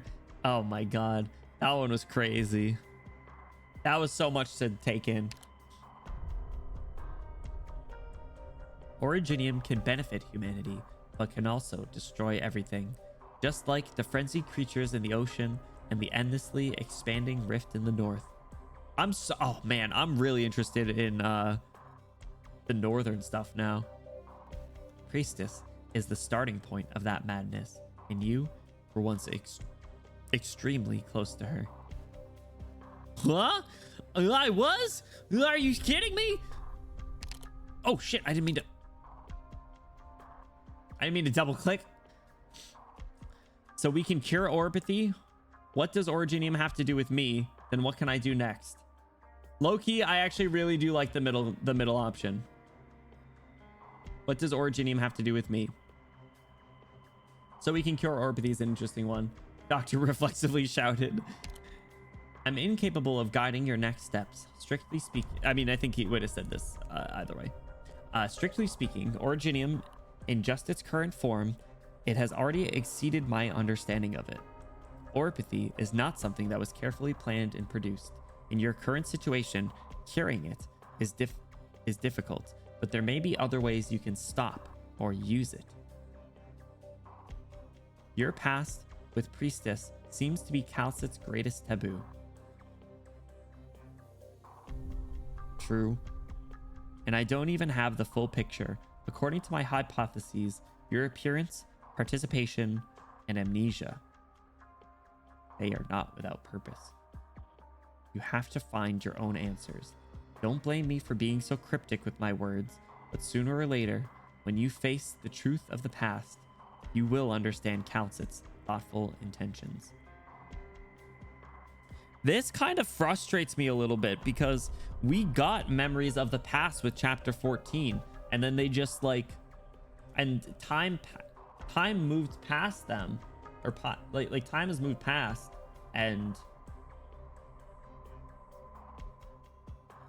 nothing else happened. I mean, I guess it would make sense that nothing else happens, but still, I don't know. I feel like the doctor is a curious individual, probably get hung up on it, or probably ask more. I don't know.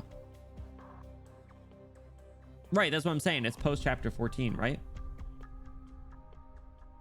Might have lost track with stuff going well. I mean, yeah, maybe getting caught up in the moment here, but I feel like generally speaking, I don't know how much time has passed since chapter 14, and getting curious and having the opportunity to learn about it before. Yeah, okay.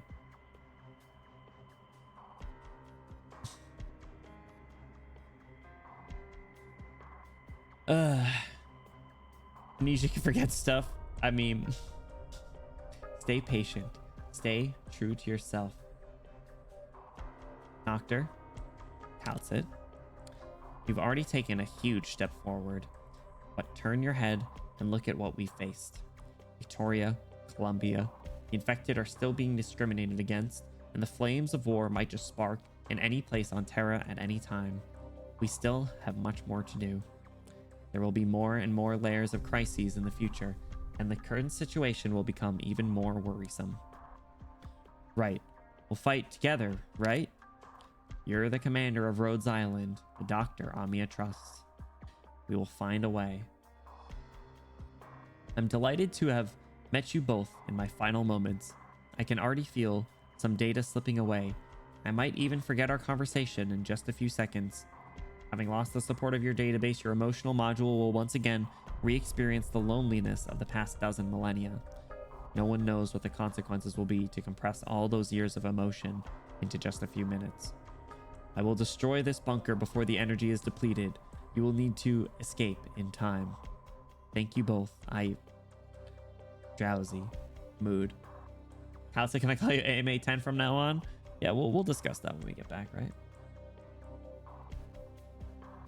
PTSD amnesia after chapter 14 is the only explanation.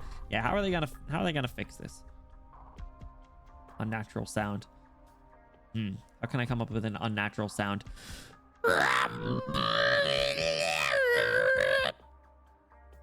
You alright? You remember me? You? A living creature? Here? You must... Wait. Why is it so dark here? I'm in... Too long. Too dark. No. No. There's still the 173,005th attempt. And the next. The next time. Can anyone hear me? Answer me. This is kind of sad. R2D2. Please. Where am I? I can't bear to hear any more of this. How much longer do we have to wait? I don't know. There's no way for us outsiders to judge if these cries of anguish are memories from his past or the emotional module responding to the stress from processing all that compressed emotion. I only feel pity and respect. Cybernetic dementia. Cal said, have you experienced this before? Rhodes Island is with you. Wait. I hate this. Damn it. Why must I suffer this torture? Why must it be me? Even if they all come back to life, I myself won't be a living person. I made such a great sacrifice, and yet you've all abandoned me. Damn, bro. Who as it that gave me such a duty? Another typo. Who was it that gave me such a duty? I'm done making unnatural sounds, by the way. Sorry. It was myself. Why? Is that me? Can I still recall that determination? Doctor, you should stop watching. Leaving now is the final act of respect we can give him. We have to find the exit. What the? You're not supposed to be here. Madame, over here. I knew something had happened underground when the cave collapsed. Let's leave this place first. Is this the man-made passage left behind by Kristen? Yes, I reckon it will lead us to the shaft. Only heaven knows why the army never discovered this secret path. If the Preserver had not shut down its system, it would have been impossible for you to find this passage. What happened to Holyak? I have her trapped outside, and Maylander will have a nice long chat with her later. Madame, I need to know. There was nothing there other than an old man marching towards death. And as for what those deaths mean, I can only say they have absolutely nothing to do with Kazdel. I shall not pry any further unless a certain matter prompts me to. Honestly, fuck yeah, you kind of a real one. You're just like, all right, doesn't apply to me, say less. Walk this way. All right, none of my business.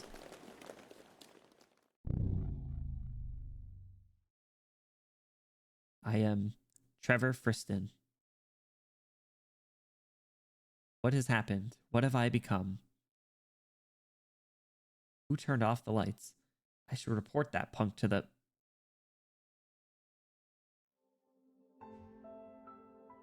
Ah. I failed, haven't I? After how many years? How many years has it been?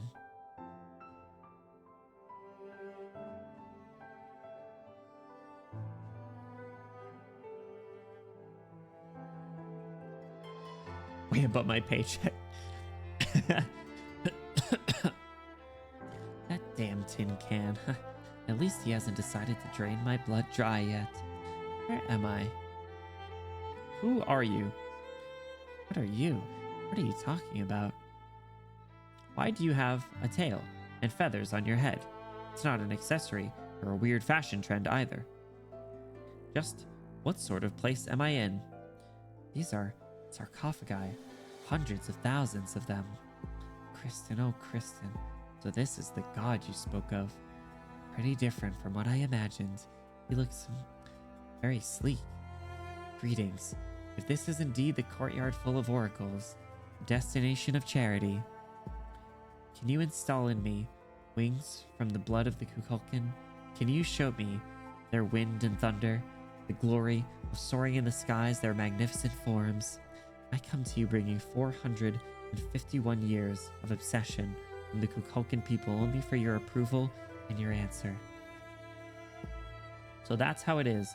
I'm starting to understand. My existence is fading away. I am dying.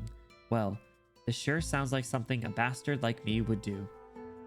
Damn, Kristen's so hard on himself. Don't you think it's too stuffy here? For a place deemed a destination, it's too stifling. I've hated bunkers ever since I was little. I had thought, why not hide within an asteroid belt instead?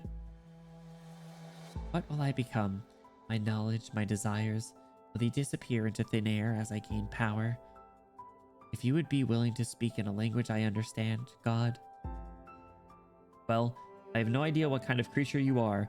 I don't even know what the sounds you are making mean. Damn. But in a dying old man's final vision, you are on the true path, yes. I so badly want to see her one more time. My morning light.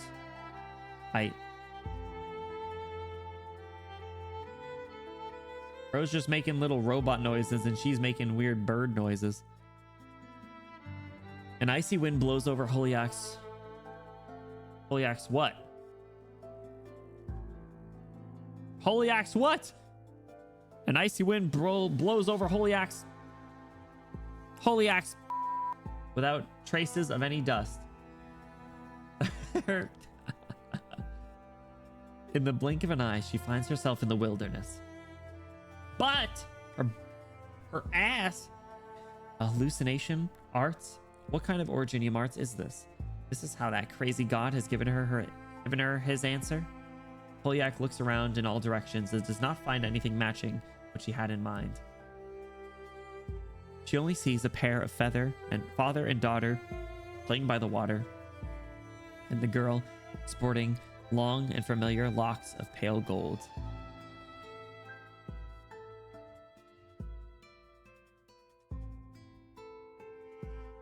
Who is this going to be? Is this going to be Kristen or is this going to be Mumu? A girl who looks a lot like Kristen. Okay, I think it's Kristen. Guys, I think it might be Kristen. Holiak waits patiently. She expects this boring and realistic scene to change, but nothing happens. She's devout enough, but nothing in front of her changes. So what does this actually all mean? Please don't waste my time. There's no response. Holiak's starting to feel weary. She tries to get closer to the pair, but to no avail, failing to identify their faces. Until the father picks his daughter up and they look towards the sky. Only now does Holiak discover in the view she had gotten too familiar with that there is something not even Kristen's wildest descriptions had mentioned. She sees the gigantic, enormous moon. For just a moment, the ground under her feet no longer feels real. The surrounding temperature seems to rise. Holiak stares right at the instrument, and the fluid glimpse leaves her no room to think. But a preposterous thought appears in her mind. Was that Terra? What was that just now? What did you do? Is it arts? No. Is it a Faranmut's power or witchcraft like the Tin Man's? Silence. Holiak's completely unaware that she is the only one who has left that beautiful dreamland. Ha! If this is what Kristen saw, then what she said was completely right. Kristen Wright, you really do invite jealousy. This is the enlightenment that your God has left me. How cruel of you all, denying me of my pursuits my entire life from my birth till now. And after denying everything, God has fallen silent. No, I don't approve. I won't allow it. You can't die just yet.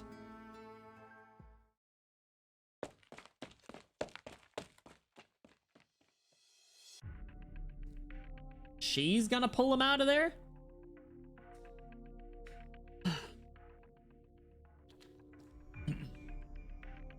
So you failed to stop Kristen. I already know what happened up there. I almost forgot we came here to stop. Too many things have happened. My head's hurting a little. I'm very sorry about that. I need to formally enter negotiations with the Maylander Foundation. I'll explain later. I'm also very curious to know what exactly has happened in Trimounts. We're almost there. Remember, Dan Calton, the moment we arrive at the shaft, we are no longer simple collaborators. If you do not cooperate with us, I will have to resort to force. Damn, the reaction. As you wish. What's with all the tension? If I kill this tin can again, I'll still learn a little something. When did you... Shouldn't the other agents have caught you by now? That's not important. But I think it's best for none of us to act rashly now. Don't mess this situation up. What are you up to? You're not exactly breathing deeply either. I'm really curious, Doctor. the lineage of the elders, the Kukulkan source of power. Are these things even considered secrets to you in Calcit? No comment. Don't bother me. Jesus Christ. Don't bother me. How cold. There is something I want to understand. The entire course of my quest has been invaluable, and yet, after finding the answer, people only know to sing its praises. If, after resolutely trampling on a dry and dull answer, if I wish to continue searching for the future, can I come find you people? You should first face the charges from the Maylander Foundation. Figure out how to deal with your boss first. Of course, I won't show up empty-handed. Little tongue. Doctor just found out his civilization's dead. He's not in the mood. Yeah, the doctor, they've got some bigger things to worry about than you, Snake Lady. Sorry. You won't be able to guess what I retrieved from hell. Your staff? What have you done? Your unusual arts can store memories. Could it be that you... Perhaps I rescued a god that almost succumbed to dementia, but in the end is not even considered a living being, and it's too difficult for me alone to help it recover. So perhaps you can help me, since you might not want these things to fall into the Columbians' hands. You want to drive a wedge between us and the Maylander Foundation? Is it appropriate to say this right in front of the Tin Man? Really? Right in front of my salad? I've already brought it out into the open, and the Tin Man has seen it too. Do you even still have a choice to make? No matter what they think of it, Madame Calcit's face already looks like she agrees. Calcit? You look at that face and you see that she agrees? I see the same blank stare that's been bothering me for years. Don't mimic her. All right, fine. We're all doing it. My guess is you don't have the right to call the shots here, Tin Man. Oh? The reason why you haven't looked into the underground at all yet is because someone above you has already made the decision for you. For that person has enough foresight to guess everything that has happened here. Is that so? Even if the power to make decisions isn't with me right now, I still think killing Holiak to retrieve his legacy is the more reasonable thing to do. About that, your boss should also know which party has the capabilities to restore him. Snatching Holiak's arts unit will only add to the gigantic pile of the Maylander Historical Association's archaeological discoveries. Damn, Holiak really bought herself some insurance with that move. Shove him into a cube and make him block enemies. I guess that's what we're gonna do.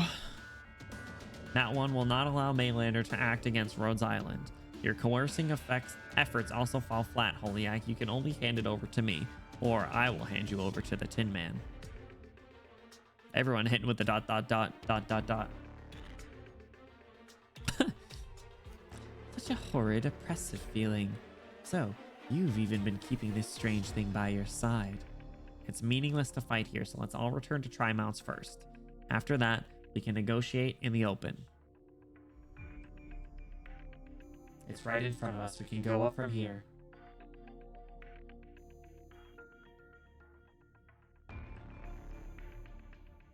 Sure is relieving to leave that place. Wait, that thing in the sky. Clear view of the torn sky can be seen through the tunnel leading to the shaft. Kristen. Humanity will reach this step sooner or later. Kristen, I hope you don't bring us disaster in Terra's name. More or less. I see. Then. Your guess was right, madame. I will take my leave for the moment. I'll be outside, waiting. Oh, yeah. What? You're leaving already? Madame is who he reported to. Do you think it's in terms of characters that we know that it could be, I guess Jara, but that might be a little I don't know. I don't know if I'd buy that. I didn't expect that bargaining chip in your hand, but this is also your final chance. Hand over the thing you got from below. I'm so very sorry, Mr. Tin Can, but I've lost all interest in this Maylander Historical Association's history. Yo, her and Mumu calling him Tin Can. Pretty sure Madame's for Calcit since Calcit was the one guessing. Oh. I guess you're right. Okay. That makes more sense. Now then, Doctor. An arts unit. Why'd you give it to me now? Remember the choice you made. We're not on equal standing, Madame, and open, honest negotiation may not be in the cards. Why did the Tin Man leave early? Contact Rosmantis ASAP. We need to be aware of any other surprises. Polyak, I'm grateful for your choice, but I need you to try and find a different escape route from the direction the Tin Man left. What? I'm not so sure I'll be able to defeat this black plaything of yours. I'm not being wary of you, but rather, I want to make sure there's another way out. Gosh, I didn't even sign an employment contract, but I have to start work already. Rhodes Island couldn't possibly leave you alone to your own devices the moment you handed over the data to us in front of the Tin Man, could we? What's up ahead? I'm sure you can guess. I suppose I can. I'll find another way up. Do make sure that when we leave here, we're not greeted by an armored division.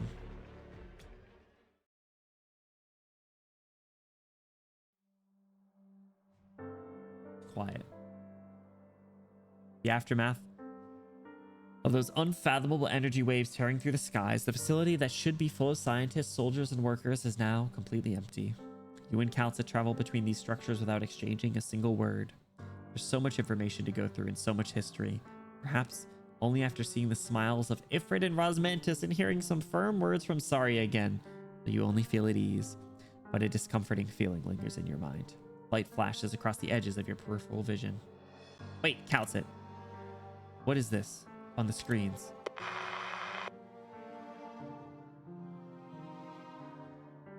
Broadcasted voice. Okay, so my guess is this is either going to be Ferdinand or this is going to be the leader of Maylander.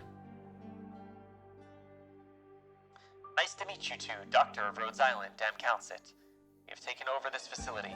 Every screen and all surveillance equipment will expose your whereabouts. So please do not attempt to escape. On behalf of the Colombian government, I hope to hold an ad hoc private meeting with the both of you. Is this the vice president? This might have happened earlier than you expected, but I just want to get on with it. I won't wait any longer. In the dimly lit building, the lights of a large screen flickers a few times, and then a familiar figure appears. Fucking...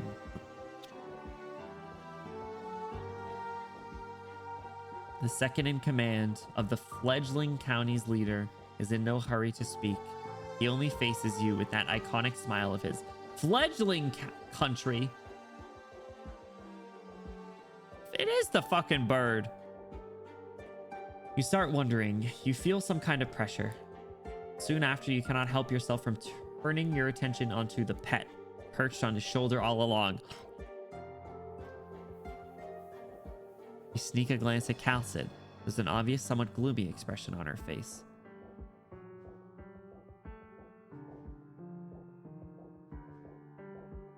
I was right! I was right!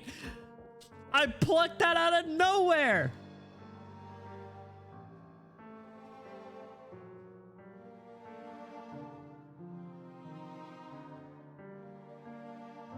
So early on, too. Oh my god. Right out of your ass. I don't even know what made you think that. It's just the most outlandish theory.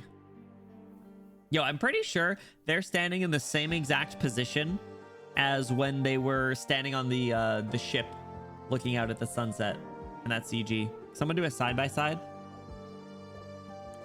Mr. President. The Vice President does not react, but his pet just happens to begin talking. Cal's on the other side. Damn it. I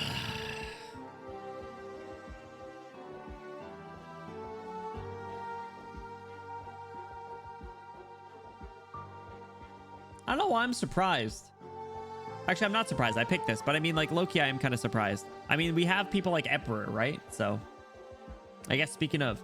Yo, been a long time, damn Calcit. How long has it been since we've had a conversation like this? After all, that little thing you and Maylander put together. I thought you would be staying in Colombia, but then I blinked and you were in Sargon, and then who knows where else you went after that. It's a shame. If you worked together with Maylander Celine... Celine! Maylander Celine herself, you could have really done something for Colombia, and then maybe the people wouldn't have needed to wait for a vice president to be born. Alright, so this guy's old as shit. Wouldn't have come here just to exchange pleasantries, Mr. President. Of course, this is a personal meeting. Where's my father? Father? You're holding on to his ashes, the remnants of his soul. Country has a gang member as your leader, and yours has a round ass as a pigeon. Round ass. Prison as president. Yeah, it's very interesting politics, huh?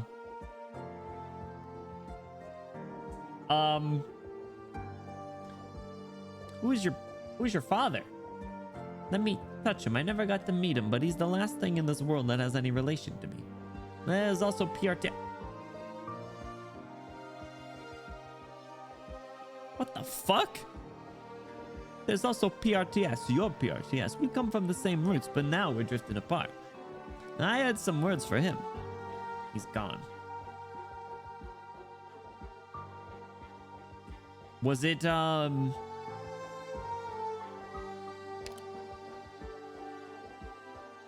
So it was Friston? Little Friss? Little Friss? Trevor Friston is dead.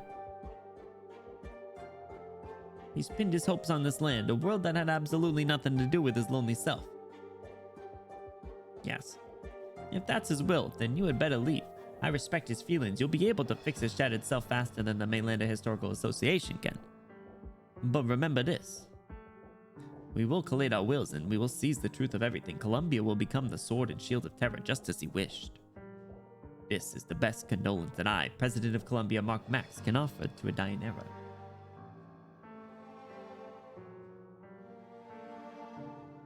Kristen never wanted a tyrant, Max. Monster, destroy the cameras. Get him get his ass, monster. Let's go.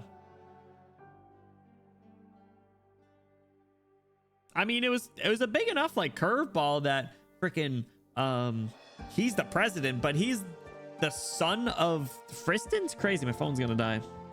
I thought Loken was already dead. What the hell? Remember from the previous video, there is only one Mark? No. TV background. Turn him into KFC. Narcissa, look how glorious the sky is. My field of research was far from Kristen's, but I must admit this. She has achieved a groundbreaking feat that will instill a fascination in every scientist there is. The scientific blueprint I once ascribed to is now being displayed to every single person in all its glory. Even those who are ignorant can now bask in the light of science. How blessed they are to be born in this era. How fucking long is this story node? Holy shit. Country road. Oh my god. Will there always be someone like you under every dream as big as this one? What you should be asking is, why must there be people like me to push dreams into this big into reality? This question shall haunt you forever. I only know how to judge right from wrong, just like what I'm doing to you right now. Thank you, Narcissa. All my ambitions, dreams, and failures are residing within you, for you to make your judgment. So in the end, I will also give you a gift. Rosmantis turns her head back. Sitting in his wheelchair, Loken has his eyes closed and suddenly passes away. He just died on command?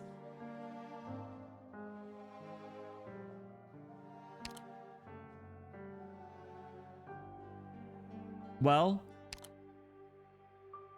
she didn't have to kill him. I'm beginning to understand what's going on. You did all these things just to see me, right? You just didn't want to die alone.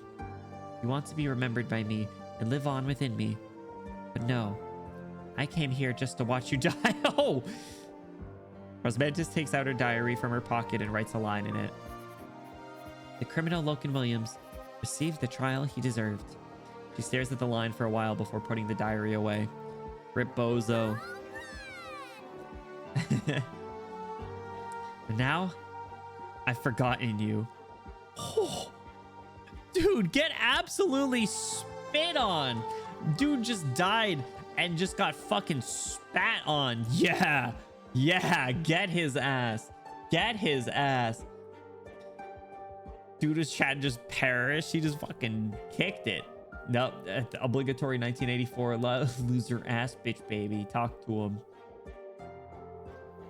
Hell yeah, Rosmantis. I should go find the doctor and Calcit. Just leaving him there. She literally said, fuck you, buddy, and left. Good. I should have bought some cigarettes earlier. I didn't expect you to be discarded so soon, Kukulkan. Surely you know how likable I am. Just left him dead in the wheelchair. Good. Good. I'm serious. I was ready to fight a legion of power armors to the death, and yet this place is so deserted. Even amusement parks on federal holidays have better security than this. I'd like to know why myself. Perhaps Dam Calcit is skilled in the art of persuasion. So skilled she's managed to convince even the mighty president of the Columbia Union. We're out. Are you all right, doctor? I'm fine, just a little dizzy. Deep breath. You spent too much time underground. Taking in too much information at once is indeed a burden on you. My apologies, doctor. I wanted to wait a little longer until you were ready to face him, to respond to all the doubts and questions you have about yourself. Wait till I recover my memories? What exactly counts as ready? There's no point in making these sorts of assumptions. Ooh, these are all pretty good. I feel like the middle, what exactly counts as ready is pretty good. And naturally, we don't get a response. Dam Calcit and Dr. Benny Bloom, you have managed to get a considerable time extension. I'm serious about getting my work done, Doctor. Perhaps we should kill Mr. Tin Can here and now. Forget it, that's probably a meaningless act.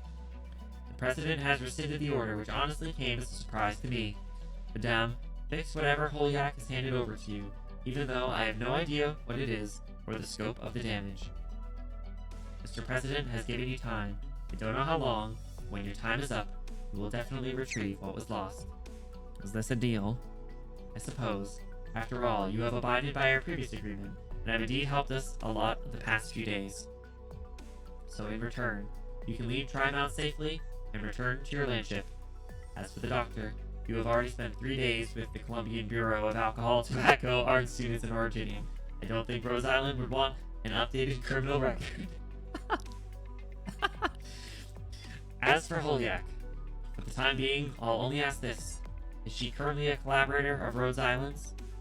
I guess. Can we say no? Can we say no? The ATFO, bro, screw them. Crazy. Rhodes Island will need her help. After all, she's also made contact with the truth, so I can't just ignore her. Thank you, Calcit. Damn, Calcit. I'm the doctor as well. She's on your reputations now. Well then, goodbye. Goodbye, Mr. Tin Can. All right, you two. We'll go meet with Rosmantis and Ifrit, then leave Trimounts. Doctor, what are you looking at? Bubbles. Come on. Come on. Please still be alive.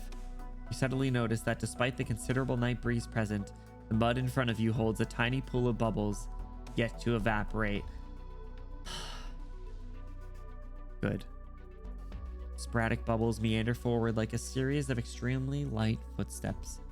Yes, bubbles. You look into the distance and discover the skies of Trimounts in the moment before dawn is full of fragile bubbles. Calcit, I'm going to look for someone first.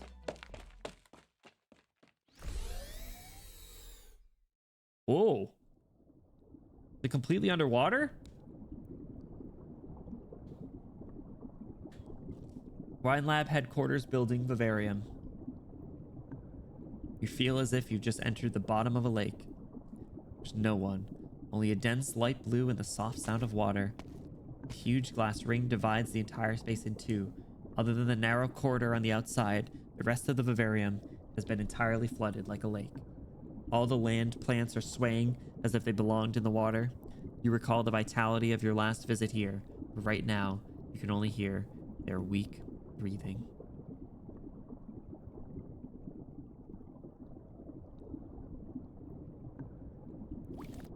A bubble floats from the pale fur and is rocked by the current, looking as if it could pop at any time, disappear without a trace. Didn't Mumu compare herself to a pale fur in one of the earlier stages? Isn't that what she said? Mulesies? Did I wake you up, Mulesies? You don't have to show yourself, Mulesies. This music's sad. Doctor, why have you come?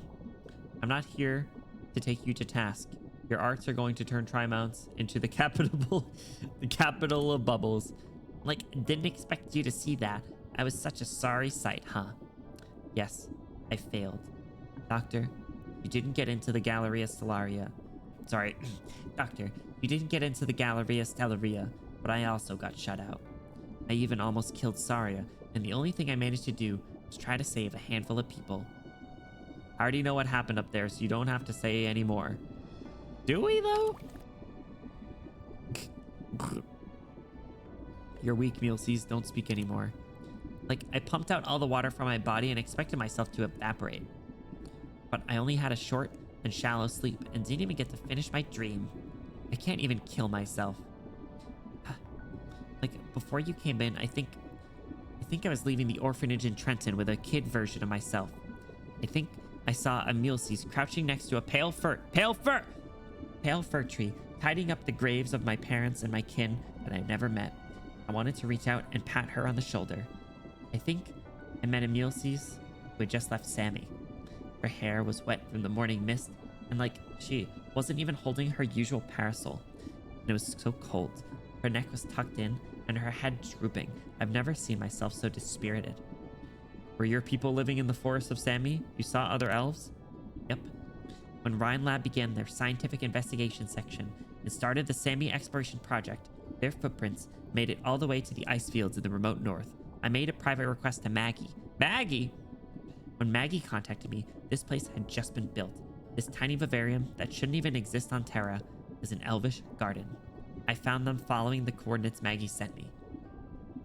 Deep in the forest in the middle of Sammy, remote and cold, that bed of soil was locked up by the marsh and ice fields, far from civilization, a place you could hardly consider a paradise for elves.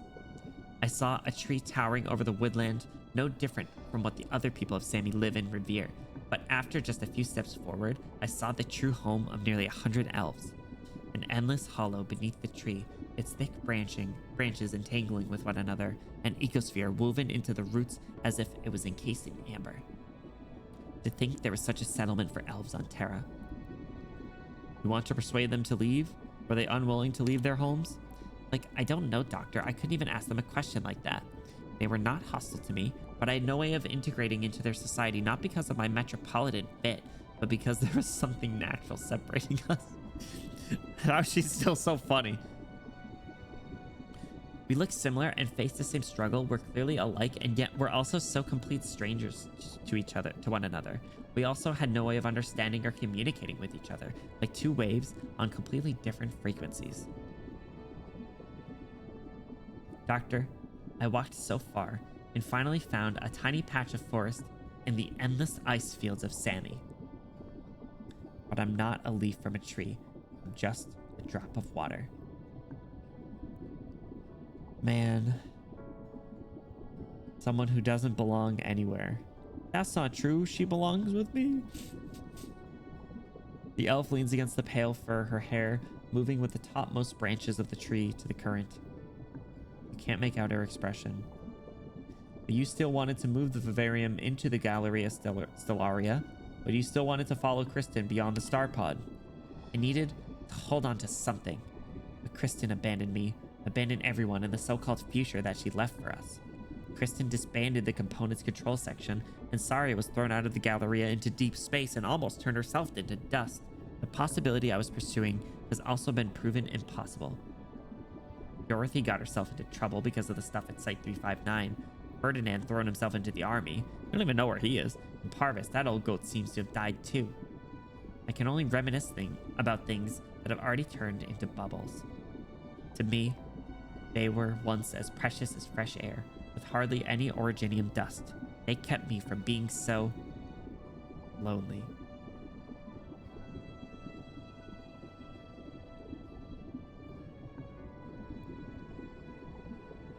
Yeah, the Rhine that she knew is barely even existing anymore.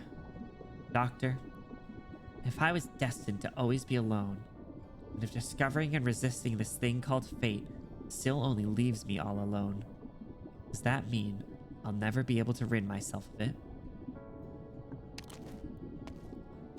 You attempt to get closer to Mulesys, but through the glass and the dense lake, she still seems to be far away. I was destined to be all alone, and if discovering and resisting this thing called fate still only leaves me all alone, does that mean I'll never be able to rid myself of it? Man. I bid farewell to someone before coming here. Who? Friend. So, besides Saria and the gang, you knew someone else in Trimounts? From the sound of it, you can't have seen them recently. But they left Trimounts so soon just after your reunion? I should say that my timing was just right. He was my kin. Kin? Perfect timing for this conversation. This will resonate with her, right? Then, did they leave Trimounts to go back to your homeland? You know, I was actually really curious about where you came from. I did some investigating, and the other time I snuck into Rhodes Island, I even tried to looking into your files, but I found nothing. Is that because it's a secret, or have you also been trying to find the answer? Just like me.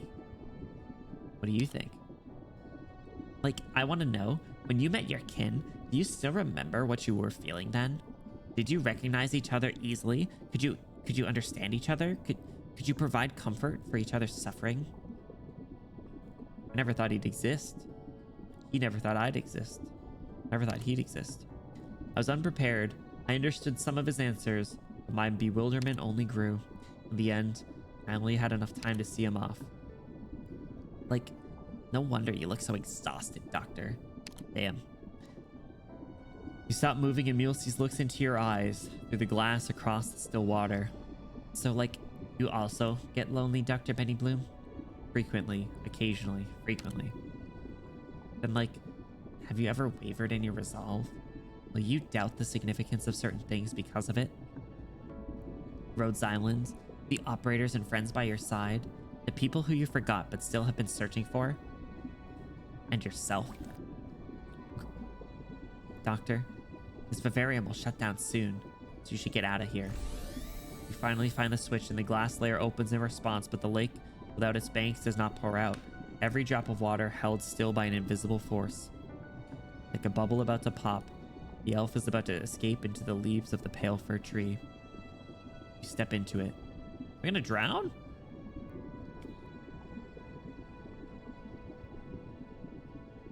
You'll drown. Damn it, bad timing. Don't worry about me. I just want to sleep a bit more, a bit longer. Before I came here, I was asked a similar question. My answer was and is, just as I always have been. Being alone is a type of strength, Mulesys. Even a machine-like person can be submerged in such an emotion. Whew. That is a fucking bar. Oh my god. That is some heat. You will be sad. You will reminisce. You will worry. And in the long term, it might not even improve. But it is indeed a kind of power. Every life experience that eventually fades away will still hold some meaning. I remember you said before that you don't like being peppered with questions. But I will still hold out my hand, Mulesys.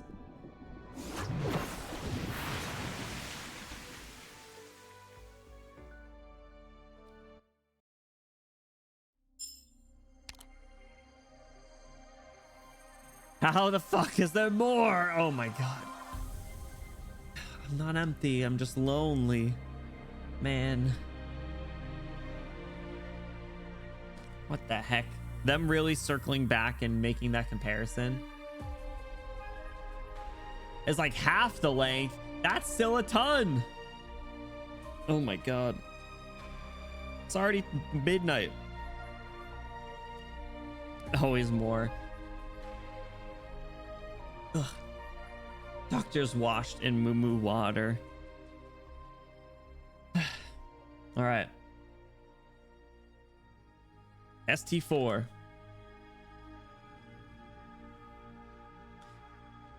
Give me a second to pee. I gotta pee and my neck's hurting a little bit. I'm gonna grab some like biofreeze or something. Let me right here. I'll be right back.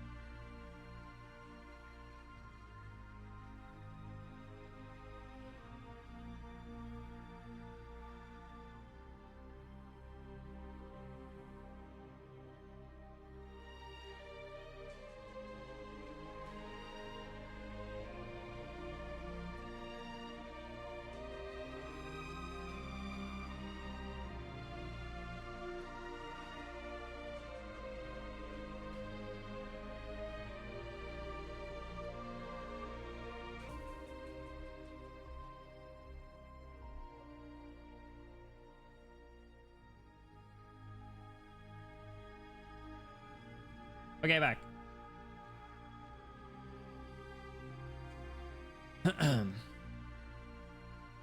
All right. No, we're gonna tough it out, Skeek. We're gonna tough it out. Sucks I missed the boss team reaction.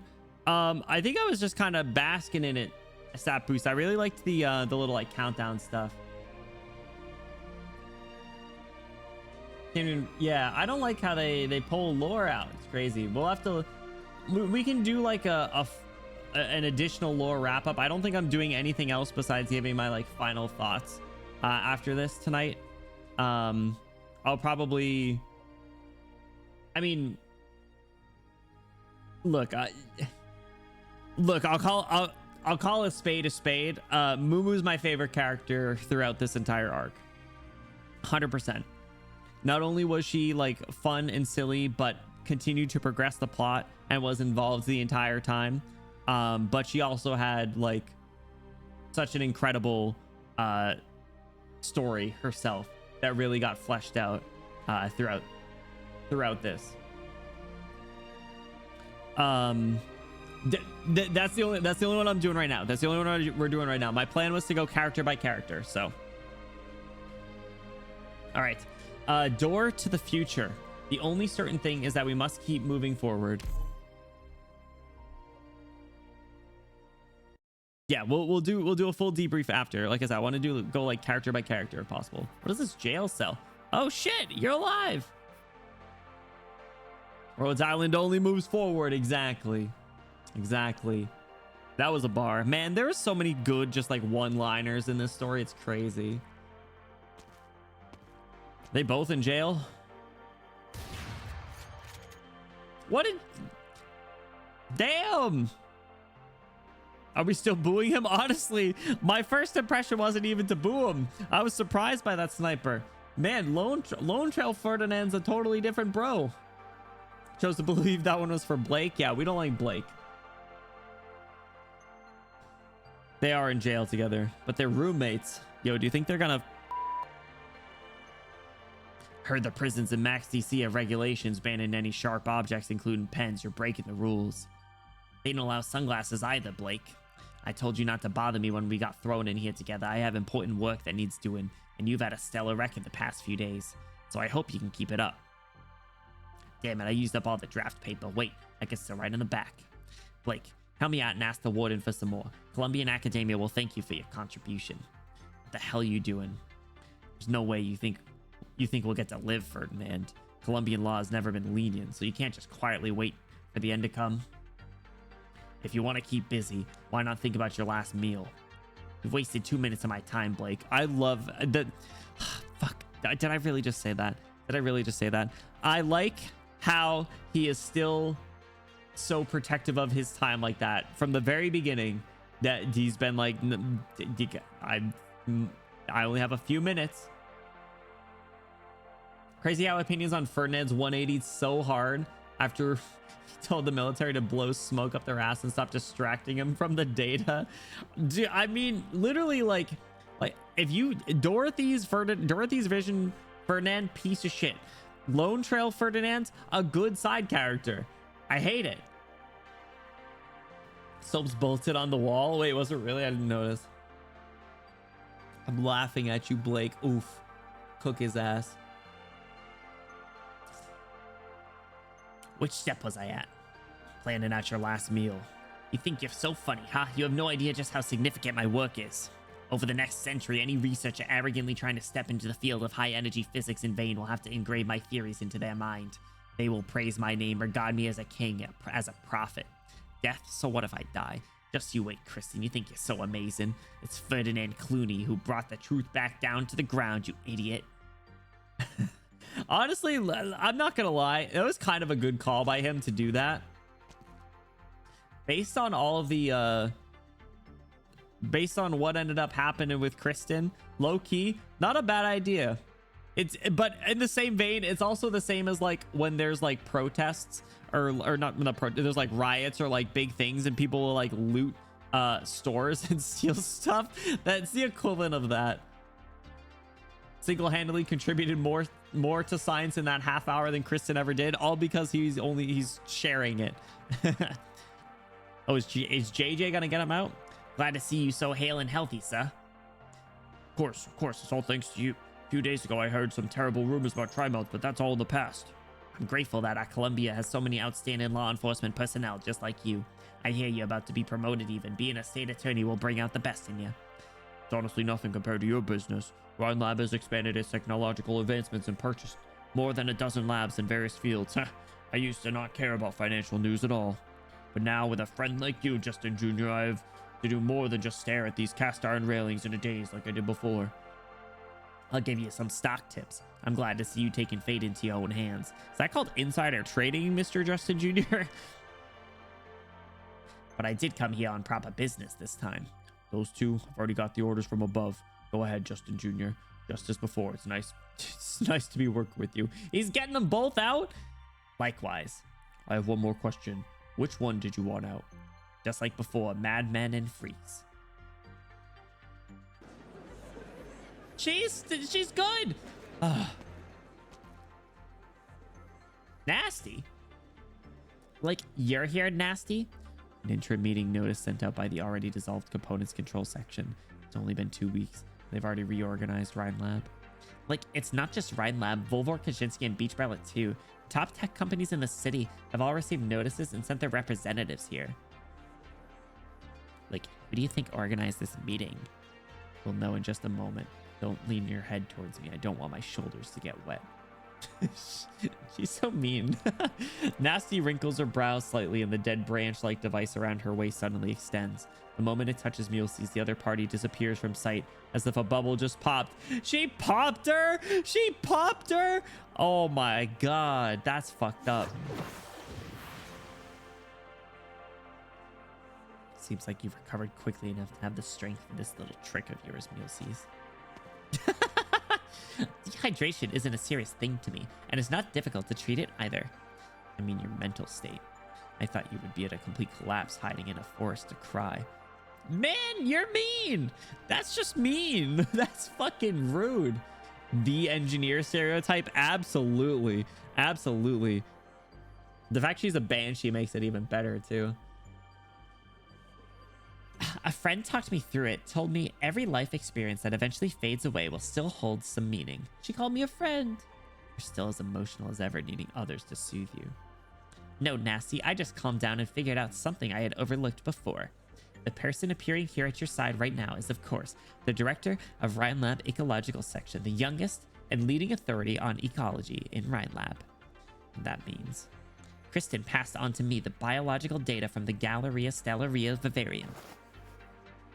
None of the 753 plants survived, but before that, they managed to survive past the barrier and not die immediately after breaking through the star pod. Ooh. Ooh. So what does this mean for Kristen then? It's a height that Terrans never imagined a life could reach. What a gratifying experiment result. Nasty, I know what your dream is. Sarkaz's promised land could also be in the sky.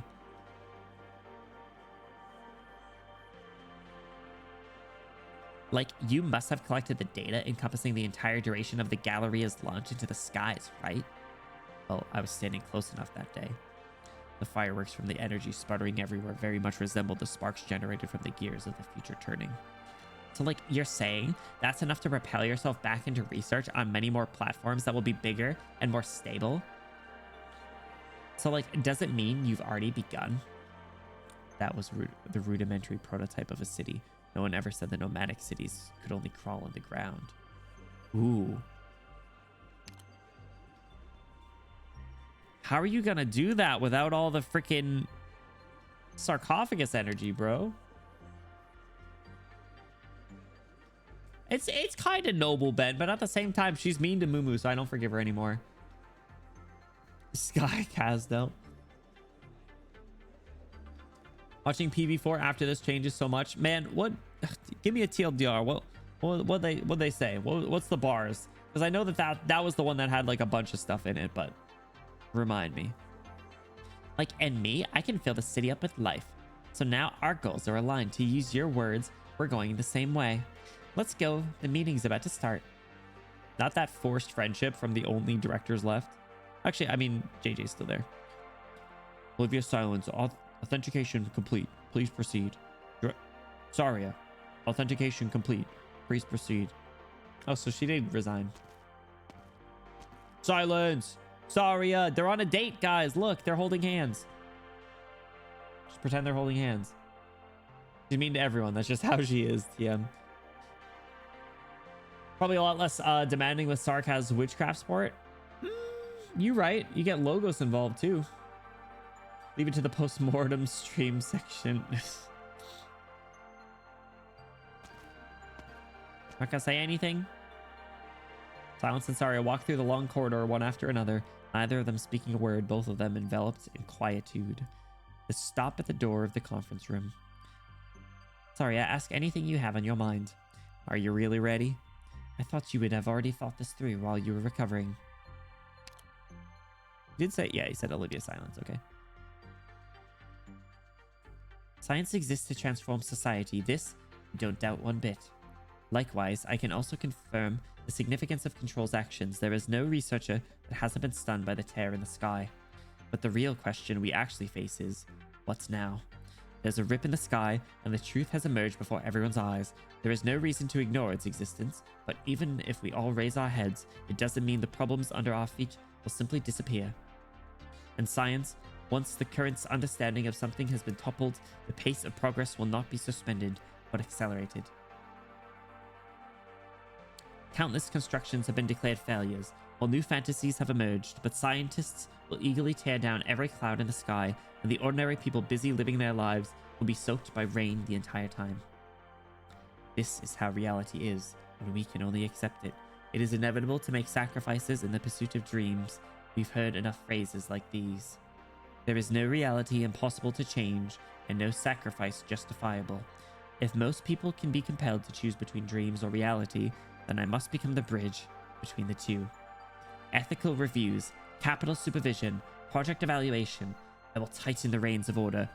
I will use methods of all manner of scientists who will think pedantic and cumbersome to restrict them all. I will become a monitor, a buffer zone, a railroad switch. In short, I'm well qualified to be a villain.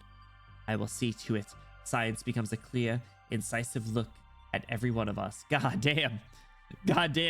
Saria, too stunned to speak. Silence, I don't know how exactly you managed to drum up support enough to change Trimount's scientific and technological communities, but you should know this. No matter the power of the government or Maylander, they chose you not for your worries and zeal. I know, but if our goals are aligned, I'm willing to accept it. Silence grabs the door handle, stops suddenly, and turns to look at Saria. Her gaze burns, and for a moment, Saria almost wants to run from it. Surely you haven't forgotten, Saria. This is exactly what you wanted to do before.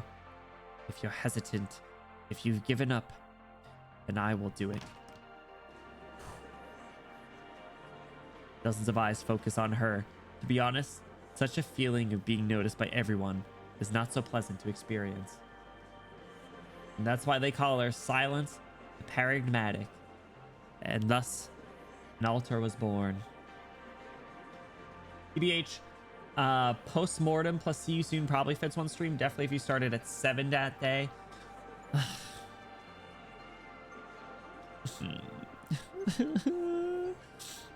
We'll figure it out. We'll figure it out. Silence takes a deep breath and responds to those expressions of surprise, astonishment, and ridicule one by one. After a long moment of time, she steps inside. Just think of that silk song. Where did that emote come from? What the hell? Nika added that the other day. I don't even remember seeing that. That's so funny. Just think of Silk Song on the horizon. Hello, everyone. My name is Olivia Silence, sponsor of the Trimount Ethics and Scientific Research Joint Declaration. I stand here today because...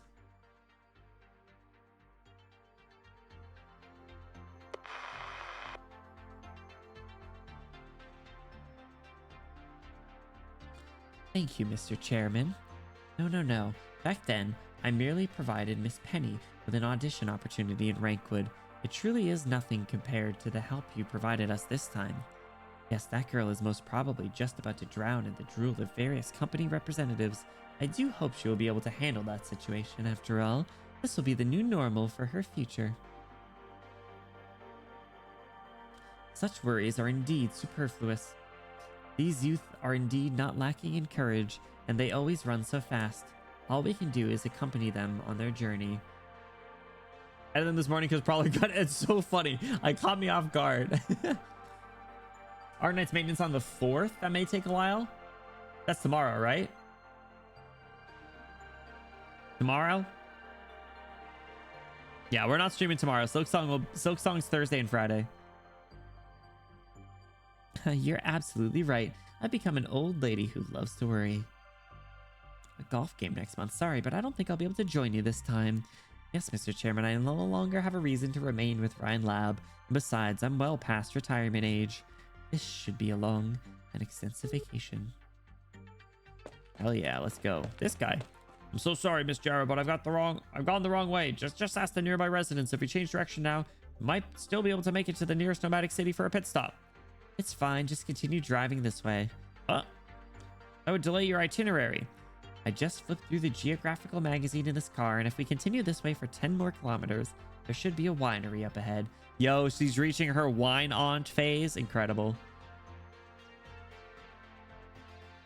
Legally speaking, tomorrow more like 30-ish hours. Yeah, fair. Oh, right. I just looked up at my clock and saw that it said 9-3.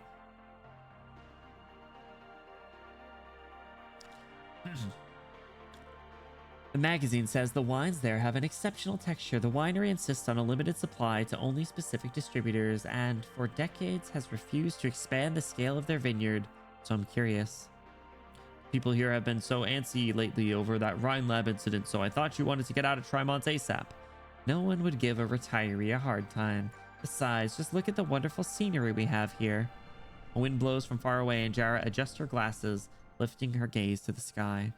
The clouds are moving quickly and a single star faintly appears amidst the twilight. The sky appears as lofty as ever. After a long time, she gently waves her hand. The driver thinks she was calling him and quickly opens the door for her. Safe travels.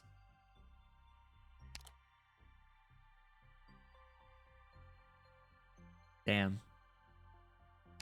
She said goodbye to Kristen.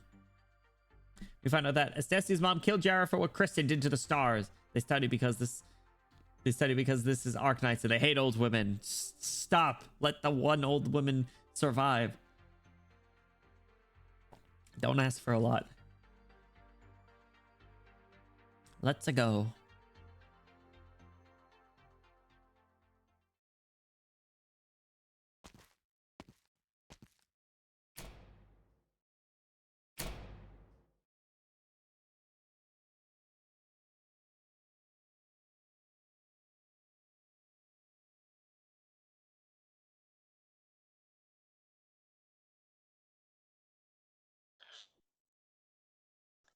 Galleria Stellaria service cabin.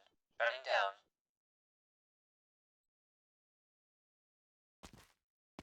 Not much of a talker.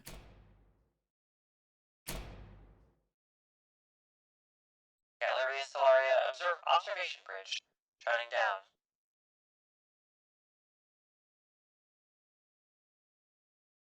See your face change.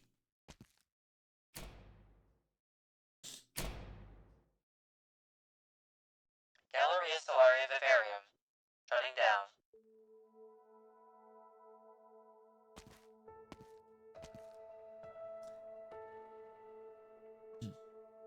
5 days, 8 hours, and 43 minutes according to Terrace time. After breaking through the barrier, the gallery is persistent beyond my expectations. Not long after, these cabins condense in the most advanced science and technology on Terra will be reduced to dust. The Galleria Stellaria was never equipped with the technology and conditions required for interstellar travel. I still remember Friston scoffing at Nasty's plans when she handed them over. Now I will lie down in the life support hibernation pod that Loken developed. We can never stimulate the actual environment back on the ground, so I'm not exactly sure how long I can survive. That's what he was doing.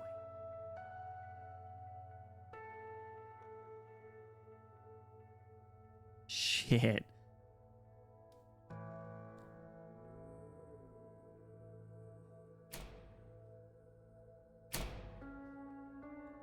Man, I do love this BGM. It always comes on at such perfect times. Galleria Stellaria planetarium. Shutting down. The entire Galleria Stellaria has shut down. The life support hibernation pod will activate in 5 minutes. Please be seated at once.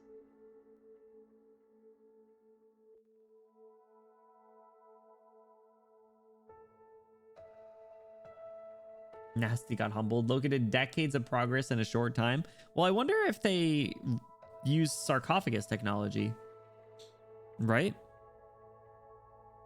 The universe. The first time I learned of this concept from Friston, I had no way of envisioning how encompassing, boundless, magnificent, beautiful, and touching it could be. It stretches past our horizons, exceeding what we have constructed with our barren imaginations, beyond what words can describe. Reverse engineer sarcophagus? Yeah. This CG is really good. Young Lil Lil Chris. Lil Chrissy. Pity I can only record my words as an audio file. From what I can see through this boundless curtain that has made it difficult to discern any colors, our Terra is surrounded by stardust with no fulcrum or rope supporting it as it rotates on its own and by itself.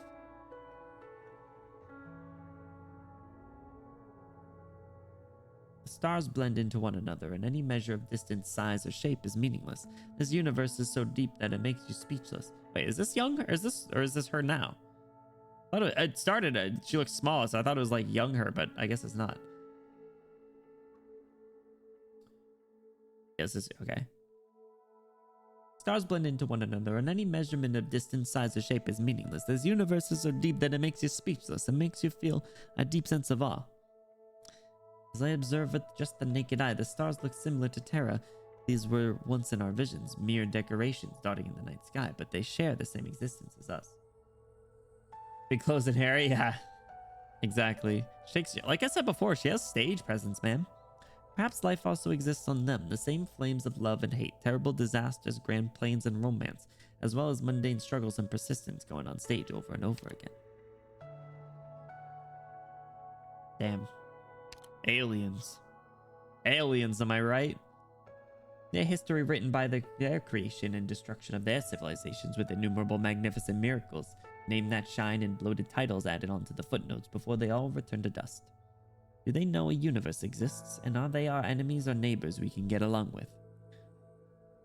It's possible. Perhaps everyone should try to understand us from this position, to understand the land, sky, and sea we rely on to live. To understand where exactly we are in the history of humanity, and where exactly that entire history belongs in the universe. Only then will we be qualified to consider what direction to head in.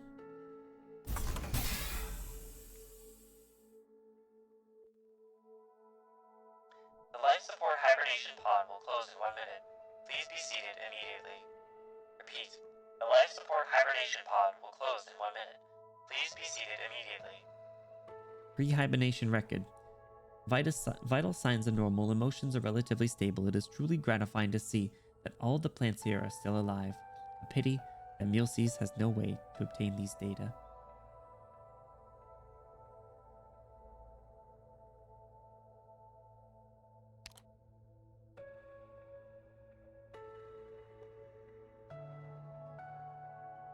Okay, so this is a little further back than they were, because they were like 2 weeks. They were 2 weeks after, and this is taking place 5 days after. Throughout Kristen's entire life, there have only been 2 times where she truly felt alive. The first time, Saria, when I brought you back to my hometown on that hillside where I told you about the beginning of everything. The second time is now, as I've just realized mine and my parents' dream. Whatever happens next is merely the start of a continuation. On a clear night, find a spot with a wide open view and set up a telescope. There will be a single star twinkling for you in the sky.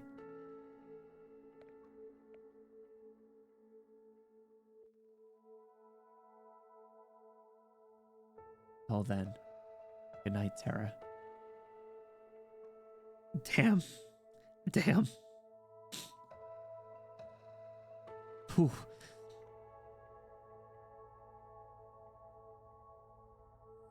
Good night, universe.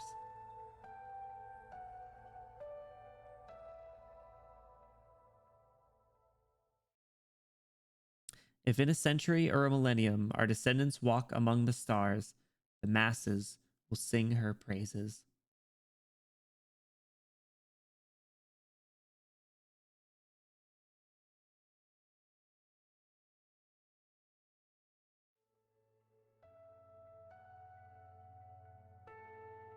Man.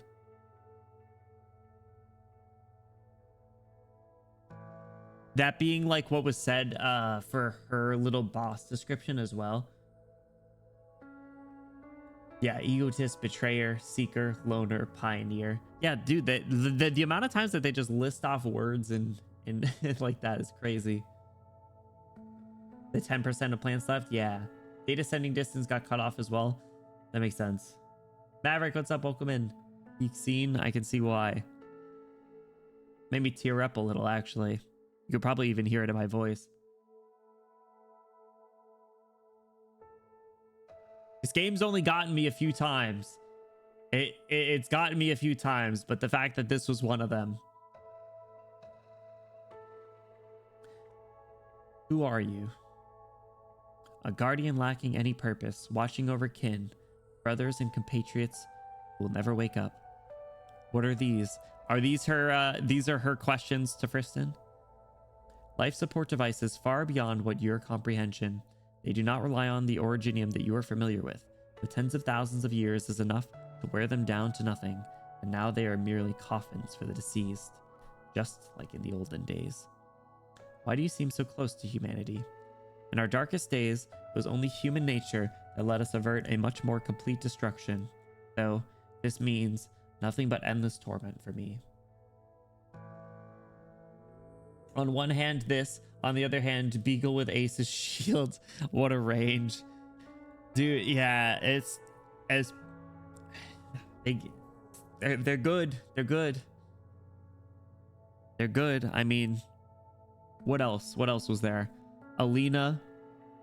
Alina had that, like, kind of slow, just, like, heart-wrenching... burn almost. Delphine's mom was just the shock from the CG more than anything. That one was the worst, actually. That one actually got me the worst. Still to this day. In chapter 13. Is the sky false? Not exactly. A barrier makes Terra incapable of charging towards the stars.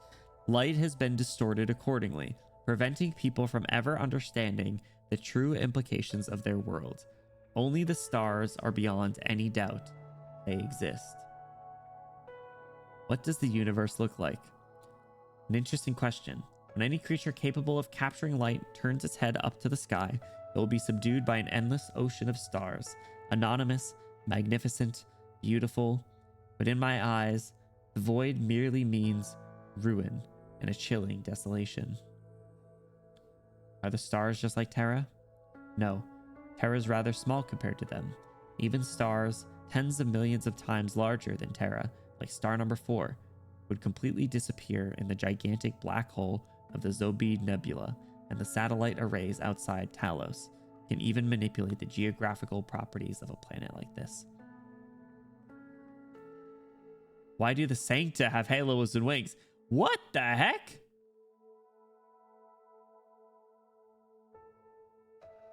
An icy chain of command gives them an identity. It's dangerous to start a machine lacking any self-awareness in the name of a god to fulfill a mission it cannot even understand.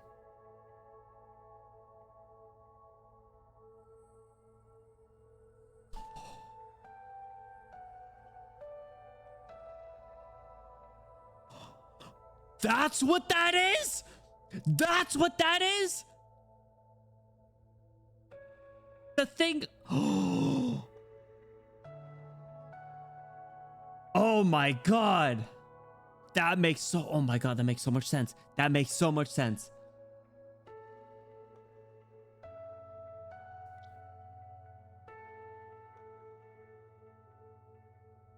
The thing in the basement. The freaking the thing the Pope showed to Anduin, the thing with the cubes, the...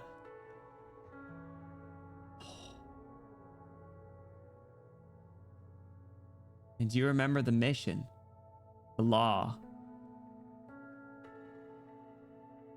Is that it? Hold on. Is that where I heard that third one?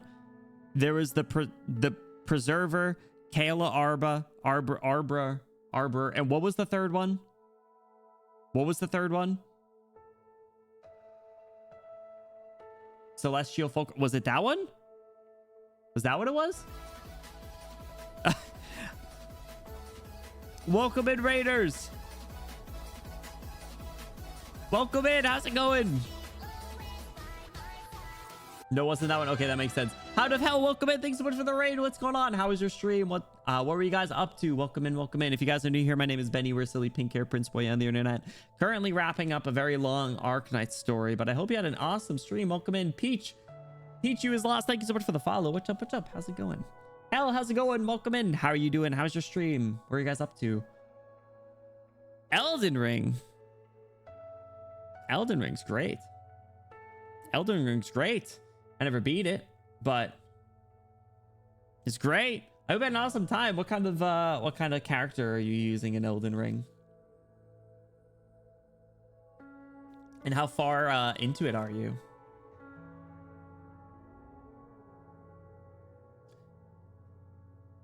Is something else? Okay. Yeah, we'll see. We'll see. I don't know. That one just sounds so familiar. Yeah, it just sounds so familiar. Taking Peach through their first playthrough. Nice, Peach. I hope it's treating you well. I hope you're not getting too frustrated. It can be a difficult game for sure, as with any Souls games. I say only having played a couple, but nice. Aiming for that ending the first time. So I didn't actually get that far. I might have put like 10 to 20 hours into it, but I had a good time nonetheless. I do want to quickly say, Helen, anyone hopping in for the raid, if you guys got to do, excuse me, Jesus. Any sort of post-stream activities, whether that's lurking, kicking your feet up, relaxing, grabbing a snack, grabbing a drink.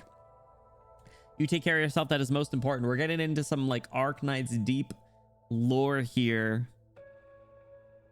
So pretty good timing, I'd say.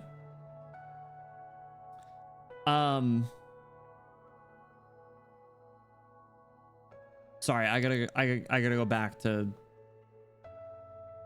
remind myself.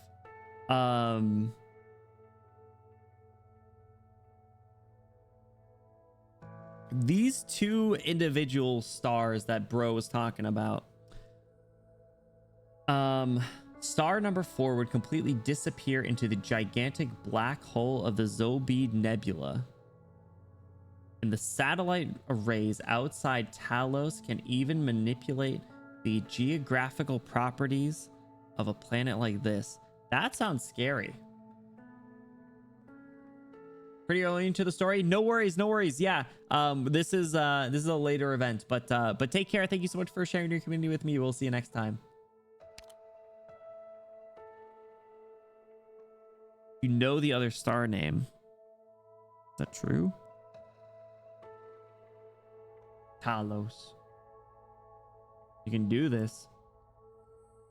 Tens of millions of times larger than Terra, like star number 4. If it wasn't 1 a.m., maybe, but probably not.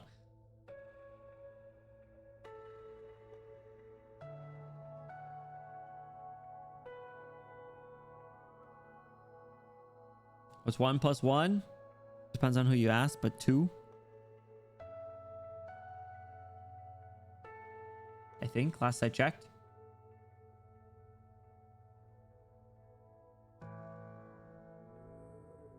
I don't know. It's really not ringing any bells. I'm sorry. No matter how many hints you guys can give, it's not gonna. I don't know. But then the next one. Why do the Sancta have halos and wings? Is such an interesting question. Said before, one of the first things they told us was that Talos 2 is the name of the planet Enfield takes place on. Oh.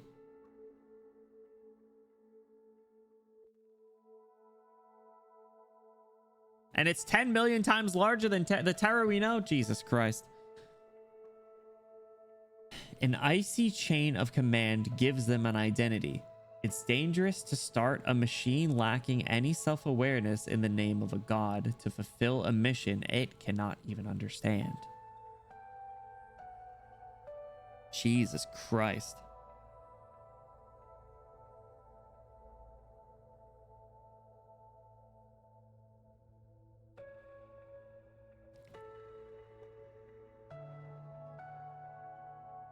That's so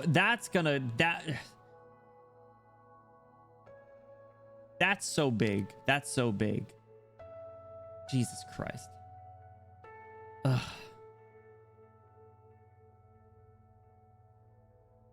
Me and Anduin gonna need to go grab a fucking drink. Listen to some church step together. They dropped Enfield trailer right after Lone Trail. What? Did they really? Oh my god. Overworking, yeah, you know. Have you ever seen a burden beast? The creatures known to you as burden beasts have not changed too drastically in the course of evolution. Their tenacity is as durable as the planet itself. People should treat them with more humility and respect. What is it like to travel by sea? I can only tell you what a simulation feels like. Flying across the ocean of a planet is just like wrapping yourself in a blue silk scarf, and yet the bright blue is always fleeting. Kristen, say your piece. After knowing all of this, do you still intend on gambling with your life to tear open the sky? Terra is ill-prepared, and your death will be without meaning or reason. Allow me to ask you a final question to serve as my answer. Ask your question. Our careers, cities, homes, art. Okay, so this is just the way that Kristen talks. All the freaking lists. As well as our cruel history. Suffering, war, catastrophes, and the arrogance that destroys everything. Trends of thought and ideals, greatness granted by others, and equality gifted from birth.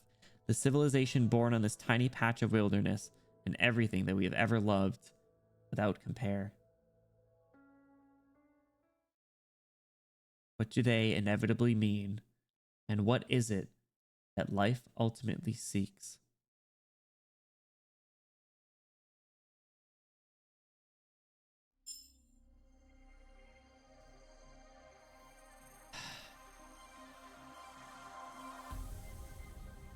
What the fuck, man? What the fuck, man?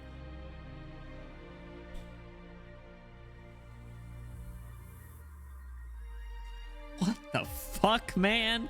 Are you serious? To the image? Why is image in caps? The event screen changes after CW10?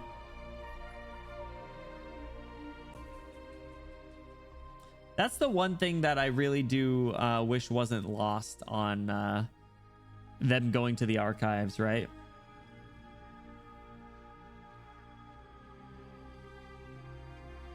Go back to lobby? I don't think such a thing exists anymore. Looks the same to me.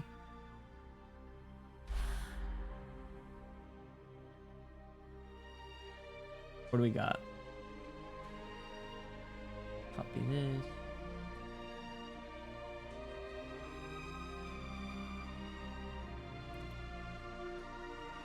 What? I was robbed. I got fucking robbed. Insane. Please visualize exiting out of the lobby and seeing the lobby image change to this. Yeah. Yeah, man. That's... Oof. That's good. That's crazy. As you finish CWST4, the medal you get answers Kristen's question. The medal called the future. Goes from NASA to like current day digital. It's just like with all the lights off and everything too. Man. There's a different intro too. What an event, dude. Jesus. Can I see? Wait, can I see the medals from in here? No, let me back to the archives.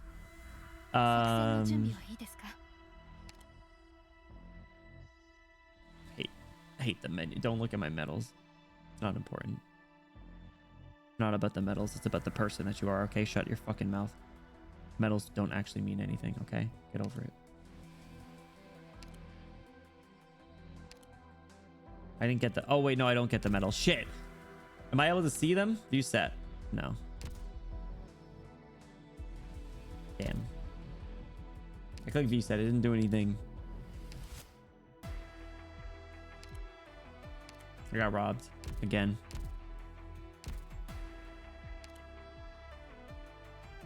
I robbed again. Might be in the wiki. Wiki's a dangerous place, but yeah.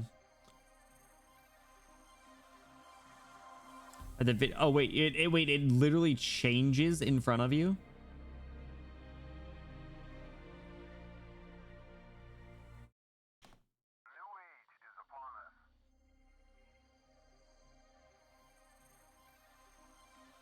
Man, the little like a new age is upon us. That too is really good, dude. Oh, it's just a compare. Oh, it's just the side by side. I guess having the full lobby is nice. Yeah, that's crazy, bro. They went fucking dicks out for this. That's crazy. One video to send off the event. I haven't even had a chance to have my debrief. What is this? This is a long video. This is a long video. It's 3 minutes. This is longer than a TikTok. We were born to pursue knowledge. Is this an official video or am I gonna get in trouble? All are to see. All are to know. This is Kristen's voice though. We think. We uncover. We theorize. Banvid? Okay, well shit. Hold on. Everyone, if we're watching together, click on the link and give it a thumbs up. Pursuers then throw themselves to the dark again. But why, some say, the moon? Why choose this as our goal? And they may well ask, why climb the highest mountain? These like original NASA videos. Fly the Atlantic? Why does rice play Apollo missions. We choose to go to the moon. JFK!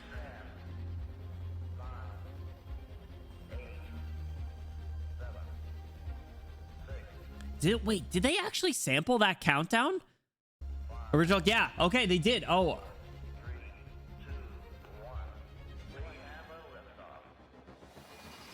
That's cool.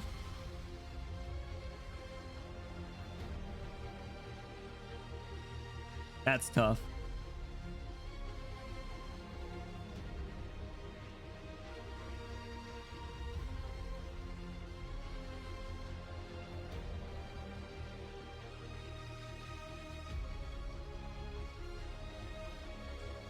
Tranquility.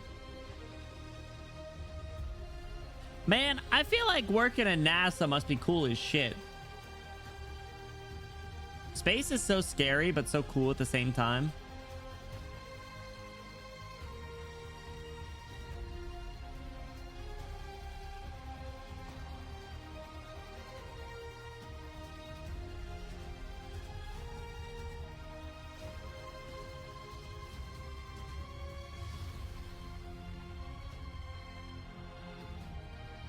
Ooh. Man, that CG hurt. That CG hurt me. Ugh.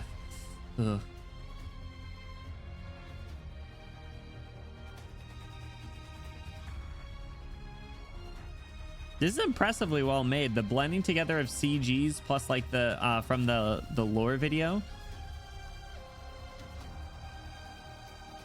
The meter, yeah.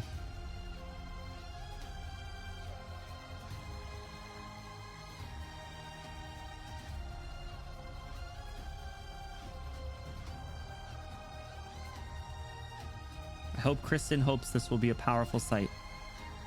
Sign shall herald the next great.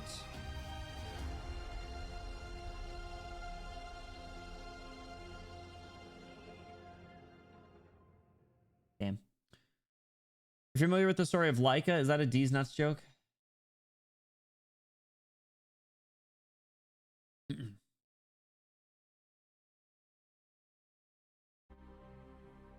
Is it not?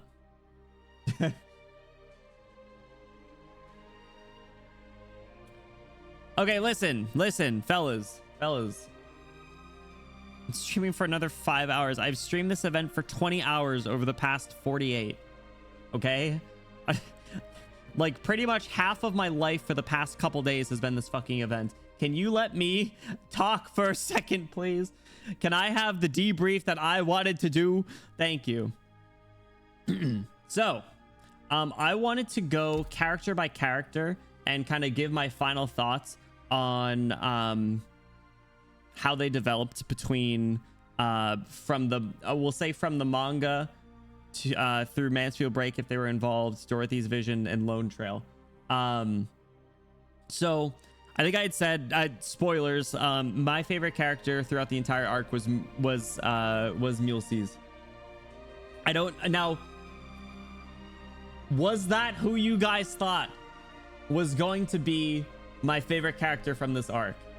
Or did you guys think it would be someone else? Dog got sent to space? She happens to be a golden retriever like Kristen? The lore. Interesting. Damn. Well, rip Laika. Because I know that you guys said that you kind of talked, and because when we were having a conversation in Discord, by the way, for anyone who isn't yet in the Discord, exclamation Discord, I do get about 69% more attractive just by joining. We were at one point talking about like our Mount Rushmore of Arknights characters, and I on there obviously had Swire, Delphine, and we put Hoder on there because I do generally like him as a character. And you guys were saying that you were talking and you figured that post Rhine Lab arc there would probably be another one. I don't know if I would put her on there, but I think she is for sure my favorite on there. The moment you gave Mumu that voice, I knew she'd be the one. The thing is, it's so accurate too. I was gonna assume Mumu and Saria, so half right. So she was both interesting, like because she was involved so much throughout literally every single story. She was funny. Obviously, she was very enjoyable to read and interact with. But then near the end of Lone Trail, man, like she got some really like deep, had some deep conversations, and the relation to the doctor and everything was just, oh, it was really good. I think you'll very much like the analysis here.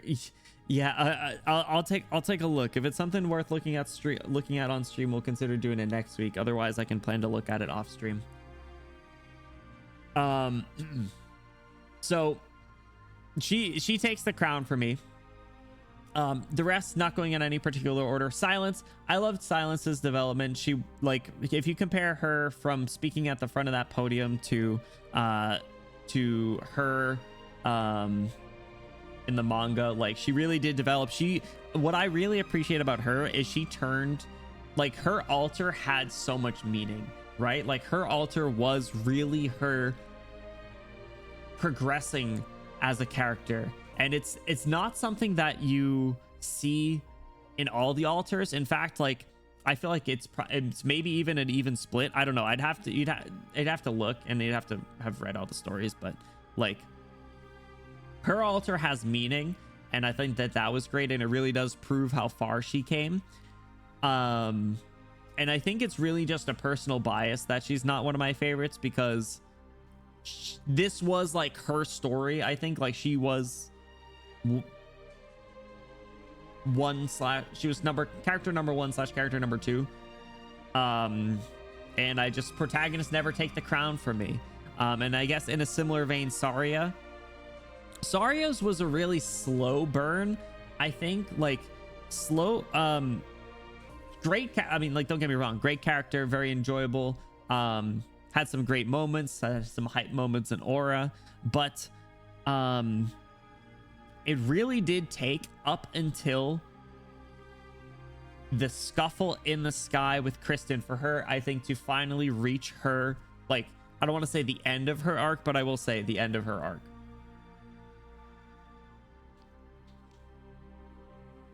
Run out of water. So the two of them, I was very happy with how it went. Pretty much, you know, I feel like as expected, they both got the closure that they needed from the people that they were clutching onto for so long, in Parvis and Kristen respectively. The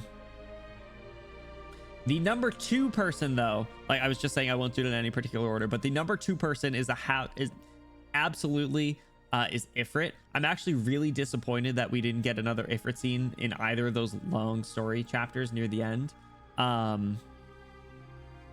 Ifrit's development from the manga to Lone Trail was incredible. She grew up, she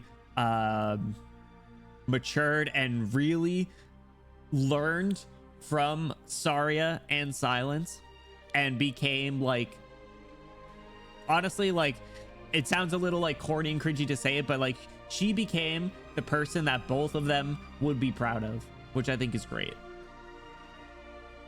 Holyak, honestly, I don't know what you guys expected from me from that. I think she like, can I say something rude? Can I say something really rude about Holyak? I think Holyak was their attempt to have another W type character in this story, and I don't think it was necessarily I don't think it was super necessary. I think she's interesting in terms of like stuff moving forward, don't get me wrong, but I think a lot of the stuff she did got a little annoying. The weakest of the cast, in terms of the people on the screen right now, yeah, I can see it. Not to say I disliked her, but like I thought she was funny. I thought, but it's just like most of the scenes that she showed up, it was kind of like the same thing every single time. You're right. Like, you know, you see W on the screen, you're like, okay, well, she's going to blow shit up. She's going to say some swear words, and then we're going to progress with our day. Holyak shows up. She's going to slither away and do some tomfoolery and fight people. So he said a tier list for the cow. Oh, Jesus Christ. All right. What do we got? Oh my God. Night Hunter, Teresa, welcome in. What's up, Raiders? What's going on, Raiders? Welcome in. How's it going? If you guys are new here, my name is Benny Rissley, pink hair Prince Boy on the internet. We just wrapped up Lone Trail and are having a little bit of a discussion. How was your stream? What were you guys up to? Welcome in, welcome in. What's up? How you doing? Hello, hello. What's up? How you doing? How was your stream? What were you guys getting up to? Oop, I just opened that already. Sorry. Hello. Welcome in, welcome in. Oh, you guys are also playing Arknights. Nice. What are you guys up to in Arknights? Half the story, my voice is dead after reading so much. Yo, fellow Read Knights. Your boy's coming off 20 hours of reading through Lone Trail over the past 2 days, but I get it. I get it. I hope you had an awesome time reading the story. I personally, over here, we do a lot of story reading, so it's nice to see other people actually interested in reading through the stories. I hope you had a great time, though. You're welcome to stick around. We're doing a little bit of like a debrief here. I've been live for a lot longer than I anticipated, but it is what it is at this point. There's no turning back.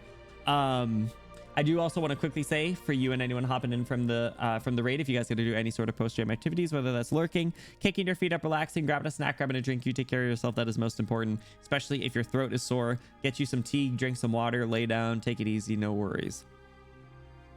All right, what do we got? This is just Lone Trail.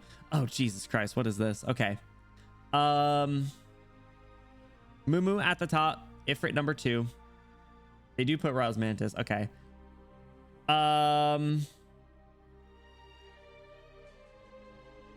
me just put the 2 of them down there. 2 of them, bullshit. And Teresa, thank you so much for the follow. I appreciate it. What's up? Welcome in. Who's your favorite Arknights character? Barverson Blake to the gutters. Justin Jr. I didn't much care for.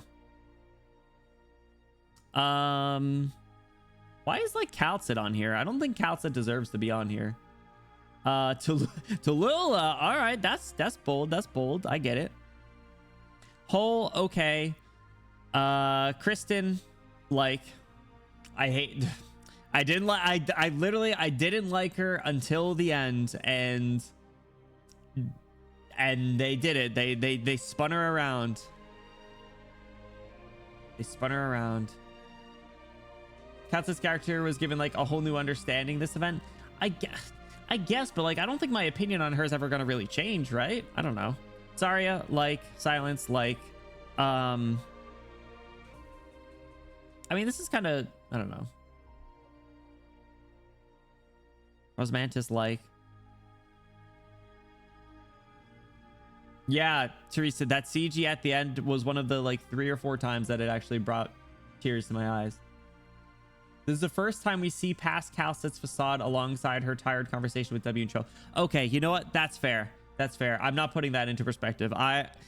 If that's the case, I don't think I can properly rank her here then. So. Arknights enjoyers, W, welcome, welcome. Honestly, I didn't like him, but he was a good character. I'll admit, I didn't really fuck with Loken, but he was a good character. And in the same boat, I didn't fuck with Ferdinand, but he spun it around. C for country roads. Here's where it gets hard.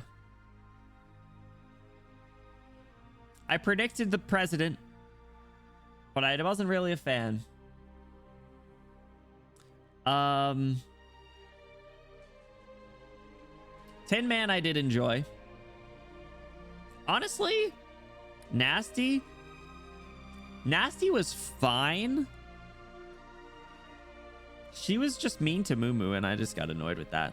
Jara I liked. And honestly,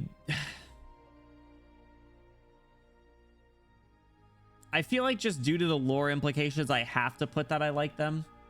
I don't know. I had a feeling this is how this tier list would look with most of them in like the top heavy, right? So yeah, listen, Dorothy's Vision Ferdinand versus Lone Trail Ferdinand, total different. So yeah, I feel contractually obligated to put Preserver. So this is what I'll go with. Is this surprising? Is anyone surprised by this? Probably not, but so I don't think it's a facade, more keeping things under control as much as you can. I actually like the way you put that, Wendy. I think based on her debate, based on Calta's debate, Wendy, like you said, I think that's how she was up until that point, and now it'll be interesting to see what happens moving forward. About Seaborn NPC, they were chill. Live Seaborn reaction. All right. Can I do one thing that I also wanted to do? And I'm going to pull up the story reader of a short scene in chapter 14.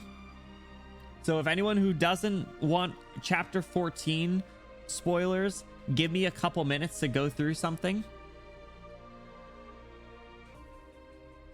Give you a quick warning if you aren't caught up on chapter 14. I'd want to take a look at something really quickly, so I'm going to do that now. Let me all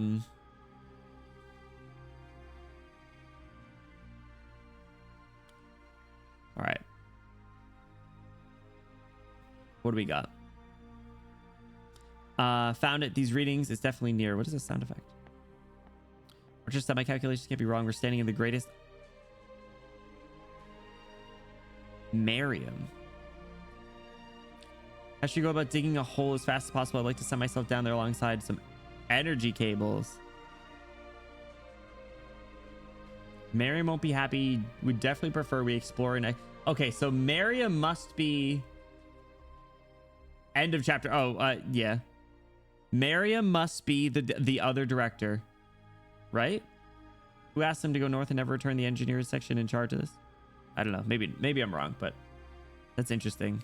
We haven't heard that name. Really ever use incantations to your work?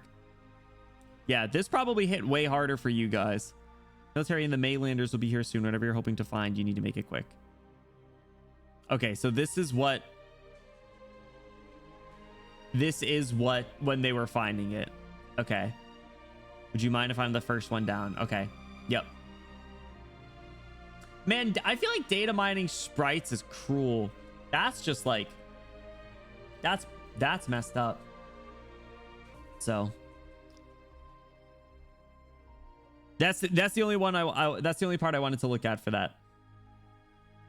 The rest can be another conversation, but I'm trying to think if there's any. Is there any other characters that you guys want my final take on while it's fresh? They data mine everything once the patch gets pushed and maintenance begins, like numbers on kits and such. Yeah, it's just like, man, you see that and that's like a big spoiler, right? I don't know.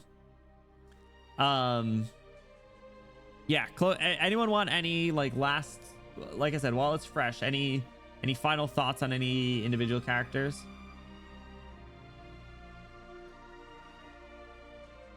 And so Mika, you can come back.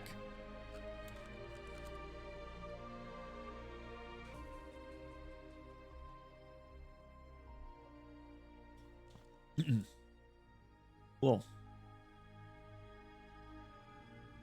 Ruby? Who?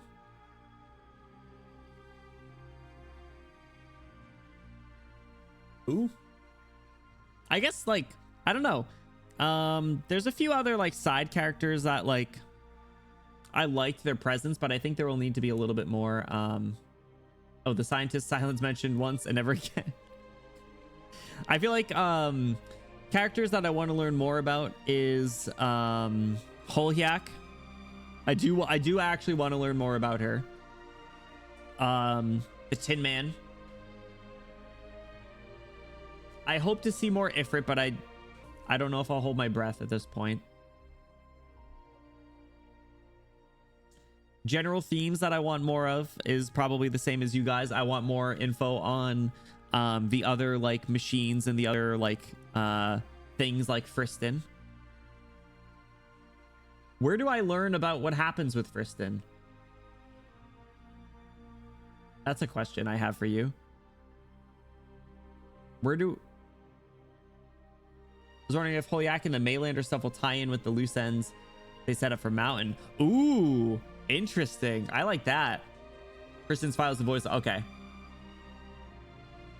So you just have to put together the names.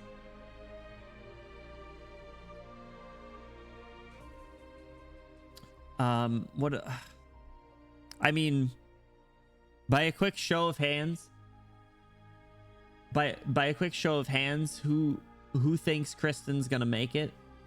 Do you guys think she is now gone, or do you think she'll be back? I think she's too important to not be back, but I think it's a legitimate concern that she won't be, based on the fact that Mr. Loken, freaking old ass man that literally died like hours later.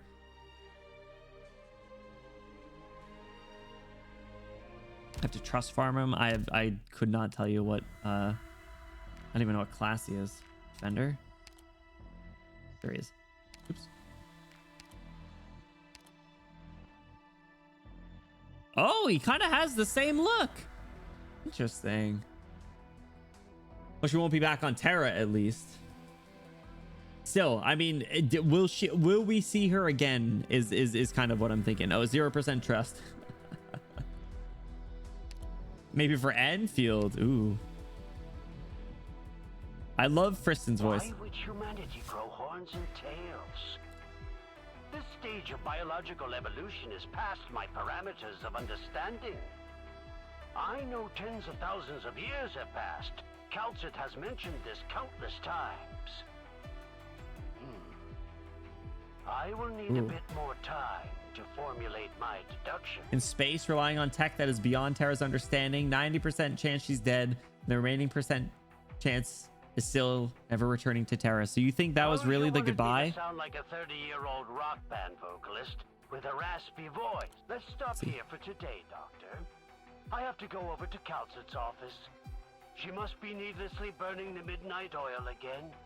A soul Probably won't have any other yeah, I don't have any trust on him, so another time. Oh, you flipped out when you almost clicked on Friston's voice lines? Wait, really? I mean, only the first one was If I become your assistant, Closure won't be able to touch me anymore, yes? That's weird. I'm aware of her extreme. Was the only one. They gave her a send-off way more final than most characters. I mean, listen, I was kind of stressing. I thought Mumu was cooked. I thought Mumu was done for. I thought that was it. I thought it was night Mumu. Thankfully it wasn't. I still am not really a fan of this skin. I still probably will not buy this skin. I think it's the eyes. I really think it's the eyes. Even people who die on camera don't get it like she does. Yeah, you're right. I mean, she just has like really big anime eyes in this skin in particular. I'll say I'm putting you back. I'm putting you back in your E1 art for a little bit. Man, definitely the best Discord stream spook of all. I would be really disappointed if I didn't own her after reading that. You know? The voice lines of BOC Mumu change a lot. Wait, the voice lines. Oh, for her skin. Interesting. Hey, take care, Ben. We're actually going to be wrapping up as well. So, at a Sparker following year, I don't blame you. So, Kristen Banner and Enfield win. All right, you guys. It is after 1 a.m. I got to go the fuck to sleep.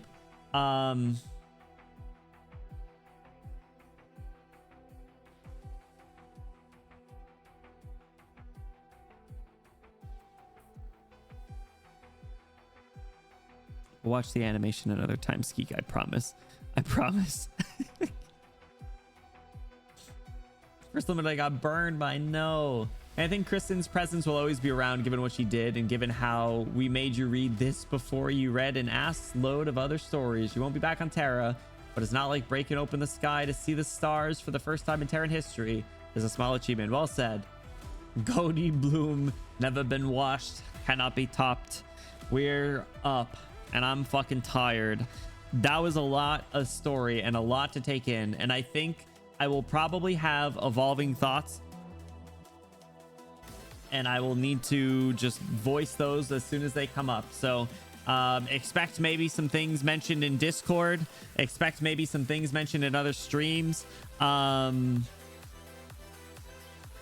Rest your throat, goat. I see what you did there. So... as for what's next, Silk Song's coming out. So I'm off tomorrow because I have stuff going on. Thursday and Friday, we're playing Silk Song. Saturday might be a Gorilla Silk Song stream for all I know. I don't know. Either Sunday or Monday, we will be doing Chapter 15 prep is how I'm going to phrase that. And basically what that means is we will be reading through the See You Soon. We'll be reading through See You Soon. We'll be reading through the current Iblana event, and I will hopefully have enough time to do my NPC jail stream before Global announces Chapter 15. That is what I want to do before Chapter 15 comes out. Obviously, that is the reason why I fucking bum rushed Lone Trail this week. If you guys have been able to hang out or stop by for the Lone Trail streams, thank you. Thank you for understanding why I streamed it for 10 hours yesterday. The reason is there's just simply too much coming up and I'm stressed out, okay? That's it. There's too much going on and I'm stressed out. After Chapter 15, I don't know how close we will be to the anniversary, but I have a feeling we'll need to read through the anniversary event pretty soon. After the dust settles there, no pun intended, after we've walked through that dust, we will be starting the Aegir stories. So, lots of stuff upcoming. Also, the co-op event. Oh my god, the co-op event. The co-op event. We gotta do the co-op event too. Okay, guys. I'm done. I'm gonna start rambling. I'm gonna not sleep tonight. I'm gonna get all stressed out and worried. So we've reruns and stuff before anniversary. Thank God. Thank God. Thank God. Hashtag you Benny rated. Yeah, Skeek if time allows. If time allows. That's the plan. Hashtag you Benny rated. If you're sub, throw your favorite Benny emote in there at the end. If you're not sub, no worries. Throw your favorite emote in there at the end. Make it look cool. Make it look fun. We're going to be hopping into a raid. Thank you so much for hanging out, you guys. I really, really appreciate it. Whether you're lurking, chatting here the whole time or part of the time, thank you for the support. If you guys stop by during any of the Lone Trail streams or any of the Seek, how many times must you take that knife and stab me in the gut these past few days?